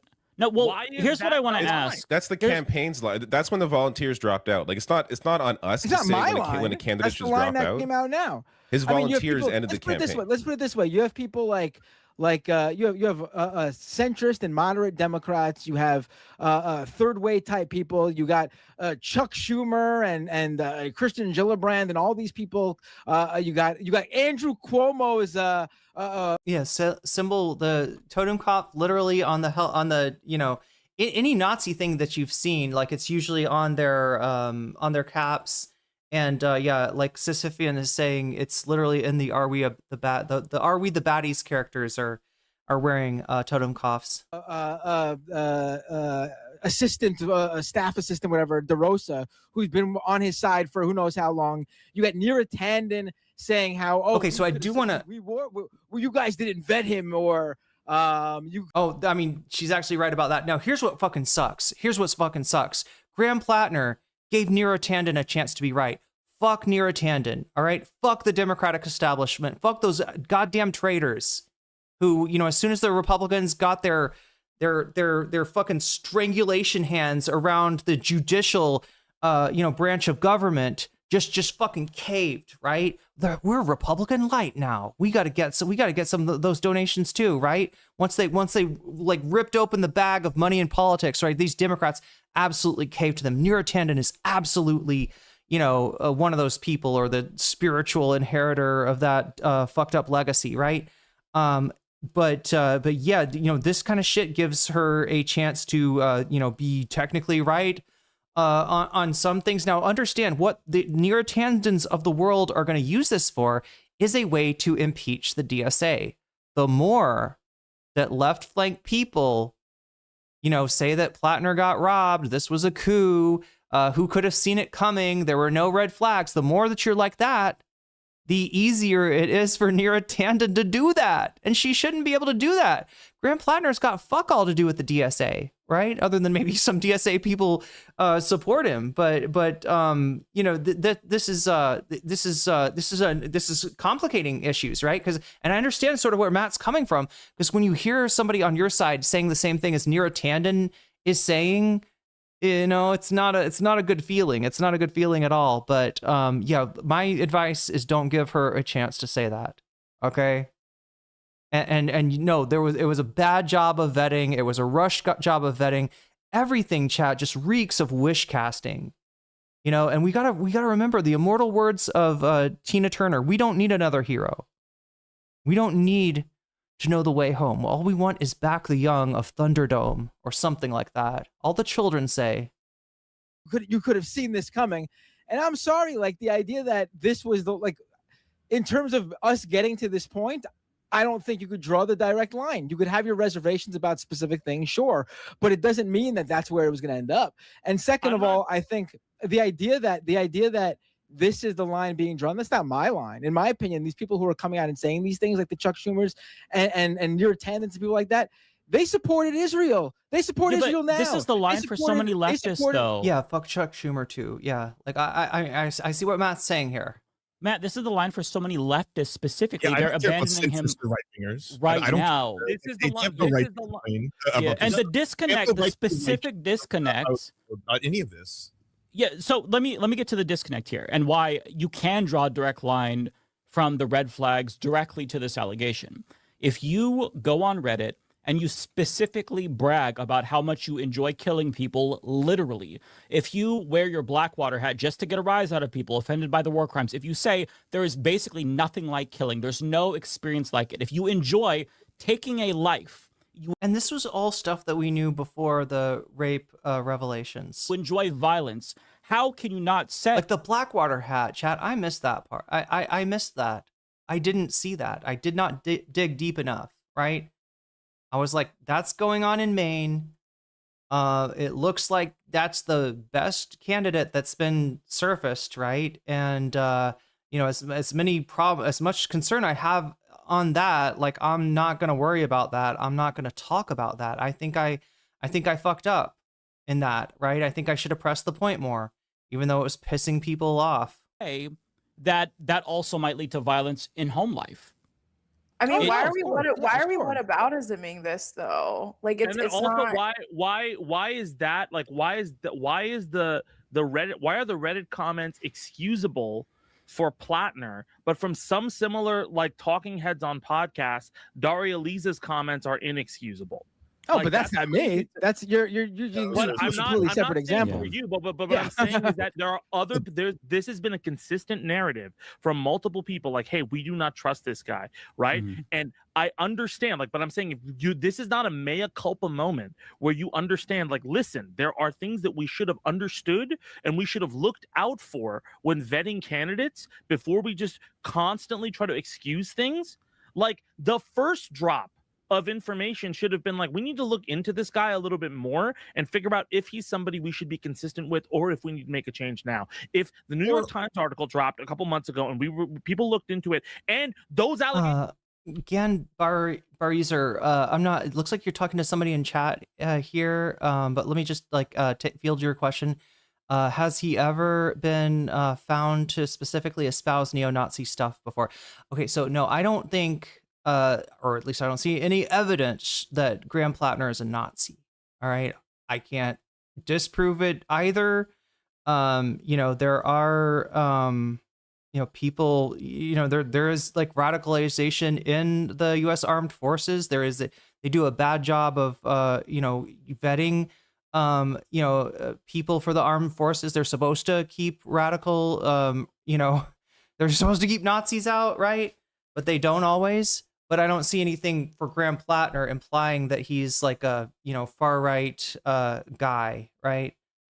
What I think about the tattoo is that he got it when he was with his, you know, fellow Marines in Croatia. Maybe one of them knew what it was and was like, "Ooh, let's all get that," you know, and he didn't. I think that over the years that he had it, the 10+ years that he had that tattoo, I have trouble believing that he never once was made aware of this, right? And given the fact that his response, and watch his original response to the tattoo thing, okay? And tell me if you don't think that he reeks of somebody who's hoping the other shoe will not drop, right? That's what I saw, and that's why I was concerned about the Platner candidacy, you know, whether or not, you know, it means anything, you know, towards his ideology or not, right? That's what got me concerned about that. But no, I think that the case that there were red flags that should have been observed earlier, and that less people on the actual left. Remember, we're not talking about your average voter in Maine, and I get that your average American, you know, sees that a guy's been in the Marines and says thank you for your service, right? But I'm talking about for us, right? We're more of us, both content creators and you know, members of the you know, the left flank, right? The insurgent left should have noticed, should have seen something, right? Even apart from thinking that his tattoo, you know, belied far right allegiance or anything like that. Which were reported in the New York Times were accurately reported then, right? And all of a sudden, Platner had to do a mea culpa there, and we would have had more time to vet a candidate, put him up, and replace Platner than now. After all of this stuff has happened, after we're through only 4 hours late, yeah. After we covered the ICE shooting in both in the one in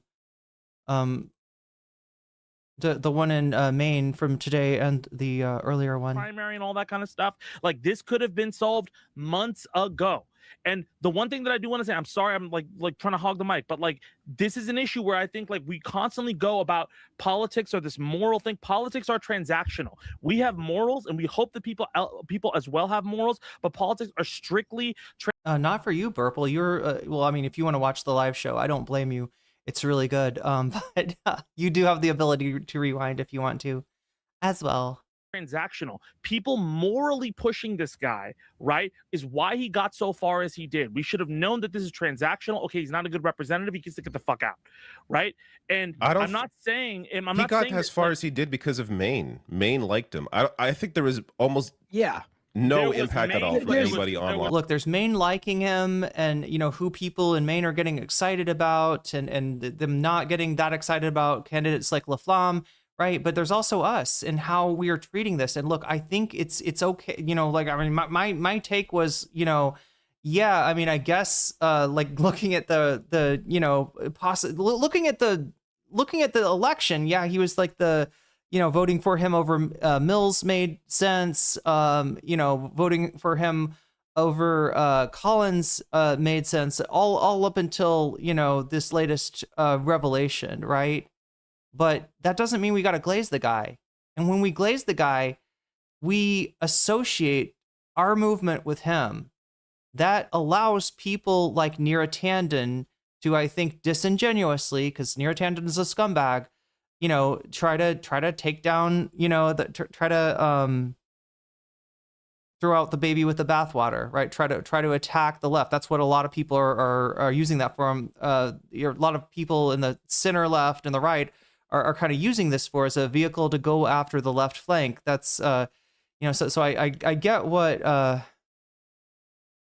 Matt is saying. What I'm trying to add to that, though, my antithesis to his thesis is that it's one thing to say this person's the lesser of evils. It's another thing to say this person is changing politics. And unfortunately, there was way too many leftists saying something to the towards that, to the point where he becomes a mascot, and he never should have been. If you want to, I'm not big on mascots. I'm not big on heroes. I'm not big on messiahs or people with messiah complexes. But there's a lot of better people to use as the figurehead for the movement than Graham Platner, and it's only by our own wish casting and our reticence to listen to some of the people that were blowing the whistle on this, like Ariana said, a lot of Black and brown people were concerned about Platner, and a lot of times they were treated very badly by the white left. On what happened in Maine. I mean, the first time I talked about him like 10 months ago, he was already way in the lead in the primary race. Like, take accountability. To be honest with you, I agree with you, David, but a lot of political commentators need to take more accountability for their blind spots. That's where I'm at. It requires a mea culpa, specifically from the left. All of your arguments about the establishment and mainstream media I agree with you 100%. But specifically, the issue with the leftists who promoted him, who are just saying, "All right, I'm out. This is too far for me," is that they decided to just move past the Blackwater and the Reddit posts about killing, and now they're pretending like, oh my God, I could have never seen this coming. Well, you could have seen it coming if all of the things that people brought to you. Burple, I used to think the U.S. was very important in global affairs. Now I'm not so sure. Look, it was and it is, but it's going to be less so going forward. All right, and you are witnessing very much the death of the empire. It is whether the people within that empire have a soft landing, and the left in the U.S. is able to reestablish, bonds of camaraderie with the rest of the world. That's what's at stake. That's what the question is right now. But yeah, going forward, you're going to see a lot more influence from China and even Iran. Just like I don't want to get distracted too much, but Iran is taking control of the Hormuz Strait, and with that, they're going to be incredibly influential. Yeah, the United States' influence is definitely on the wane. Definitely. the evidence about him being violent were actually taken seriously, but people poo-pooed that and shit on anybody who tried to bring that up. And that's the problem. And that's why we have to go back. We can't move on yet, because that needs to be addressed. It was a moral failure of the left to promote this guy. And I understand you can. Well, only facts. Just understand what's beating the United States in Iran is actually the geography, right? No, maybe more than the geography. Maybe more than that. Because if you think about American service members, right? A lot of them are probably questioning, we're questioning the murder that they were doing in the Caribbean and the Eastern Pacific, questioning, if they're being sent in to fight a war for Israel, in Iran. And on the other hand, right, even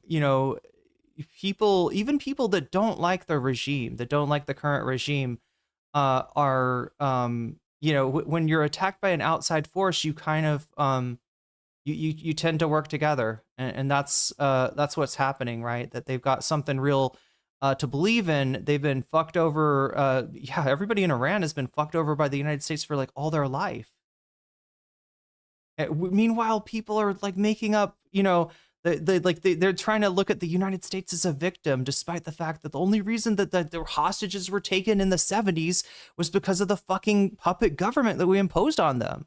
Was because we would not allow the elected leader of Iran to actually take control of his country's resources for the good of the Iranian people, right? It's can make this argument that, hey man, there's nobody else. There's nobody else. It's, him or Janet Mills, him or Susan Collins.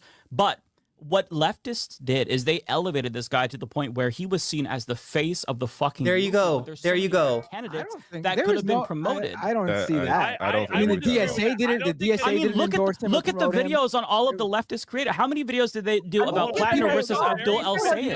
Multiple YouTube videos on him. People interviewed him. Okay, I guess they do talk over each other a little bit. There's a lot of leftists who did promote him, but I think it's a very specific brand of leftist who specifically made him the face of it. I don't think that's the universal face of the left was Graham Platner. No, I don't know anyone. There was dick riding because we saw him as one of our own, right? He watched our podcast, so let's ride his cock. When it's like, no, you have to have objectivity because there's red flags that you're ignoring, and you're shitting on anybody who tries to call up these red flags, and that is so frustrating. And you have to reckon with that. You have to reckon with the fact that you got this wrong. And you need to understand why you got this wrong, and you need to grow from this. Otherwise, we're going to get rolled by some fucking Manchurian candidate who 10 years down the line is like, hey, man, I used to be in the IDF for an ICE agent, but now I support Medicare for all. Like, are we just going to let them into the movement? But I have a question. Do you think Graham Platner's an actual politically right winger? Like, do you think he's an actual 100%. I don't care. I don't know. It doesn't matter. I don't care. But that's the point about if people got rolled, that means that he's actually not who he says he is. I think he's a left winger who committed sexual assault. Yeah. Agree. Okay, but the fear with Graham Platner specifically.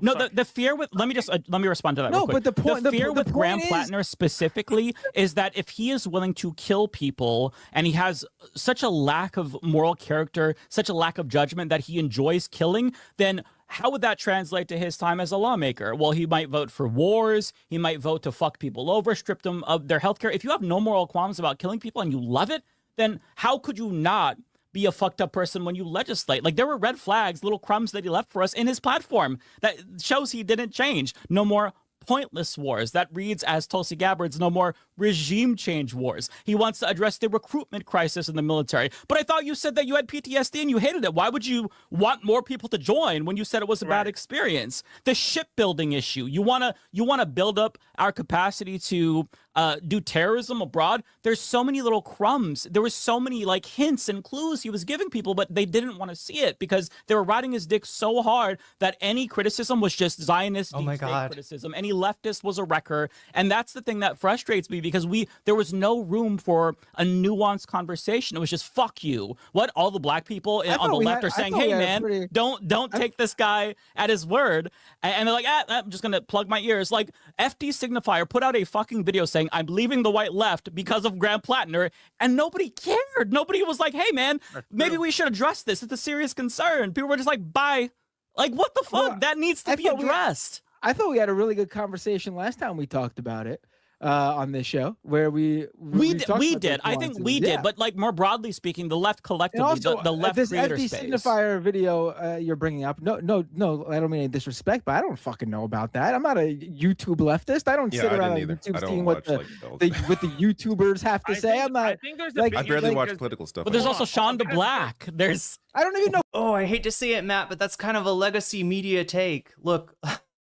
That's kind of a legacy media take. I get that, like, you know, traditionally YouTube has been its own little, you know, we're used to seeing this like separation between like online and offline, and over the course of the Trump era, which is not just the administration but the fucking 10 years since that asshole went down the escalator. We have been seeing the Wired and the real world kind of, you know, the distinction is breaking down. Did somebody say FD is awful? I didn't catch that. Wait. I think Matt is saying that, you know, with all due respect, I don't know who the fuck you're talking about. This is YouTube shit. This doesn't, like, you know, I'm cued into the news. I'm cued into, you know, I don't know, Twitter. I don't even know.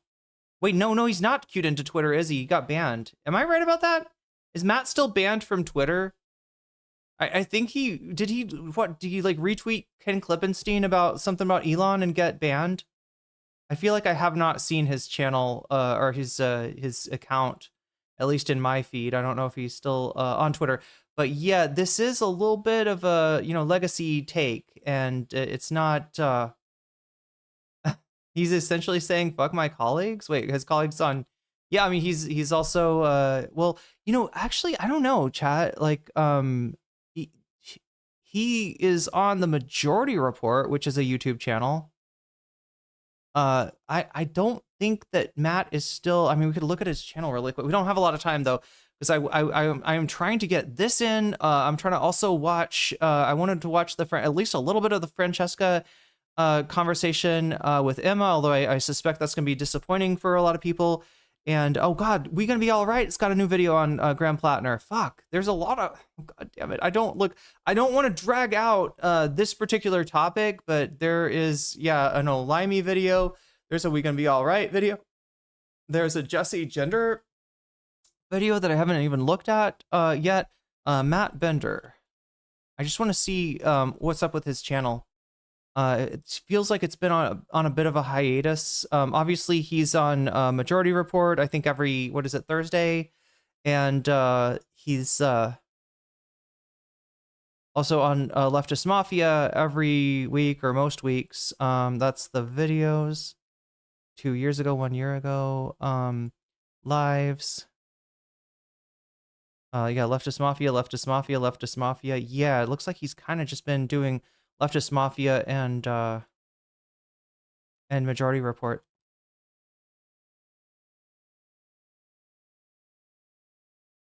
Oh no, it was that progressive victory thing was the, okay, anyway. That's like literally the last time I think I watched Matt, and so it's not, I'm not missing out. He's just been doing other things. So who that is? There's Ariana right here. I mean, guys, like, also, like, we're not, like, this is not a direct attack on David and Matt, like, because again, we're not like swinging at you guys for like, again, this is not an attack if you at one point supported Platner and like are like, oh my god, I'm blown away by this, like, you should have known. That's not the point we're making. The point that's being made is that this is essential, like, we all have blind spots and we have to be more reticent of the fact that, like, even if we felt like there were no red flags there, that's the point, is there were. If he wasn't a plant, he's serving the same purpose as one, because he got everyone in a position, especially on the left, who would have been united against things like imperialism or Zionism, to suddenly start fighting each other and moralizing and talking down and condescending. Jesse Gender's video mostly concentrates on Hassan and calls him completely uncritical of Platner, huh? Towards, again, people of color who were some of the first, like, content creators who were trying to be like, by the way, this guy's fucked. Why would you support him? And then a lot of people along that road, like, when it comes to the right, they learn and adapt so fucking quick. Look what happened after January 6th. That's a coup. They're supposed to be in jail, all that kind of stuff. But it's like diversity of tactics. Like now all of a sudden they're being pardoned. They're getting rewards. Like they are learning from what they're doing to try new shit to do fascism. We have to do the same. Like if a person like Graham Platner comes along and he's not a wrecker and he's not a CIA plant, but he serves the same purpose, a lot of people who want to break up the left or organizing or anyone trying to like achieve anything can look towards this as a lesson now and be like, look how easy that was. All you needed was the soldier boy, and everyone's like, oh, he's my soldier boy. I want that. I think that is some like I think it's an easy like kind of thing like people can make a big deal. Like you'll get Neera Tanden to say some shit and everything like that. But a lot of the people who are using that, like they're not gonna. Honestly, there's too many examples of progressive politics working in the recent memory that I don't think Graham Platner sinks progressive politics to such a level where we're like, oh, but I think it is an internal thing where we have to understand in terms of candidate electability and because that's the big thing everybody attacks for the left. It's like candidate electability, like who's an electable candidate with these kind of positions. I think I don't think he sunk us. I don't think he destroyed the left. I think it's healthy. I think it's healthy. We're having this discussion. Yeah, I agree. They don't have this on the right. There is no you committed sexual assault, then you become the president. Make him the president. I also want to echo what Zed said, that it's not like specifically Matt and David. Like I'm not trying to take all my anger on you, both in particular. I'm just saying that like in general, the left, the thing that really bothers me is the lengths that some leftists went through to promote this guy to the detriment of the movement collectively. They beclowned themselves to promote this guy. I don't think there's any detriment. But there is though, because now how can anybody trust American leftists, white leftists? There's this division. How can you trust anybody? How can you trust anybody? Look what Fetterman did. How do you trust anybody? But no. I mean, like, I don't think that. Why are you all taking this so personally? Okay. This guy presented himself as something. Did I get the quote wrong? Why are you all taking this so personally? I think I said, why are you taking this? Okay, yeah. Why are you all taking the? I'm sorry, chat. When I put something in quotes, I tried. Did I put this in quotes? Leftist Mafia is literally Matt playing social deduction game with friends. No, I mean like black leftists versus maybe that's what so if you've ever watched this panel show, right? When at the end of it, they have this, they got a series of topics, they talk about them, and then people start to leave. And Matt and Mike and maybe Lance are the people that tend to hang out the longest and just read super chats and stuff like that. So yeah, if you catch them at the end, who knows what they're doing. You said deduction games. That sounds pretty fun. Look, anything that improves people's critical thinking in this environment, I am all for. I'm thinking, chat, we got to have a moment we got to have a dialectical thinking. Like we have to have like 10 minutes in the beginning of the stream where we just go over syllogisms. Leftists, they can't trust us. There's a huge divide between all the people taking part. This is a very online conversation to have. Yes, no one outside of this bubble, and I see people going like, how is Matt not a YouTube leftist? He's on YouTube right now. No one would have known if it wasn't for YouTube. Yeah, I'm on YouTube, but I don't pay attention to this shit. I don't care. I don't got time to be on YouTube all day watching every fucking commentator about saying what they fucking want to say. I got 3 kids. Yes. I got 3 kids.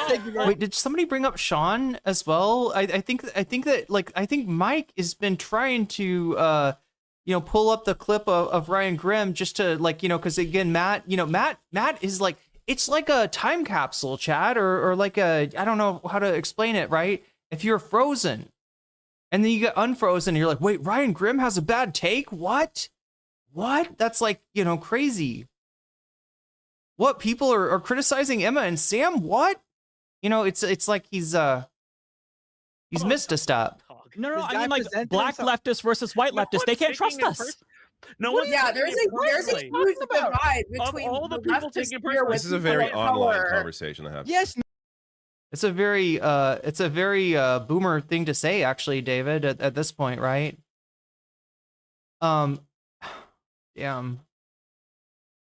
You see, like in the past, that would have been true. In the past, something that's on YouTube is kind of, doesn't have a lot of effect, but it's a different moment. The time moves on, right? We, the last president was elected by partially by the podcast that he went on, right? This is not, 19. This is not 19. This is not 20. It's not 2020 anymore. It's not even 2020 was everybody was online because of COVID. That's a bad example. Like black leftists versus white leftists, they can't trust us. No one. Yeah, there's a huge divide between all the the people leftists taking here with This is a people very of online color. conversation to have. Yes, no one outside of this bubble, and I see people going like, how is Matt not a YouTube leftist? He's on YouTube right now. No one would know if it wasn't for YouTube. Yeah, I'm on YouTube, but I don't pay attention to this shit. I don't care. I don't got time to be on YouTube all day. Watch. I'm sorry, Matt. That's crazy. That's crazy, man. That's crazy. I'm sorry. I mean, I'm not trying to, dogpile the guy, right? Because he does have a lot of stuff that he's dealing with, a lot of stuff that he's doing. I don't want to hold him responsible for, just stuff that he just legitimately doesn't know about. But this is not a platform that you can be on without at least some looking around of like what is in your content sphere, right? It's like driving a car with no headlights, kind of. You know what I mean? It's like, okay, well, as long as you the road doesn't turn or something, there's not like a hole in the there's not a hole in the road, or a deer doesn't run out there, or somebody's kid, I guess you're okay. But yeah, in general, it'd be better to look. It's almost a requirement. It's almost like I don't know what to say. And again, I'm not trying to have a go at the guy or anything.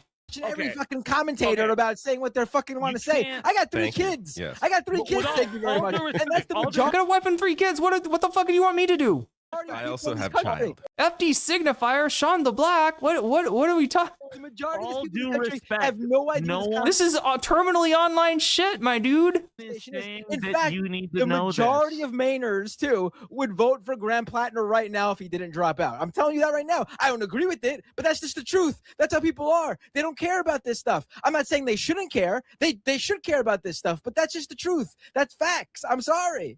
You can't go, I'm not taking this personally, when 2 people on the panel go, this is not personal again. You can't say that's just facts with your eyes closed, okay? You just can't do it, right? You can't say these are material conditions without observing those said material conditions. And then you go on a diatribe about how you don't know about leftist politics on YouTube.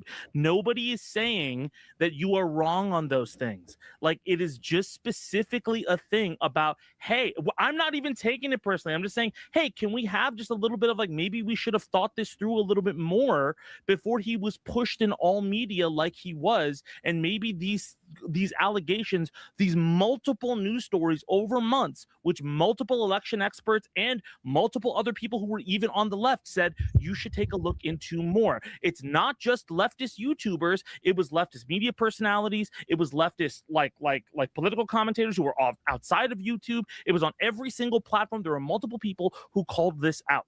Okay, I am not saying that you are on the hook for it. I am not saying that David is on the hook for it. I just got through before you came on glazing everybody about how great they're. Yeah, Ray says we are all Ariana right now. True.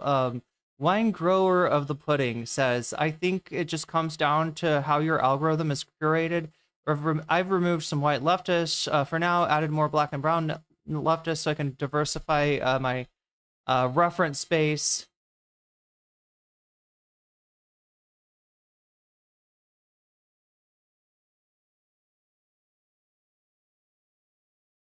Content has been for multiple weeks. It is not a personal thing. It is just being like, hey, maybe we could just think through a little bit in case somebody comes through. And in terms of Fetterman, again, there were multiple stories about Fetterman before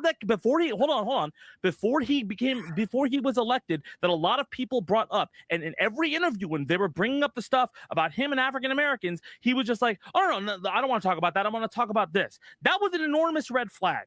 Okay, which now we don't like let that kind of stuff slide. So maybe in the future, when there's somebody else who comes up, we can have this other litmus test to make things easier. That's kind of the point that's being brought up. Not, hey, fuck you guys for supporting it. I completely understand where you were coming from, because hey, even to me, before I found out the Blackwater stuff, he seemed like a cool candidate. But after all of that stuff, I was wary. That's all that is being said. I'll let okay? Bender talk. I just want to mention one. I just want to mention one thing. Fetterman, I really think it was mostly the stroke. There was an article about his position on Israel before the election, but his own family. There's articles about his own family being like, "What the fuck's going on with this guy?" Like they don't know. Like he's changed. He's a different person. Yeah, absolutely. Yeah, that's. So he's the comparison to Fetterman I always found weird. Like Fetterman had a very specific medical emergency that he hasn't recovered from clearly, and he's lost his mind. Like, yeah, Infallible Fel. It's not you're right. It's not all about race, and it is just a correlation, I guess, that people are noticing that a lot of the voices that were raising the red flags were black and brown. A lot of the voices that may have been lending too much credibility to somebody like Graham Platner, who, like I said, fine, prior to, what we know, fine if you want to say that, like, I'm looking at the people running and he seems to be the least bad of them, right? If you want to make an argument for lesser evil about Platner, I mean, obviously not now, but, at a time like that would have been fair, right? But yeah, it's just more of a correlation and just a general, like, this is what happens when we carry on the societal dynamic of white supremacy or misogyny or heteronormativity, cis heteronormativity into our leftist space, right? We are against these things, but we are also conditioned by these things. And if we don't take a moment to reflect and to surface the things that are subconscious, the things that are implicit, our own implicit bias, we create a space that is, hostile to marginalized people. And for that reason, you don't get their voices aren't as powerful as they should be in the movement. We're not being informed by voices that could really help us out, that we should be paying attention to. I think that's the majority of what Ariana and Mike and Lance are trying to get across here. And down the street with a gun. No. I'm not saying there weren't, like, yeah, absolutely. No. But yeah, no, she's right about Fetterman. Yeah. She's absolutely right. Look, the thing, and also nobody was caring about Israel and Palestine. I think, correct me if I'm wrong, chat, but Fetterman was a Zionist before, like, he didn't need a fucking, a stroke to make him a Zionist, right? Regardless of the guy had a medical event or not, it's not fit for the role. At a minimum, I said that as someone who is unable to work for medical reasons. Yeah. In terms of how he votes, like him on Fox News every single day talking about how terrible, like, Bernie Sanders is now, like, he's a different person. He's a weird guy because he lost his mind. Like, he's not right. Sure. I'm not sure how much. I don't think I agree with David on this one. Right, than it was, but the core, the base of the person was rotten. Yeah. Good night, Sasha G. I hope I'm not keeping you up too late. I'm gonna strive to be available in more waking hours for people in in the time zones over there. Yeah, there was a rotten sorry, if you it's possible that was always there and it never came out till he had the with stroke. a gun, like, no. Yeah, and to be clear, to speak to Matt's concern in particular, I think it's a fair point that, like, you're not expected to watch every single commentary video about this. You're not terminally online.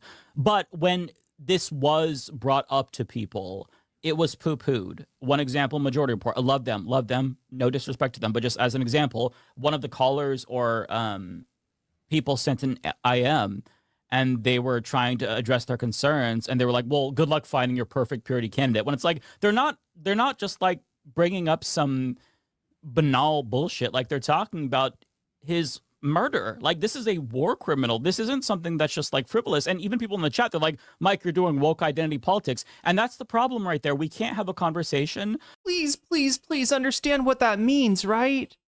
Woke identity politics, whatever that fucking means, it's only bad if you're using it like Hillary Clinton as a goddamn fig leaf over your shitty politics or over your shitty, domestic policies, right?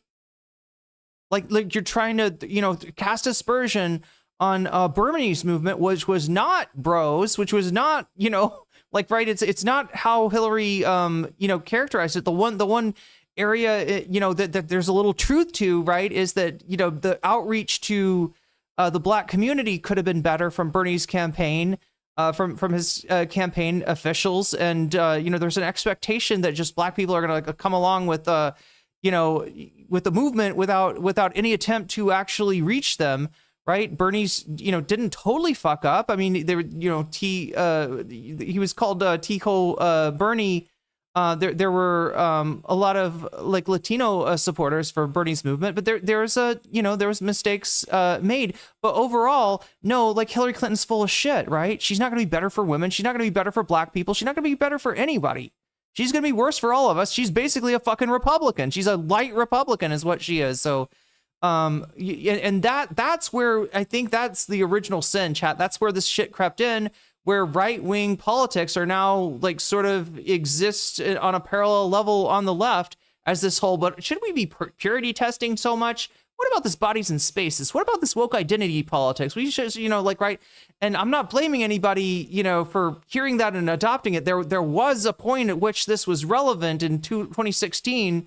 And maybe to a lesser extent in 2020, right? But again, this is it's taken up residence, and it's a right wing construct on the left that like lets people take up residency, lets people like gain notoriety on the left. People like Vosh, people like Destiny, people that are edgy boy messiahs, edgy white boy messiahs that we should know better than to trust by now. Now, please don't take that as like I'm saying like white boys can't do politics anymore. I mostly, about people's, takes. I'm not trying to say, identity over, what their policies were. Because again, that was what Hillary was espousing. But just please understand, when you're not dealing with Hillary Clinton anymore, when you're dealing with actual comrades that do care about, domestic issues and do care about material conditions, right?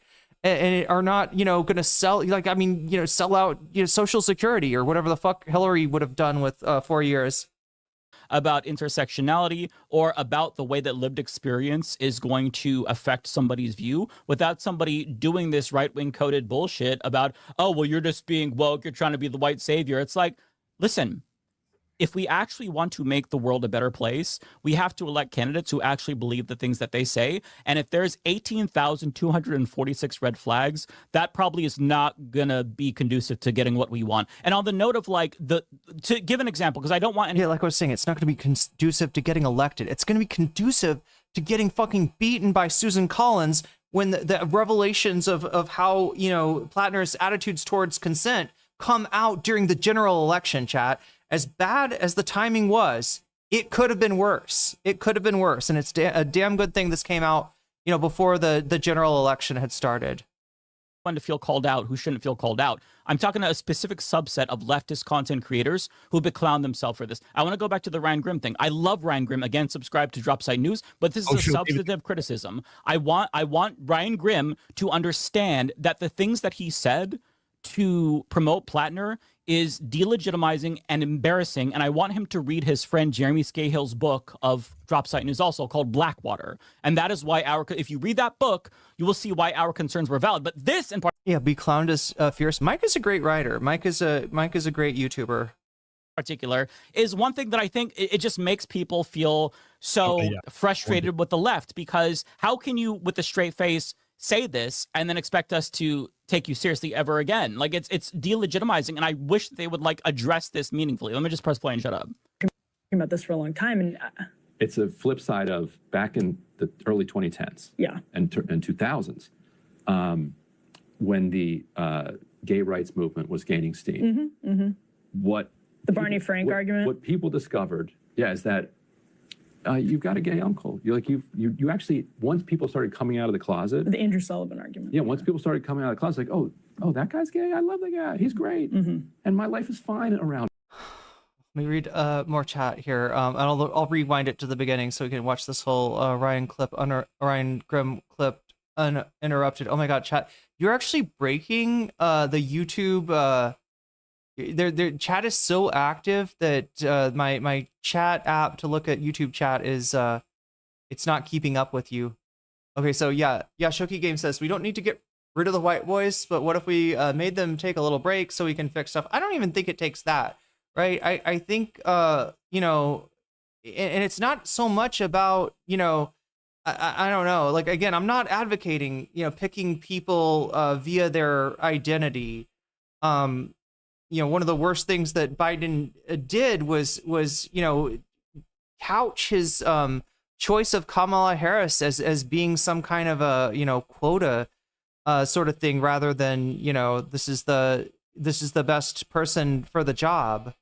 But I do think that look, Frank Herbert, all right, now there's some conversation. You can watch Cavernacle's video on the politics of Frank Herbert. Cavernacle's got some interesting ideas about Frank Herbert, but my understanding is that the reason that Frank Herbert wrote the Dune series was not to be like, what an awesome dude Paul Atreides is, right? If you get through, you know, to Dune, Messiah and Children of Dune, you know, you learn that Paul Atreides is not awesome, and, you know, like, right, but he was trying to disabuse us. He was trying to disabuse people of the our attraction to great men of history. And, you know, when we were talking about great men of history, there's a reason that I don't say great people of history, right? Because this shit has a misogynistic bias. It also has a white bias as well, right? And that's why I throw in, you know, white with edgy boy Messiah, right? To make us aware of the ways in which we are making mistakes, right? Just like you're playing golf, right? You want to know, you know, if you want to get better at golf, you want to notice, am I hitting the ball to the left all the time? Am I hitting the ball to the right all the time? You know, am I, you know, is it having too much upward trajectory where it's not getting to the, you know, it's not getting, it's not getting, you know, as far as it should, or does it have maybe too little upward trajectory where it's being bounced off of stuff, right? You notice how you error, you notice how you miss, you notice your tendency, and you start to notice the things that make you fuck up. And yeah, one of those things is like implicit bias. That's what I'm talking about, right? That's what I'm saying. On him, this is the reverse for liberals. It's like, this is a white guy. Yeah, right. Chazara says, no, a lot of edgy boys have not this reading of Paul Atreides. Unfortunately, you're right. Actually pretty nice. Okay, let's rewind him. Let's rewind him. This is just a moment that I would love it, Chad, if Ryan Grim ever, you know, watched this and was like, oh, geez, that didn't come out. Like, I just can't believe he fucking consciously said this, right? He's not Hassan Piker. He's not streaming for 9 hours a day where, you know, he doesn't realize what he's saying, right? He's, you know, I mean, I'm sure they come in before work and, you know, have a conversation and set up like what they're going to cover and stuff like that. But, you know, it's not, I mean, this is something that Ryan, you know, consciously believes apparently, which is, you know, why I'm not necessarily expecting him to walk this back. In fact, Chad, I think a more likely outcome might be some sort of a pivot to a more, you know, center populist politics, or, you know, even a leaving the left arc is not out of the realm of possibility. Anyway, let's, this is what Mike was trying to set up the whole time. People had a lot of thoughts, so he pulled down the clip again, and now he's got it back up. He's like, all right, I want you to watch the clip, because this is the one that Matt was like, what? Ryan Grim? Really? Yeah, I think Matt just hasn't seen this. And for a lot of people that have watched Ryan Grim and appreciate his reporting, appreciate, you know, some of his commentary on international events, I think people that like that are like, you know, when they see this shit, they're legitimately surprised at you know, what his viewpoints are on some of these things. And I can't tell you, chat, how much of this is being part of the Breaking Points blob and how much of this is just Ryan Grim, right? I can't tell you, did Sagar and Jetty rub off on Ryan Grim, or did Ryan Grim rub off on Sagar and Jetty? I'm pretty sure Emily Jashinsky, I'm pretty sure I've seen Ryan pick up, you know, some of her ideas and some of her talking points on issues like immigration, which I would also encourage you to look into. I will try to surface that if I have a chance, maybe through a video, maybe through a live stream. But obviously the Breaking Points fans don't like it when I tell them about stuff about Ryan Grim that they didn't realize. Anyway, let's let him cook. So frustrated with the left, because how can you, with a straight face, say this and then expect us to take you seriously ever again? Like, it's delegitimizing, and I wish they would like address this meaningfully. Let me just press play and shut up. About this for a long time, and it's a flip side of back in the early 2010s, and 2000s, when the gay rights movement was gaining steam. What the Barney Frank argument? What people discovered, is that okay, when the gay rights argument, he said in the 80s, right? Let's just get this because I got confused about this early. When the gay rights movement was gaining steam. Sorry, back in the 80s? Back in the early 2010s. Oh my God. Okay, that's important. Early 2010s. He's talking about the marriage equality. And 2000s. When the gay rights movement was gaining steam. What the Barney Frank argument? What people discovered, is that you've got a gay uncle. You actually, once people started coming out of the closet. The Andrew Sullivan argument. Once people. This is what confused me, chat, because the out of the closet thing is more of a 80s, even 70s type of thing, right? I mean, I'm sure there were people coming out of the closet even as late. I mean, there's still people in the closet. Hello, Benny Johnson, right? Hello, Lindsey Graham. But that's what confused me, right? Is that they the out of the closet moment was like the 80s, and for him to be saying this about the 80s is crazy, right? There's obviously the LGBT community was dealing with the AIDS crisis at the time, and so comparing the plight of white men in the left to that would be utterly crazy. But it's he's talking about the marriage equality movement, the 2010s, where we almost had kind of a consensus. Or at least, I don't know, 2/3 of the country was pro gay rights. People started coming out of the closet like, oh, that guy's gay. I love that guy. He's great, and my life is fine around him. This is the reverse for liberals. It's like, this is a white guy, and he's actually pretty nice. A big burly combat vet. Big burly combat vet. Someone you could see with Joe Rogan. And he's fine. Don't be afraid. Don't be scared. Don't be afraid, don't be scared did not age well for Ryan. The current cultural divorce between kind of progressives and white men is so stark that it's just culturally, morally, ethically wrong, but also just pragmatically from a political perspective. You can't build a national party. If you assume every white guy or every white guy with a deep voice as a combat vet or whatever is out to get you. Or if you talk about him in a way that implies he does have sort of built-in problems. Right. So just inherent toxicity or something. Whether you're talking about racism or sexism, yes. Why does it sound like he's crying? I don't know. Maybe he is. Maybe he's got, the thing that you get where, did anybody else get this? Do you feel like a sharp sensation in your nose? And it's like, you could cry, but maybe you don't. Maybe you're on the air, and so right. I don't know. He's like, finally, somebody's come along to liberate white men like myself. Oh, God, what a watershed moment this is. Oh, it's so beautiful. Finally, people are gonna see my repression as well, and we're gonna have this great coming. I mean, this is some centrist fucking brain rot, right? That the right wing had that moment where they're like, oh, that's a gay guy, and he's not bad. I like his comedy. I like his music. I you know what I mean? Now finally that's coming for white guys too. So the right was a little bit wrong in throwing gay people away, and the left was a little bit wrong in throwing male people away. Oh my God, it's so wow. Anyway, limited time. Oh my God. Come on. Press play. My point is, did we have to go this far? And that's not this far.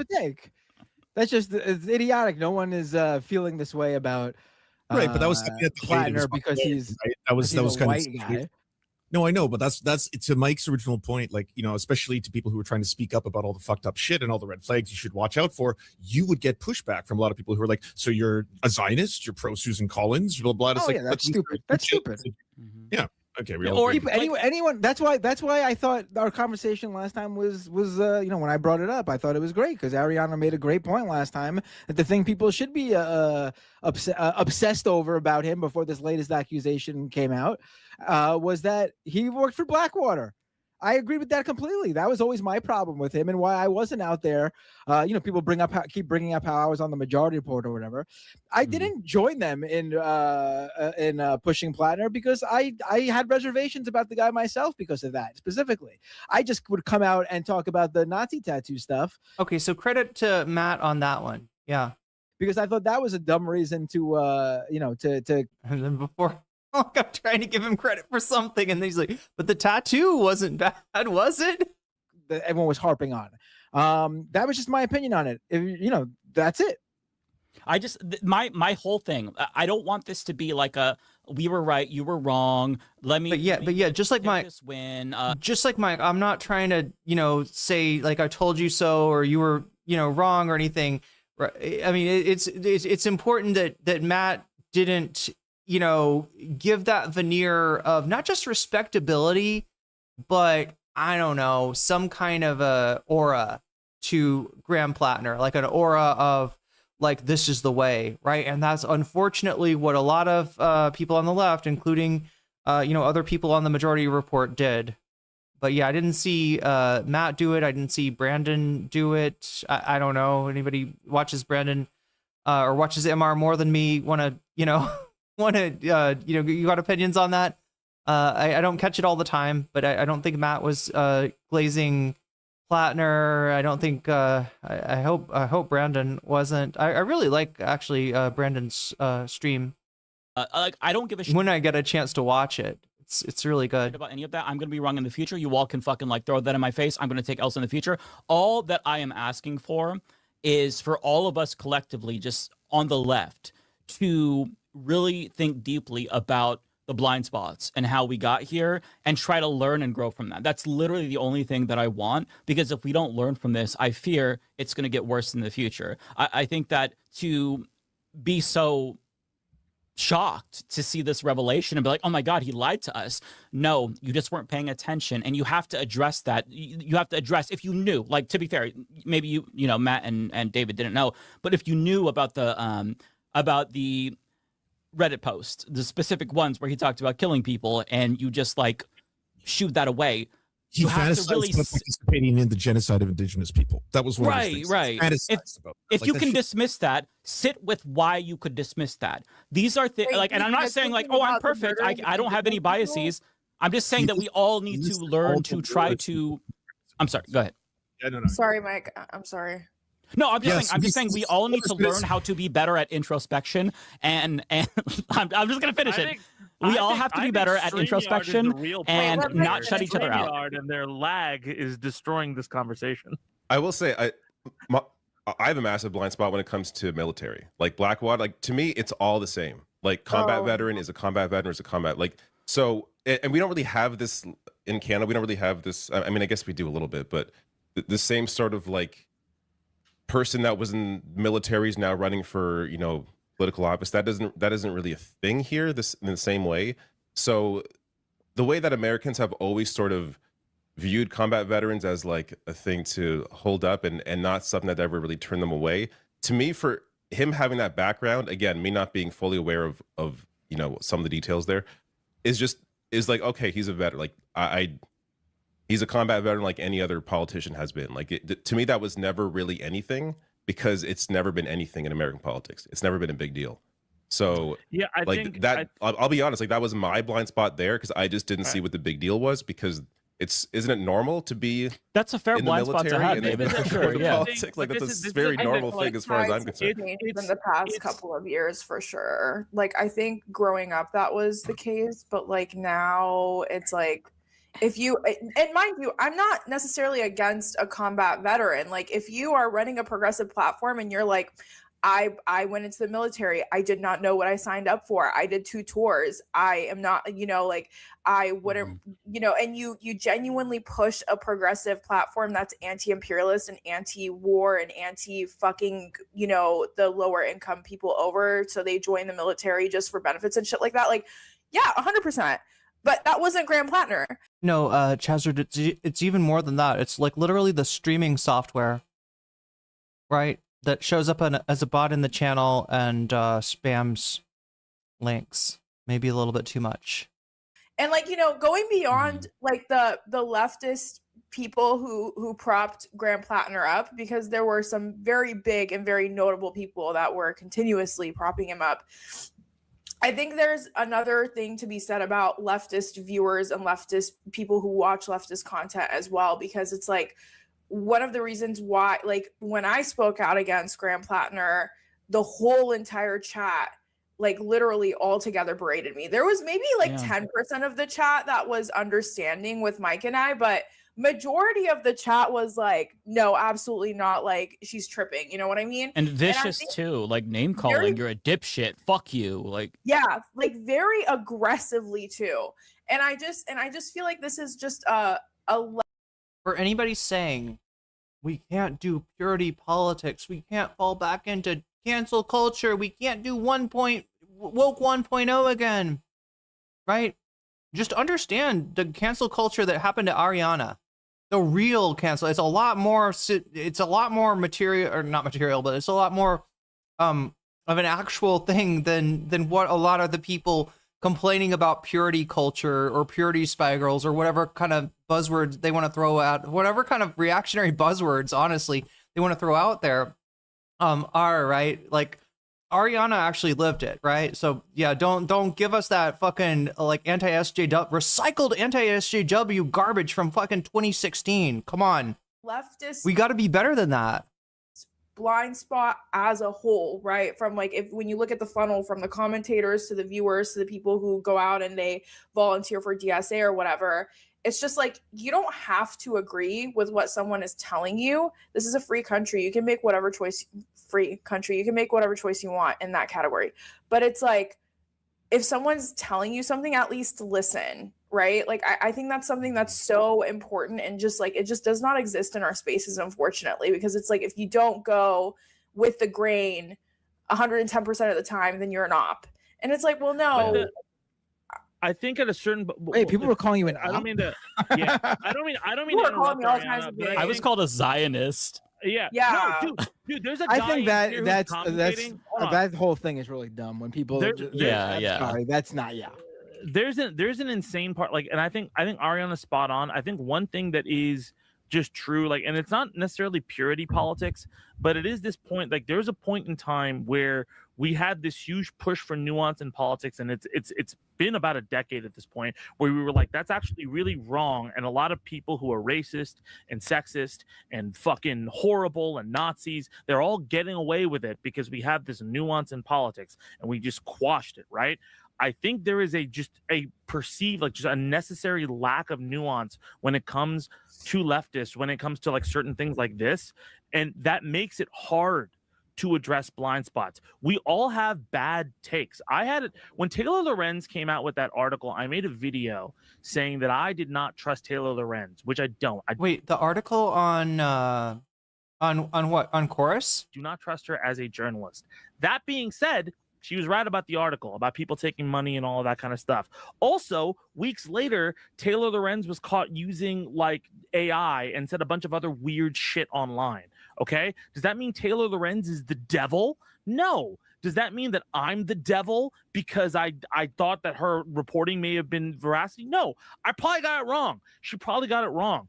We need to be okay with people getting it wrong once in a while. I mean, if we see people get it wrong consistently, then we can make a judgment of it. Yeah, the better thing would be if like people could listen to Taylor Lorenz when she's talking about dark money, which, you know, she is correct about it. And then Taylor Lorenz in turn would listen to other people on AI, or when she's like attacking a person in Palestine over, you know, in Gaza, not just in Palestine, like over masking, right? We all got to keep each other on the course. Right? I think people jumping on Ariana just because she doesn't trust somebody or she feels like this person's fucked up is not a good way to go. Right? And similarly to like Matt and David, if people jump on you because of your previous like feelings about Platner, or you feel like you didn't see it coming. That's a fucking problem. It should be like, yo, you didn't see it coming. Learn better. Like everybody is imperfect in this situation. No, but then that conversation, I agree with you, but that conversation works the other way too, though. Like, who's to say that, you know, that a candidate in this scenario isn't just getting it wrong and they're not a bad person?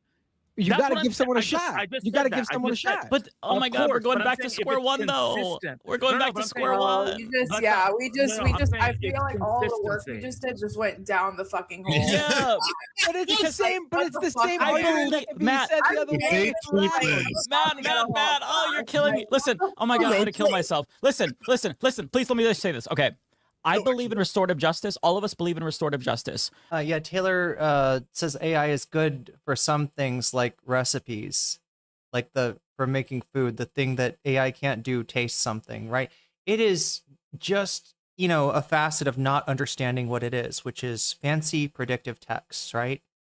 So if it's something that you might have gone to, I don't know, like a Reddit page to learn about, right? You know, like you got a tech problem. Reddit's great for that. AI is maybe great for that. You do kind of have to look at it. It's you do kind of have to look at its like where it's getting that information. So and then at that point you're like, wait, why didn't I just search Reddit? It's a good question, right? But yeah, AI can't taste food. It's not going to tell you the yummiest recipe. Obviously just randomly searching something on Google, right? You know, you might find a shit recipe too. But yeah, it's like understanding, you know, what, yeah, it's basically if you gave life to the comments on Reddit, right? That's what you're getting out of a chatbot most of the time. So yeah, of all the things she could have said, recipes was like the one thing that you really need. Quality control, right, at the end of the day becomes necessary. And this is why, Natalie, some people, some bosses that implemented AI were like encouraging their employees to use AI for everything, right? Because they thought, you know, like the sooner we get them to adopt this, the sooner we become more efficient, are actually taking it out now, because they by the time that they've done the quality control necessary to make sure that the AI isn't fucking them over in some way, they've put in as many man hours or woman hours or non-binary hours, if you will, as they would have not using AI. But yeah, the things that it's good for, more like protein unfolding, not exactly something that's in Taylor's wheelhouse. And yeah, she has, as much as I appreciate, yeah, the Chorus article, I'm glad she was there for that. Right? I hope she'll be there to take some feedback, hold the L, and eat some humble pie over this fucking batshit response to, you know, this woman in Palestine. But if there are red flags, especially, you are not entitled to a fucking Senate seat. No, of course. And again, absolutely not. You have to acknowledge. I need you to acknowledge. Oh my God, we're running out of time. How is this happening? The severity of the red flags. Let me just read the motherfucking. Are they flags or lines then? Then they're not. 25 minutes left, chat. I don't know what I'm gonna do. I want to give you some bonus content because we did hit 100 today. If we hit 200, we'll have 2 extra hours. We're like 80 points from that right now. Flags anymore. They're red lines. Let me read it for you. Okay, flags so are warnings. I'm gonna read. Potato, like what? Well, so yeah, what David's trying to say is that like a red flag is like, ooh, watch out, right? Whereas a red line, anyway, is this is, I will not. If anybody says this, if anybody does this, they're fucking gone, right? I'm not supporting, right? That's the red line. So I think we're mostly how far? Oh God, there's like 15 minutes left of this. There's 15 minutes left of this.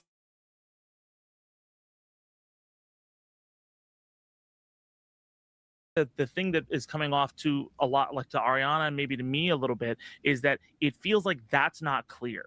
Like that, hey, you know, like it feels that is one of those things where you're saying it's a nothing burger, even if you don't think it's a nothing burger. No. The way you're coming off is it feels like, hey, man, this is a nothing burger. We couldn't have known at all. Does that make sense? My thing isn't even from you guys. My thing is that there's this belief that this should never happen again, and I hate to say it, but this is going to happen again. Things like this will happen again. Yeah, like, and it's not a. It doesn't Look, picking a candidate who turns out to have some unacceptable baggage, sure, that'll happen again. But what I hope won't happen is there being, clear warnings that this candidacy was troubling and people just wish casting, their hopes and dreams onto the candidate anyway. mean anything about the left. It doesn't mean anything about anything like that. This is Yeah, I think you're missing an opportunity to improve, Matt. That's all I'll say. Humans are going to be humans, and yeah, that's a Britney. Is he a Brittany Simon viewer? Humans gonna what does she say? People gonna people. Any Brittany Simon fans wanna? I can't remember what she said. It's something similar to what Matt is saying. I just want to say something. Kowalski just sent me a really good text, and I think he's right, and I want to share it, but I don't want to take credit for it. So I think that someone like Graham Platner, well, paraphrasing what Kowalski said, I think that Graham Platner had a lot of baggage. He has a lot of baggage as a person. Clearly, he has a lot of fucking issues. I've never been a fan. I think someone like Graham Platner was incredibly selfish in the beginning to even put himself in the front, in the face of such a progressive campaign for Senate and become such a national campaign when he has so many skeletons in his Alax says Matt needs a bubble pop moment. There we go. Closet, because then we are sitting here. It's humans gonna human. That's what she says. You're debating on restorative justice or not. I 100% believe in restorative justice, but I fundamentally do not believe that someone who enjoyed killing people to win is someone that is okay in the head. Like, and I think that's okay to think that. Like, there's a line. There's a very clear line, and that's why I continuously go back to, at the end of the day, Middle Eastern lives mean nothing to the average American, because it's like this is the line. This is saying that, oh, I don't really like killing, but I loved winning, and killing was a part of it. So that should have been done. End. Zero. No more conversation. That should have been it. But it's like the fact that it took this instance of rape for everyone to throw their hands up and be like, never mind, I washed my hands clean. Like, no, you need to do reflecting. And also white men like Graham Platner who have— And look, for outlets like the Majority Report, they need to do reflecting to make sure that they're not like dropping audience left and right. All right, they're not Ethan Klein. All right, it's not like that, but they are going to lose people here. They are losing people already, and the thinking that they can just ignore this and have it go away is the wrong route to go down for not just Majority Report, a lot of outlets. Conversation with Matt Hassan, Majority Report. Oh yeah, Brittany did a video on that last week. So much fucking baggage. Need to not run for— I haven't watched her in forever. For these incredibly high spaces, like a Senate. You couldn't even go for Congress. You went for fucking Senate. Like, that's like the highest federal position. I mean, the Senate is full of people who believe that Middle Eastern lives don't matter. I mean, humans are no different than any of them. I mean, but they're not supported by the left, though. That's the key. That's the key. There we go, Mike. It hurts to see the left support. I agree. It's frustrating as a leftist and as someone who doesn't believe that. Are you arguing like what reality is and like it's tough love? Because I think we all— It's the whataboutism for me. It's the whataboutism for me, Matt. Because keep whataboutism mean what we tell you instead of like just like internalizing it. And the other thing with Majority Report, it's not like you're gonna like burn off toxic people that are just problematic and they're never going to be satisfied, right? I can understand, Sam or Emma, being okay with that, right? You're going to lose some of your best community members if you don't. And I think all it would take is, having Mike on, having Rebecca Watson on. Some people, I saw some people in the MR comment section the other day suggesting they have a conversation with Shama Savant. Right. That I think that would do a lot of that would go, that would put back that would potentially put back some goodwill, right? Depending on how the conversation goes, of course. Right. I think what about all the other pieces of shit in Senate? Great. I don't give a fuck about them. I'm not going to endorse them either. No, right. I'm not saying you're going to. Wait. I think you're thinking I'm rebutting what you're saying. I think that was. I'm not. Yeah, there's an argument for like least, the least harm or the harm reduction argument, and then there's an argument for who are you going to get behind and support, right? I think that's what Ariana's trying to point out there. Weird rebuttal. But I mean, this is a great example, like Ariana and Taylor Lorenz of Taylor's not involved in this conversation, but. Ariana being wrong about chorus, being defensive about it, doubling down and really kind of, the unproductive conversation that came from that.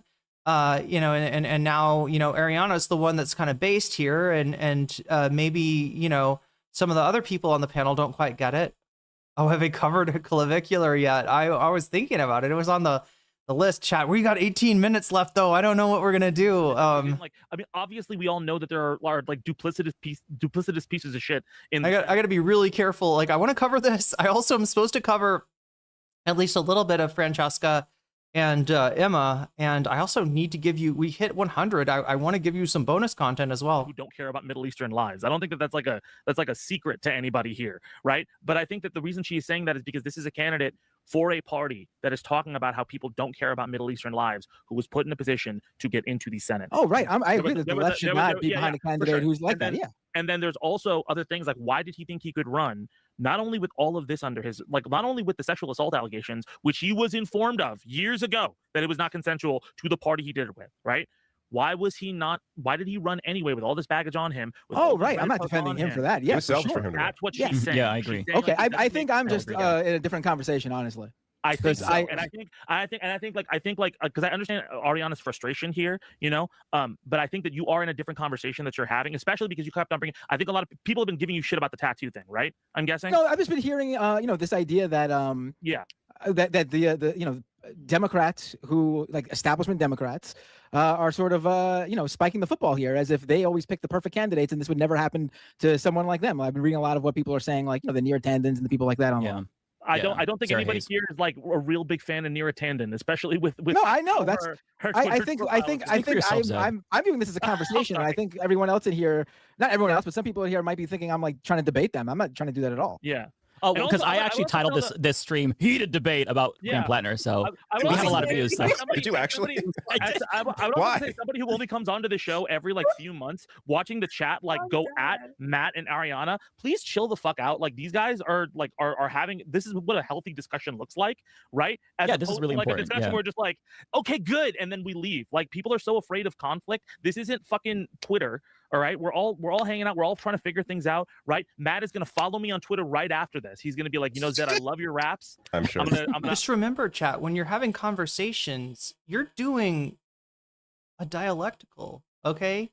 And sometimes the person you're talking to is going to be brainwormed and completely full of shit, maybe even a little reactionary, right? And you don't want to give up any ground, but sometimes it's going to be a dialectic, and you're offering a thesis and they're offering an antithesis, and there's a synthesis that can come from that, right?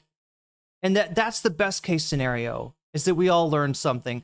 All right, chat, I got to do something because I owe you more content. I'm running out of time for it. Let's take a look at the poll. Yeah, LawTuber turns on Ethan Klein, still in first place, also in first place with the donation. So at least we're on schedule to get something that you voted for and that people donated for. 155 votes counted so far. Let me just switch this really quickly because my thing is not keeping up. 155 votes. Okay, that's correct. Make sure to vote if you haven't already.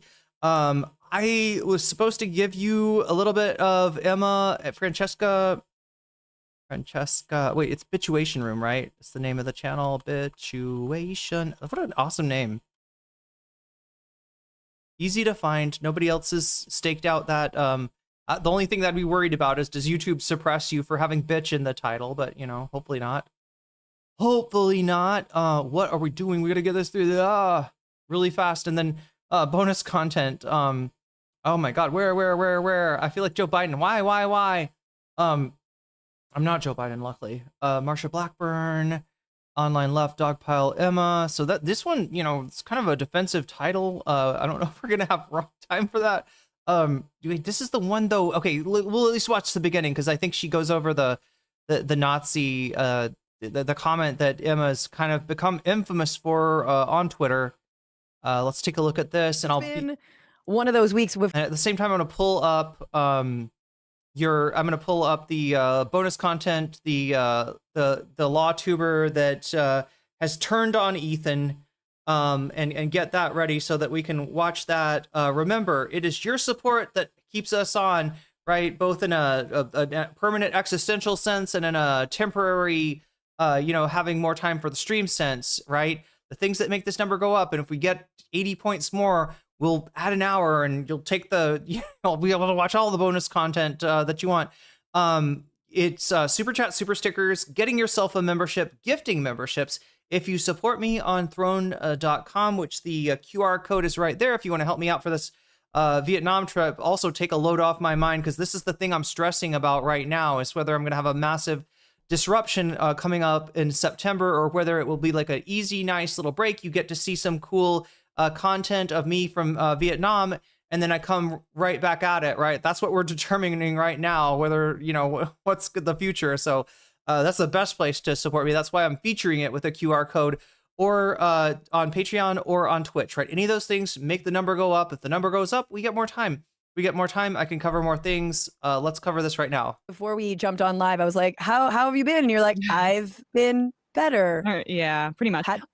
Well, I don't want to make it about me, but it's, you know, I'm getting a lot of online criticism right now, and some of it I don't think is very fair, but, you know, it's the name of the game.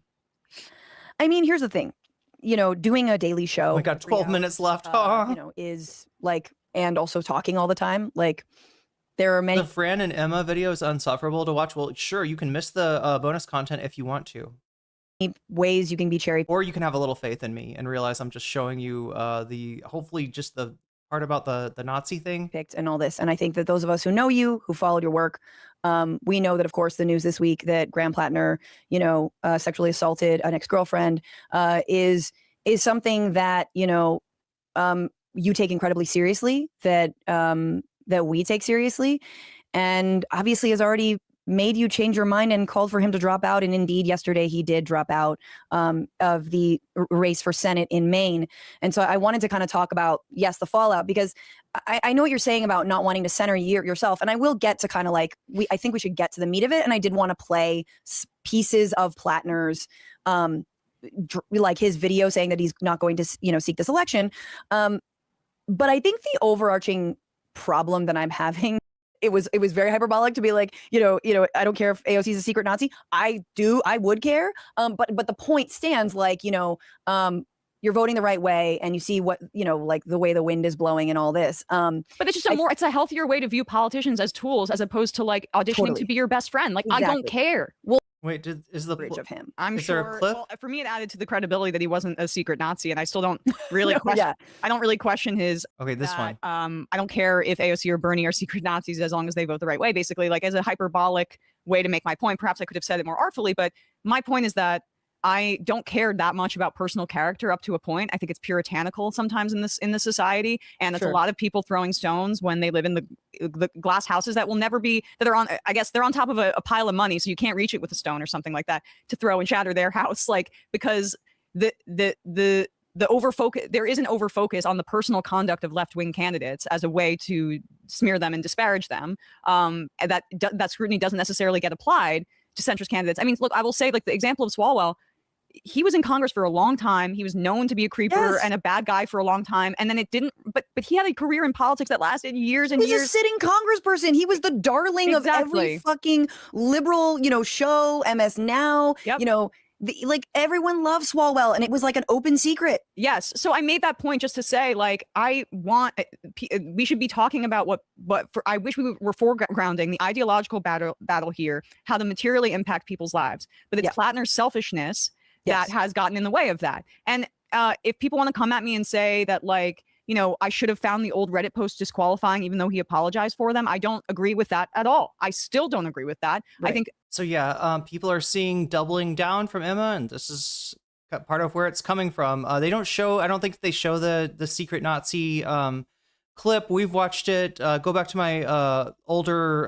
the VODs from last week if you want to see that. To your point, we have to give people a path to change. And there was this national we have to give people a path to change, but that is not a path that leads to the fucking Senate. Give him some time to change before you run him for the Senate, or support him for the Senate, or especially, like, look at him as a, you know, this is what the future of the Democratic Party should be like. Or online conversations. Because that's what gives Neera Tanden the fucking ability to fucking, you know, grind us down. About Graham Platner that seemed to have no interest in what the voters of Maine wanted. It's just about, like, I get to feel morally superior because I am better than Graham and I get a bad vibe from him and whatever. The voters. I don't think that's what people were on about. Anyway, yeah, this is decided that she needs to put down the shovel. And, like, you know what I mean? She needs to put down the shovel and stop listening, because I don't think this should be so hard for her. They liked his platform and they voted for him on that. And I'm interested in democracy and politics. I'm not here to go online and have this just like be an ego stroking exercise. It's exhausting. And so no, I think you're right. I mean, I think the worst thing. Look, Bad Empanada may be ego stroking a little bit. Like, there are examples of people that are like, I was right the whole time, and blah, blah, blah. Yeah, there are examples of that, right? I don't think the Bad Empanada is Emma's, although I'm sure he's talked about her. I don't think that's her op here. You got to worry about the fucking MR chat. You got to worry about your people. Is again using this simply to like dunk, because they need to hear something other than this. They need to hear something other than doubling down. People whose politics you already didn't like, or take shit out of context. Look, it's a rough analogy you made. It was very hyperbolic to be like, I don't care if AOC is a secret Nazi. I would care. But the point stands, like, you're voting the right way, and you see what, like the way the wind is blowing and all this. But it's just it's a healthier way to view politicians as it's an incomplete way to view politicians. That's my problem. It is possibly a thesis, possibly an antithesis. It is not a synthesis. And I think that, is that a thing that it feels like a Brittany Simon thing. Emma needs to spend more time and do some synthesis. Chat, 7 minutes left. Not near. I said I'd give you some bonus content. I meant more than 7 fucking minutes. Let me go grab that link that I thought I had already. There it is. Chud lawyer. I mean, he's not. I don't know. Is this guy actually a chud? He's something, and he is a lawyer. Let's take a look. And again, it's gonna piss people off. I think the saddest thing about the conversation between Emma and Francesca is that Francesca actually had a pretty good take on Platner. And because, of being friends with Emma, this is looking like, defense of something that she never even really stood for. So, yeah, kind of unfortunate. And also unfortunate that we don't have more time to spend with it, right? I am going to try to catch up a little bit. Oh my God, do I have a timestamp maybe? Sunday live stream. But maybe I have a time. Oh, 13. Has provided us 13. both a document as well as a PowerPoint slide. Being proven true or false. So if you have seen this guy before, this is LUS on YouTube. He's a law tuber, which is to say that he's a lawyer on YouTube that opines about legal cases, right? He gave he did content basically farming people that wanted to see Ethan ruin Denham's life. That's obviously not what happened. Now he's coming back on with this video. It's called Ethan Klein Sues Noah Sampson for Defamation. Thank you for giving me an extra minute, whoever that was. Some people have figured out how to manipulate Twitch to sneak extra time, and I'm all for it today. I'll take anything I can get. Anyway, and I don't think it works if you unsubscribe and then subscribe again though. So don't try that. That's a dangerous game. What if you forget to subscribe again and you never see me again? That would suck. But anyway, Ethan Klein sues Noah Sampson for defamation. Oh, that's the old one. Oh, okay. This is what Direful is giving me. God damn it. All right. It's the new one. Man, okay. The audience says he's sweeping for Ethan. Justifies my right mentality. The day that Ethan drops his lawsuit. Okay. Oh my God.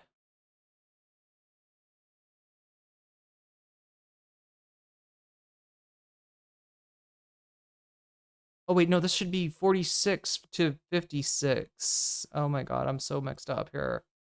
46.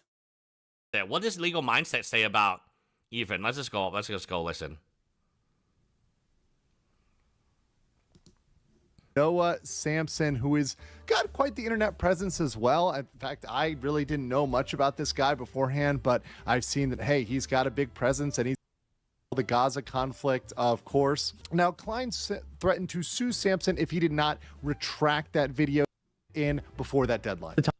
Klein, where he will sue you. So, or where there was a reckless disregard for the truth. And the biggest hurdle, the biggest problem here for Klein, and the thing that gives me so much, it really gives me so much angst about whether or not this can make it over the initial threshold, is that opinion versus actual factual assertion. Okay, so he's anti-Klein here.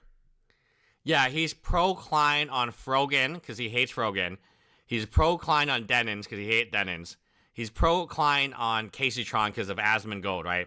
Like all these individuals, I think Casey Tron has been trying to shut down Asmongold's Mythic.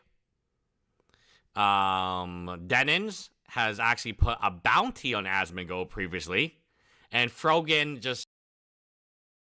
I don't know about that. Absolutely doesn't. So remember, this guy is pro Asmongold, right? He is part of Asmongold's talent agency, Mythic. So he's not pro Ethan Klein. I want you guys to understand. He's not pro Ethan Klein. So I'm not at all surprised. It looks like he is taking the side of Noah Samson here. So Ristic Siphon, you might be mistaken. I don't think that was as So much. yeah, the chat's accusing him of sweeping for Ethan here. This is before the, verdicts came in, I think. It's being pro Ethan. This is right when he started suing Noah. Right?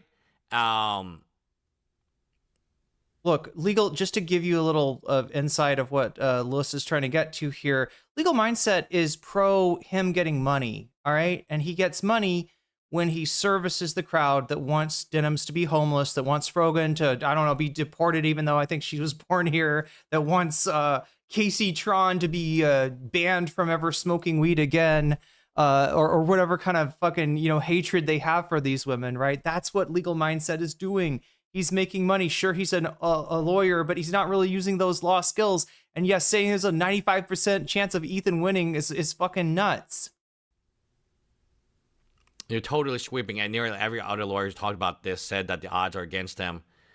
Joan, why are you here? Why are you here? Guys. No, Has he never had somebody disagree with him in chat before? Opinion that Noah Samson is... Oh god, 2 minutes and 53 seconds left, chat. 2 minutes. Lus is very sus. Lus is very terrible. You're right, chat. But this is what you chose, and this is what I'm trying to give you in the few remaining minutes. And I'm sorry, chat. I just had a lot to say. I had a lot to say about the Logan Paul versus Leftist Mafia thing. I've covered that from day one. Look at my opinion on that. My opinion has always been CoffeeZilla has the better case. CoffeeZilla is going to win long term. But Hey my guys, God, I felt look like at I the should make crap Logan Paul has made him suffer.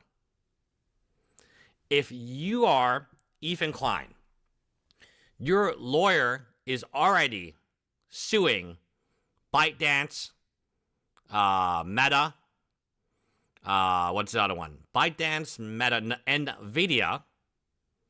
You probably have some type of package deal with this guy, right? Why not sue Noah Samson? It's not going to cost you all that much money. Your lawyer has already worked on 6 cases for you, right? What it means is... Sweetheart Cats, are you talking about FDR, Franklin Roosevelt? Yeah, if he had kept Wallace on as his vice president instead of giving in to the pressure to replace him with... why is my brain not working to tell me who was... Roosevelt, Truman. That's who I'm looking for. Truman. Oh my God, chat. Love your streams. Thank you, Kalak. I'm glad I'm bringing something good into your life and hopefully into other people's lives too. Noah is going to pay. 1 minute left. That's what it means. Here, let's... Do you think Logan Paul gives a shit if he wins? He just sold a Pokemon card for $16.5 million. CoffeeZilla for 2+ years couldn't even talk about the scandal, the alleged scandal. You sue people for defamation. Okay, he's kind of like losing me here. Let's see. This is his latest video. make this video. I still support Ethan Klein. What? Wait. I thought he turned. Wait, what? Are either not making videos because again, Ethan has suffered. Again, there's like a whole story that I think Direful was wanting me to get where this develops. Lost. Maybe this is part 3 of the story. Part 1 of the story is him supporting Ethan and sweeping. Part 2 of the story, I'm guessing, is him you know, supporting changing his mind, and then maybe did he get pushback on that, and that's what we got, you know, this video from? Denens did. Oh my God, we're out of time. Klein. That is not debatable. It is an appeal, so it can be flipped, but the initial win goes to Denens. And Noah Samsen, the lawsuit has been dropped by Noah Samsen. This is being taken by many people in the Snark community to mean that there was no lawsuit to begin with, or there was no lawsuit that could have been won to begin with. Defamation, incredibly expensive, incredibly difficult to win. We've covered Logan Paul versus... Oh, fuck. How did I get Direful's title completely wrong? Goes all in with Ethan. I don't think Logan Paul has any chance. That's the opposite. I'm sorry. To my knowledge, the only one involving YouTube's where... Because everybody else is flipping. Has been proven in right? Australia is Billy Mitchell. Look, like I said, these guys go with the wind. They're you know, servicing whatever the prevailing mood is. They're not using their law skills to analyze this and give you the right answer. They are giving you the answer that they think that they want. They are giving the answer that they think they can attract most of the, you know, viewership with. I guess this guy is you know, either he is you know, doing it for the love of the game now, or he's trying to service the remaining you know, Ethan Cope Meisters versus Carl Jobs. Of course, Carl Jobs is now suing Billy Mitchell in the US. Is it Jobs or Jobst? I never was sure. So my support for Ethan Klein doesn't really change. It really comes down to H-Free Snark. They are a nasty... But how do you say it? Jobst or Jobst? Group. I only have to deal with maybe 1%. He is an actual lawyer, from what I know, right? But his expertise is not in this kind of law. His expertise is not in defamation, like Noah's case, or in copyright. That's my understanding. Maybe less what Ethan Klein has to deal with, because again, I'm not the main topic of discussion from them. But again, they will repost my videos, my clips, and everything else, right? Because, yeah, why not talk about me some more? So, based on my experience with Snark, and initially they sent me this really nice email asking me to essentially look at their copyright, help them with copyright. And now they have turned against me. So this is a similar thing, I think, that what happened with Ethan, the fallen fans, if you will. And yeah, I don't think there's anything I need to say except not suing somebody is better than suing somebody if it's going to take a lot of your time, going to take a lot of your effort that you would rather spend with your family. Lawsuits, the only real winner are the lawyers. I've said that a million times for Carl Jobs and Billy Mitchell. I'm pretty sure, Chad, am I wrong? Is he not? I'm pretty sure this guy's an actual lawyer. He's just not, he patent and immigration. Yeah, that's what I'm talking about. Completely different set of skills than what he's talking about here.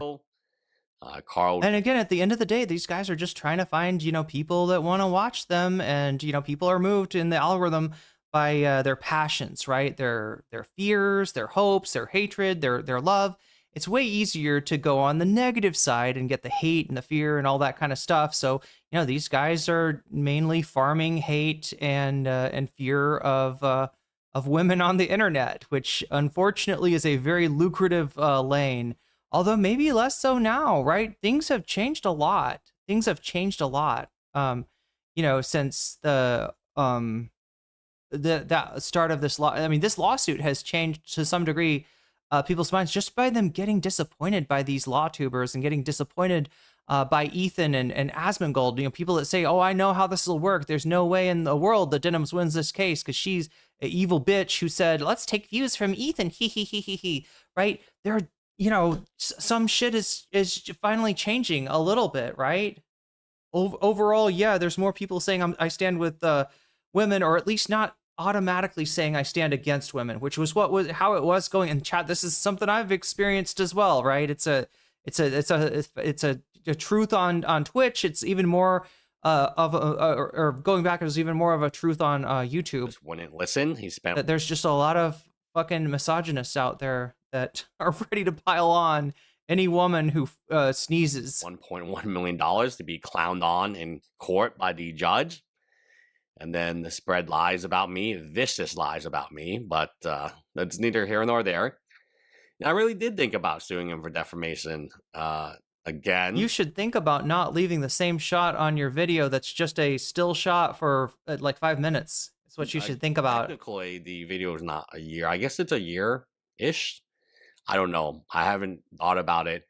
But the time that it would take to sue somebody for defamation or sue somebody for copyright infringement, the legal expenses that you would be paying, the time away from your family so you don't work with the lawyer on finding documents. My God, a lot of time is spent finding documents. As someone who was recently sued by 2 doctors over 4 years. She did manage to find a pretty big stogie. I will give it to Denims on that, right? That's a huge cigar. I can say, like, I will never get that time back. The money, it's whatever, right? Like, the money is the money, and it's always going to be expensive, and it's always good to have more money. Oh, I get it. He can't react to the same issue as me. The copyright music right here. This like Godfather thing was copyrighted, right? I got hit for that. Also, obviously, Freddie Mercury. It's the time that I really regret. I do feel, and this is different from how other people portray it, that Ethan Klein, after his good friend Oliver Tree passed away, is relooking at his content, relooking at his life. Oliver Tree, he made amazing content. Yeah, I'm not sure I believe this. Look, maybe I'm not like trying to take away if Ethan's grieving over Oliver Tree or, fans of Oliver Tree. I'm not trying to take away from that or anything. I don't think that Ethan like changed his life here. I don't think. Look, I'll believe it when he makes Casey Tron and Frogan whole again. I'll believe it when he cuts a massive check to make sure that not only are all of their expenses paid for. Are they out zero money, but they're actually up a little bit of money, right? That's what would convince me that Ethan Klein actually had a Ebenezer Scrooge type moment and had actually been visited by 3 ghosts of content past, content present, and content future. You can make up for yourself who those are. I think that Gokunaru, though, would be one of the ghosts, don't you, for Ethan? Gokunaru, the guy that made the original Ethan takedown piece. I don't know. Is he the ghost of content past, maybe? The content present and content future. We got to come up with people for all of those, right, chat? But I don't. Did he die of Giardia? No, he did not. He died of a helicopter accident, unfortunately. And does Ethan Klein want to make amazing content, or does he want to spend all his time, thoughts, stress suing somebody for defamation? Now, Denon's, again, very different. But if he's really asking the question, it is like, do you want to, like, kind of let things go, right? Or do you need to be, do your best Dan Saltman impression and be obsessed with Hassan for the rest of your best Destiny impression and be obsessed with a person for the rest of your life as he continues to climb and as you continue to fall down? Look, Platinum Pluto, thank you for the follow. I don't know whether I should look if I put time on the screen, it would be fake. I'm just gonna give you this bonus content because I said if we hit 100, I'd give you bonus content, and apparently I talk too much. Situation. I do feel like. Wait, are you just hearing about this for the first time, Burple? Yeah. Oliver Tree, no joke, no shitpost, no meme, actually did die in a helicopter accident. It all stems from the Child Protective Service call. That is a very jarring experience. It must have been a very horrible experience for Ethan and his family. Can only imagine. Like what I'm saying right now is, I only get 1% because I'm a small channel and I don't have my own snark yet. I only get 1% of the hate and the snark. I guess there's no other way for me to describe it. It's not like it's snark that Ethan gets. I don't have Denon coming after me every day. I don't have Hassan Piker or what's his name, Sean the Black. I don't have Casey Tron. I don't have Noah Sampson making the long YouTube videos that 1 million people watch about my wife. I mean, watch out, Lust, because if you keep on sweeping for this guy, you will have all those people and more. Like, you have NCC coming for you right now, unfortunately. These are things that are, you know, I cannot relate to directly, but I have Denim's coming. I love when people portray Denims as an attack dog, right? Look, this exists in the Destiny world, right? I mean, like, traditionally has existed. I don't know. I guess food shops would be the person that the attack dog to come after you. Now, there's somebody else. I can't keep on forgetting his name. Something IRL. I can't remember, chat. That I think one of his viewers wanted me to talk to him or debate him or something like that. I don't even know the guy.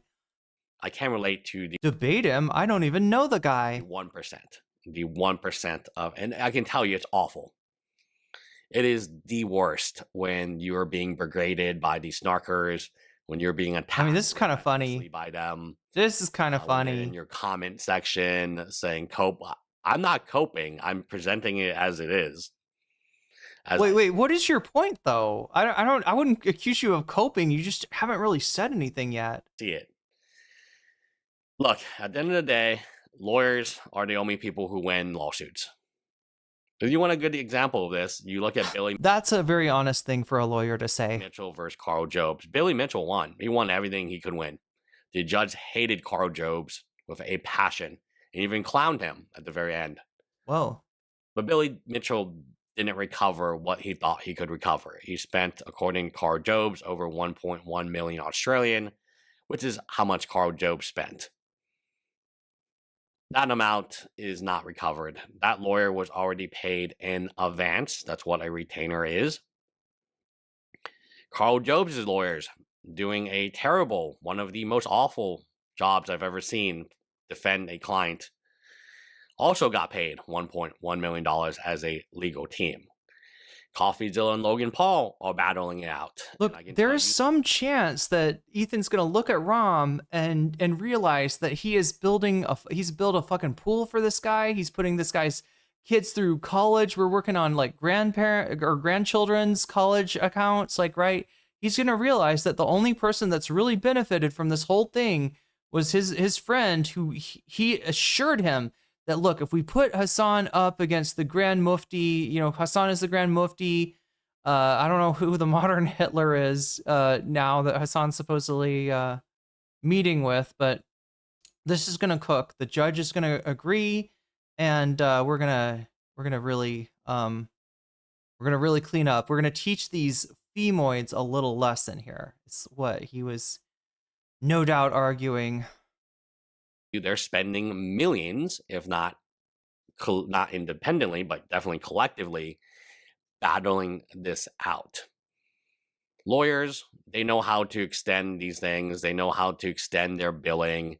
You look at Carl Jobs, and he was told it would take 200,000. Then it was 400,000. There was 600,000. And eventually that number ballooned to 1.1 million. So from a decent estimate of 200, 400,000 most, it ballooned to 1.1 million. And now how does that happen? Lawyers. The more time that you spend paying your lawyers, and you are paying them. We know Rom bills at $400 an hour now. That's his new billable rate. $400 an hour is a lot of money, guys. It is a lot of money. I've always been, even though I myself am a lawyer, I've always been a big proponent of settlement. I've always been a big proponent of, if you don't have to sue, then don't sue. Because even if money is not an issue to you, and money is always an issue, right? Money is time. Time you can spend making more content. I had a huge YouTuber, over 1 million subscribers, call. This was maybe, I want to say maybe a year ago, or about a year ago. And he was getting in, like, again, you have emotions, you have passion, you have what you feel is right. And my best advice to him, and he's still making great YouTube videos today in the baseball space, was, hey, what do you do for a living? You make content, yes. You don't sue people for a living. That's what a lawyer does for a living. So again, you know, support and love to Ethan Klein when he needs it. I'm not one of those people who are going to shy away from making a video just because things didn't turn out exactly how I hoped. What a sad video, though. Now, I will say I did predict this. I did say... Wait, he did? Wait, is that... Oh my god. Oh my god. Let me look through Darful's notes here and see... And again, I got Darful's intent on this completely wrong. I don't know how I misread that. But yeah, it is according to Darful, Chud Lawyer goes all in with Ethan. I somehow read that as Chud Lawyer, like, you know, maybe I was just assuming that people would, you know, would read the room a little bit. Gets mad at the audience for saying he's sweeping for Ethan, justifies it by might makes right. Ethan should do this because he can do this. Bullied kid logic. Man does a stream the day Ethan drops the lawsuit and refuses to get to it. So he ignores the Noah Sampson, Ethan dropping the lawsuit against Noah. He has done several streams the days before, plenty of time to cover all the stuff. He is eschewing the Ethan story for. Following are some snippets of him ignoring his team's comments, like the chatters comments maybe. These are short, so be aware, pay attention how he touches on the topic but never addresses it. All right. And then this is the sad finale of his coverage of the Denham's and Noah Sampson's lawsuits. It could have been so beautiful. It could have been so right. How can you touch what could have been on a dark and stormy night? Defendants had really good lawyers, and they had an argument that I didn't think of at the time, but was really clever. And Rom... Which one was it? The one to show the time bar and show how much time Denham's is adding to it? The one to, you know, concentrate on the Ethan's own testimony? Which argument did you not see, Lus? Seriously. Not do a good job countering said argument. That is all fact. That's all true. And I am sorry to anybody who's clickbaited into choosing, into voting for, or into donating for this topic. This time, both the donators and the voters were backing the same thing, and it's very misleading the way that I titled it. And it wasn't on purpose. I got nothing but apologies for you all. All right, I fucked that up. Listen to the audio recording that less than... But still, it is a little bit satisfying to see this guy, you know, like he's got to put something out, right? He's been ignoring it. He doesn't want to talk about it, so he just puts out a, you know, to talk to the photo kind of video. He's like, I don't even know how many views did he? 2.5. I think he usually gets more. Percent of you have 16 hours ago, so it's not horrible, but I'd listen to. Probably not even 1 in 1,000 of you guys have listened to, and I would know because it's very difficult to get this. And actually, I think your name becomes public when you get the document or get the audio recording. The Noah Sampson, that thing, I mean, just play nice, Noah. There's no need to make these nasty videos like you do, slandering people. And maybe you got away with it now, but eventually, you know, it's... Noah, you got away with it? What the fuck? You're a lawyer. I know that you're not a fucking defamation lawyer, but certainly you can see that there's a little space in like these YouTubers back to genocide, right? You can see that it's a different thing than claiming that Ethan Klein put grape jelly on his toast on the day of July 7th, 2025, right? And Ethan's got a picture of himself putting strawberry jelly on there. And he's taken account of the bread in the house. He's got proof. There's no way I ate grape jelly this day. That is the kind of thing you can sue for defamation, right? Where you can prove, and you've also kind of have to prove that Noah was in the house and he was looking at the raspberry preserves or whatever the fuck Ethan was putting on the toast, and he was like Noah told somebody, oh yes, Ethan not eating grape jelly today and eating the raspberry jelly was a huge surprise to me, right? That's the level of evidence that you need for a slam dunk defamation case. Noah is not playing fast and loose with the facts. Noah is stating his motherfucking opinion, which the last time I checked in the United States of America, you're still allowed to have. All right, that's crazy. This is nuts, chat. Would you ever want somebody to make that type of video about a loved one, especially a wife? No, I wouldn't want that video made for my worst enemy. Wait, sorry. What was it called? Girl bossing a genocide? Is that the one? You can't sue for defamation over this shit. You gotta know that. I'm not a lawyer and I know this. Oh my God. That's snark for you. Snark is not a thing. Get this fucking brainworm out of your head. Go take a parasite cleanse. God damn it, Luss. They have no boundaries. Is Snark in the room with us right now? Please tell me, Luss. Is Snark in the room with us right now? They have no boundaries because they don't fucking exist. It's a vague concept in your fucking parasite-addled brain. Okay, that's what Snark is. And I can prove this to you. There's 10 does. None of them have any kids. Oh my God, who fucking cares? Oh my God, this is the JD Vance shit. They don't have kids, so I guess we can talk shit. Childless cat ladies, right? This is fucked up. I hate this. Like, people are worried about like anti-natalism. Please, like the bias towards parents and families is a much worse issue, right? Gone on record saying that none of them have kids, right? They're just worried about themselves. So therefore they deserve to be held liable for showing people where else they could watch the live stream? Go fuck yourself. Go fuck yourself, Luss. You are fucking You are irredeemable is what you are. Snark life. Snark life indeed. All right, I am gonna... Oh my God, seriously? Seriously? There's legal mindset. Let me give you a little bit of that one while I try to figure out what to do. Denims has officially won her fair use battle, and we're also going to get into the cases involving Casey Tron-Frogan, etc.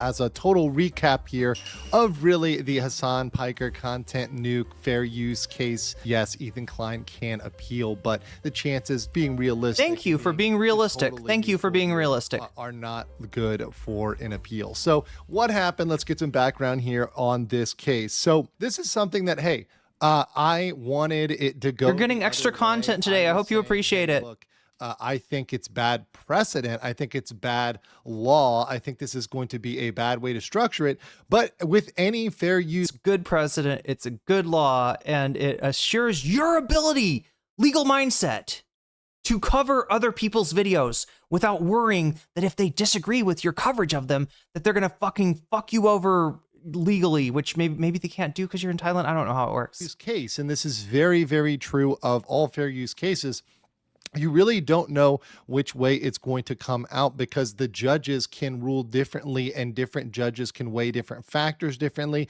or two different judges can look at the same the real deal and say, hey, this one has... The real deal is the case law isn't super established, right? And that is, primarily because there hasn't been a appeal, right? Once this goes to appeals court, and if it goes the way that you're saying that it will, this will be a case law. This will be very important case law. And the only way it gets overturned is if it goes to the motherfucking Supreme Court.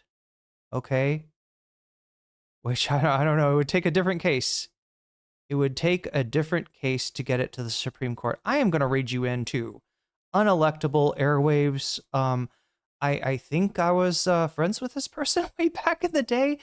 Somebody we haven't rated in a little while. And I'm going to send my viewers over because Unelectable Airwaves is covering some of the stuff we didn't get to. Pierce Morgan and Ro Khanna was on the agenda. Let's see. Platner, death to Platner. It doesn't say death to, it just has a skull. Hopefully not a totem cop, Platnerites. Hassan versus Ro Khanna. Oh, I didn't know they debated. So yeah, this is some of the stuff that I was going to get to. Didn't have time because we spent the whole time on Leftist Mafia. So I'm reading you over into Unelectable Airwaves and give them my love. It's so crazy, chat. I've been streaming this long that I've got like people that I follow, and I'm just like, wait, I don't remember who this is. But hey, I followed you at some point, so you must be cool. Hopefully you're cool. Let me know how cool they are when tomorrow, chat, when you're watching me again at 7 o'clock Pacific time, 10 p.m. Eastern. Remember, Monday, Tuesday, Wednesday, 7 and 10, and then skip Thursday, Friday, Saturday. We do Friday, we do Saturday. Friday is the stream that goes extra long, and it could go even longer if we ever hit 300 during the week. I'll put that extra hour They're 6 hours maximum. I gave you probably slightly more than 6 hours today, but it's okay. Huh?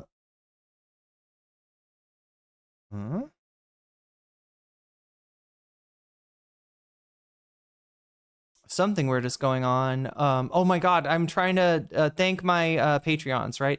If you support, did the raid? Did the raid raid? I don't see the raid rating. Did the raid raided? I think the raid raided. Anyway, let me shout out my Patreon. If you support me on Patreon at the $5 level or above, I give you a fancy shout out at the beginning and end of each stream. We're near the end. We're very near the end right now. So let me do those now. Shouts out to Neo Prakash. Shouts out to JMB. Shouts out to Emily French. Shouts out to Big Al of the Cake Mix and the Cake Remix. Shouts out to Direful. Shouts out to Joel Siverwood. Shouts out to Sarah. Shouts out to Izzy Mandius. Shouts out to Steven Sayers. Shouts out to Animus. Shouts out to Infallible Fowl. Shouts out to Orals Ellipsis. Shouts out to Nadia Yvette. Shouts out to Choki. Shouts out to Moe Noe. Shouts out to Temporal Insanity. Shouts out to Buffy Geek. And a fancy shout out to Rachel K, Omega Star, Crystal Saphira, and Zara Zarix. Mods, thank you so much for keeping us safe. Hey, everybody, I don't automatically raid, so I can't say if it raided. Did it? I think it did. I think it did. Well, like, there's one easy way to see. I can see right here that we raided. Okay, cool. Yeah, it looks like they're watching. I almost said Graham Platner, Ro Khanna, and Pierce Morgan. So yeah, that's something I intended to. So you're gonna get it anyway. You're gonna get some of the content that I intended you reacted to by a different streamer. But yeah, make sure to be here same bat time, same bat channel next week, and hopefully we get. Do I get your humor? Wait, what was the? It's too quick. It's too quick. I don't automatically raid, so I can't say if it raided or if the raid raided or if the raid didn't raid. I thought that was my humor. Anyway, some of you got raided. 55 of you got raided. So there you go. That's a great. We should use that for a thumbnail, chat. I'm gonna send that. I'm gonna send that to Vamps and ask her what she thinks of this still. But anyway, I think we might have gotten 100 likes today. If not, we're damn close. So make sure to like the stream on your way out, because there was like, I don't know, how many votes did we end up? That was, I don't even know. It feels like we kind of did, Loki did numbers today. 155 votes. That's a lot. And thank you for all the support. Much appreciation. And understand that you can support me at no cost to yourself. And many of you are going to need to, because you don't have money to give me. And I understand that you're in the same place that I have, where you got no disposable, you've got barely enough income to take care of yourself. Take care of yourself first. Take care of your family first. Take care of your friends and your loved ones first, of course. And you know, if you have extra money beyond that, you can support the stream. If not, support the stream with a like. That helps out a lot. You can like with the stream. You can support the Blast Off thread on Twitter, and just being here, honestly, chat is and being active in the chat is some support. So much love to everyone. Take care of yourself and each other, and I'll see you tomorrow, 7 p.m. Pacific, 10 p.m. Eastern. That 108 likes. Hell yeah, Fallen Gemini. Love to hear it. Okay. So yeah, we are back in a big way. Tell your friends, tell your neighbors, tell Randy Gonzalez. NCC is back on waking hours for the US. We're going to try to be on daylight hours. I would love to be able to give you like a few, like the ideal time, chat, would be like straddling prime time, whatever that means in 2026 when nobody watches TV anymore. Just like, have maybe being at the, what would it be, like the afternoon for Pacific and then the evening for Eastern. That would be my ideal time. So we're working towards that, chat. I was late to stream today because it's hard as fuck to get up at 6 and have everything ready, but I'm getting better at it. And also look for possibly more. I'm working on a project. If you are a Patreon of mine, you're going to see the script for this project before it ever gets turned into a video. You won't even see the video with the uncensored before the video comes out. So yeah, membership has its privileges, and I'm trying to give you more privileges because I want to make that Patreon membership worth more, etc., etc. But yeah, that is it for me today. Take care of yourself and each other, and bye-bye.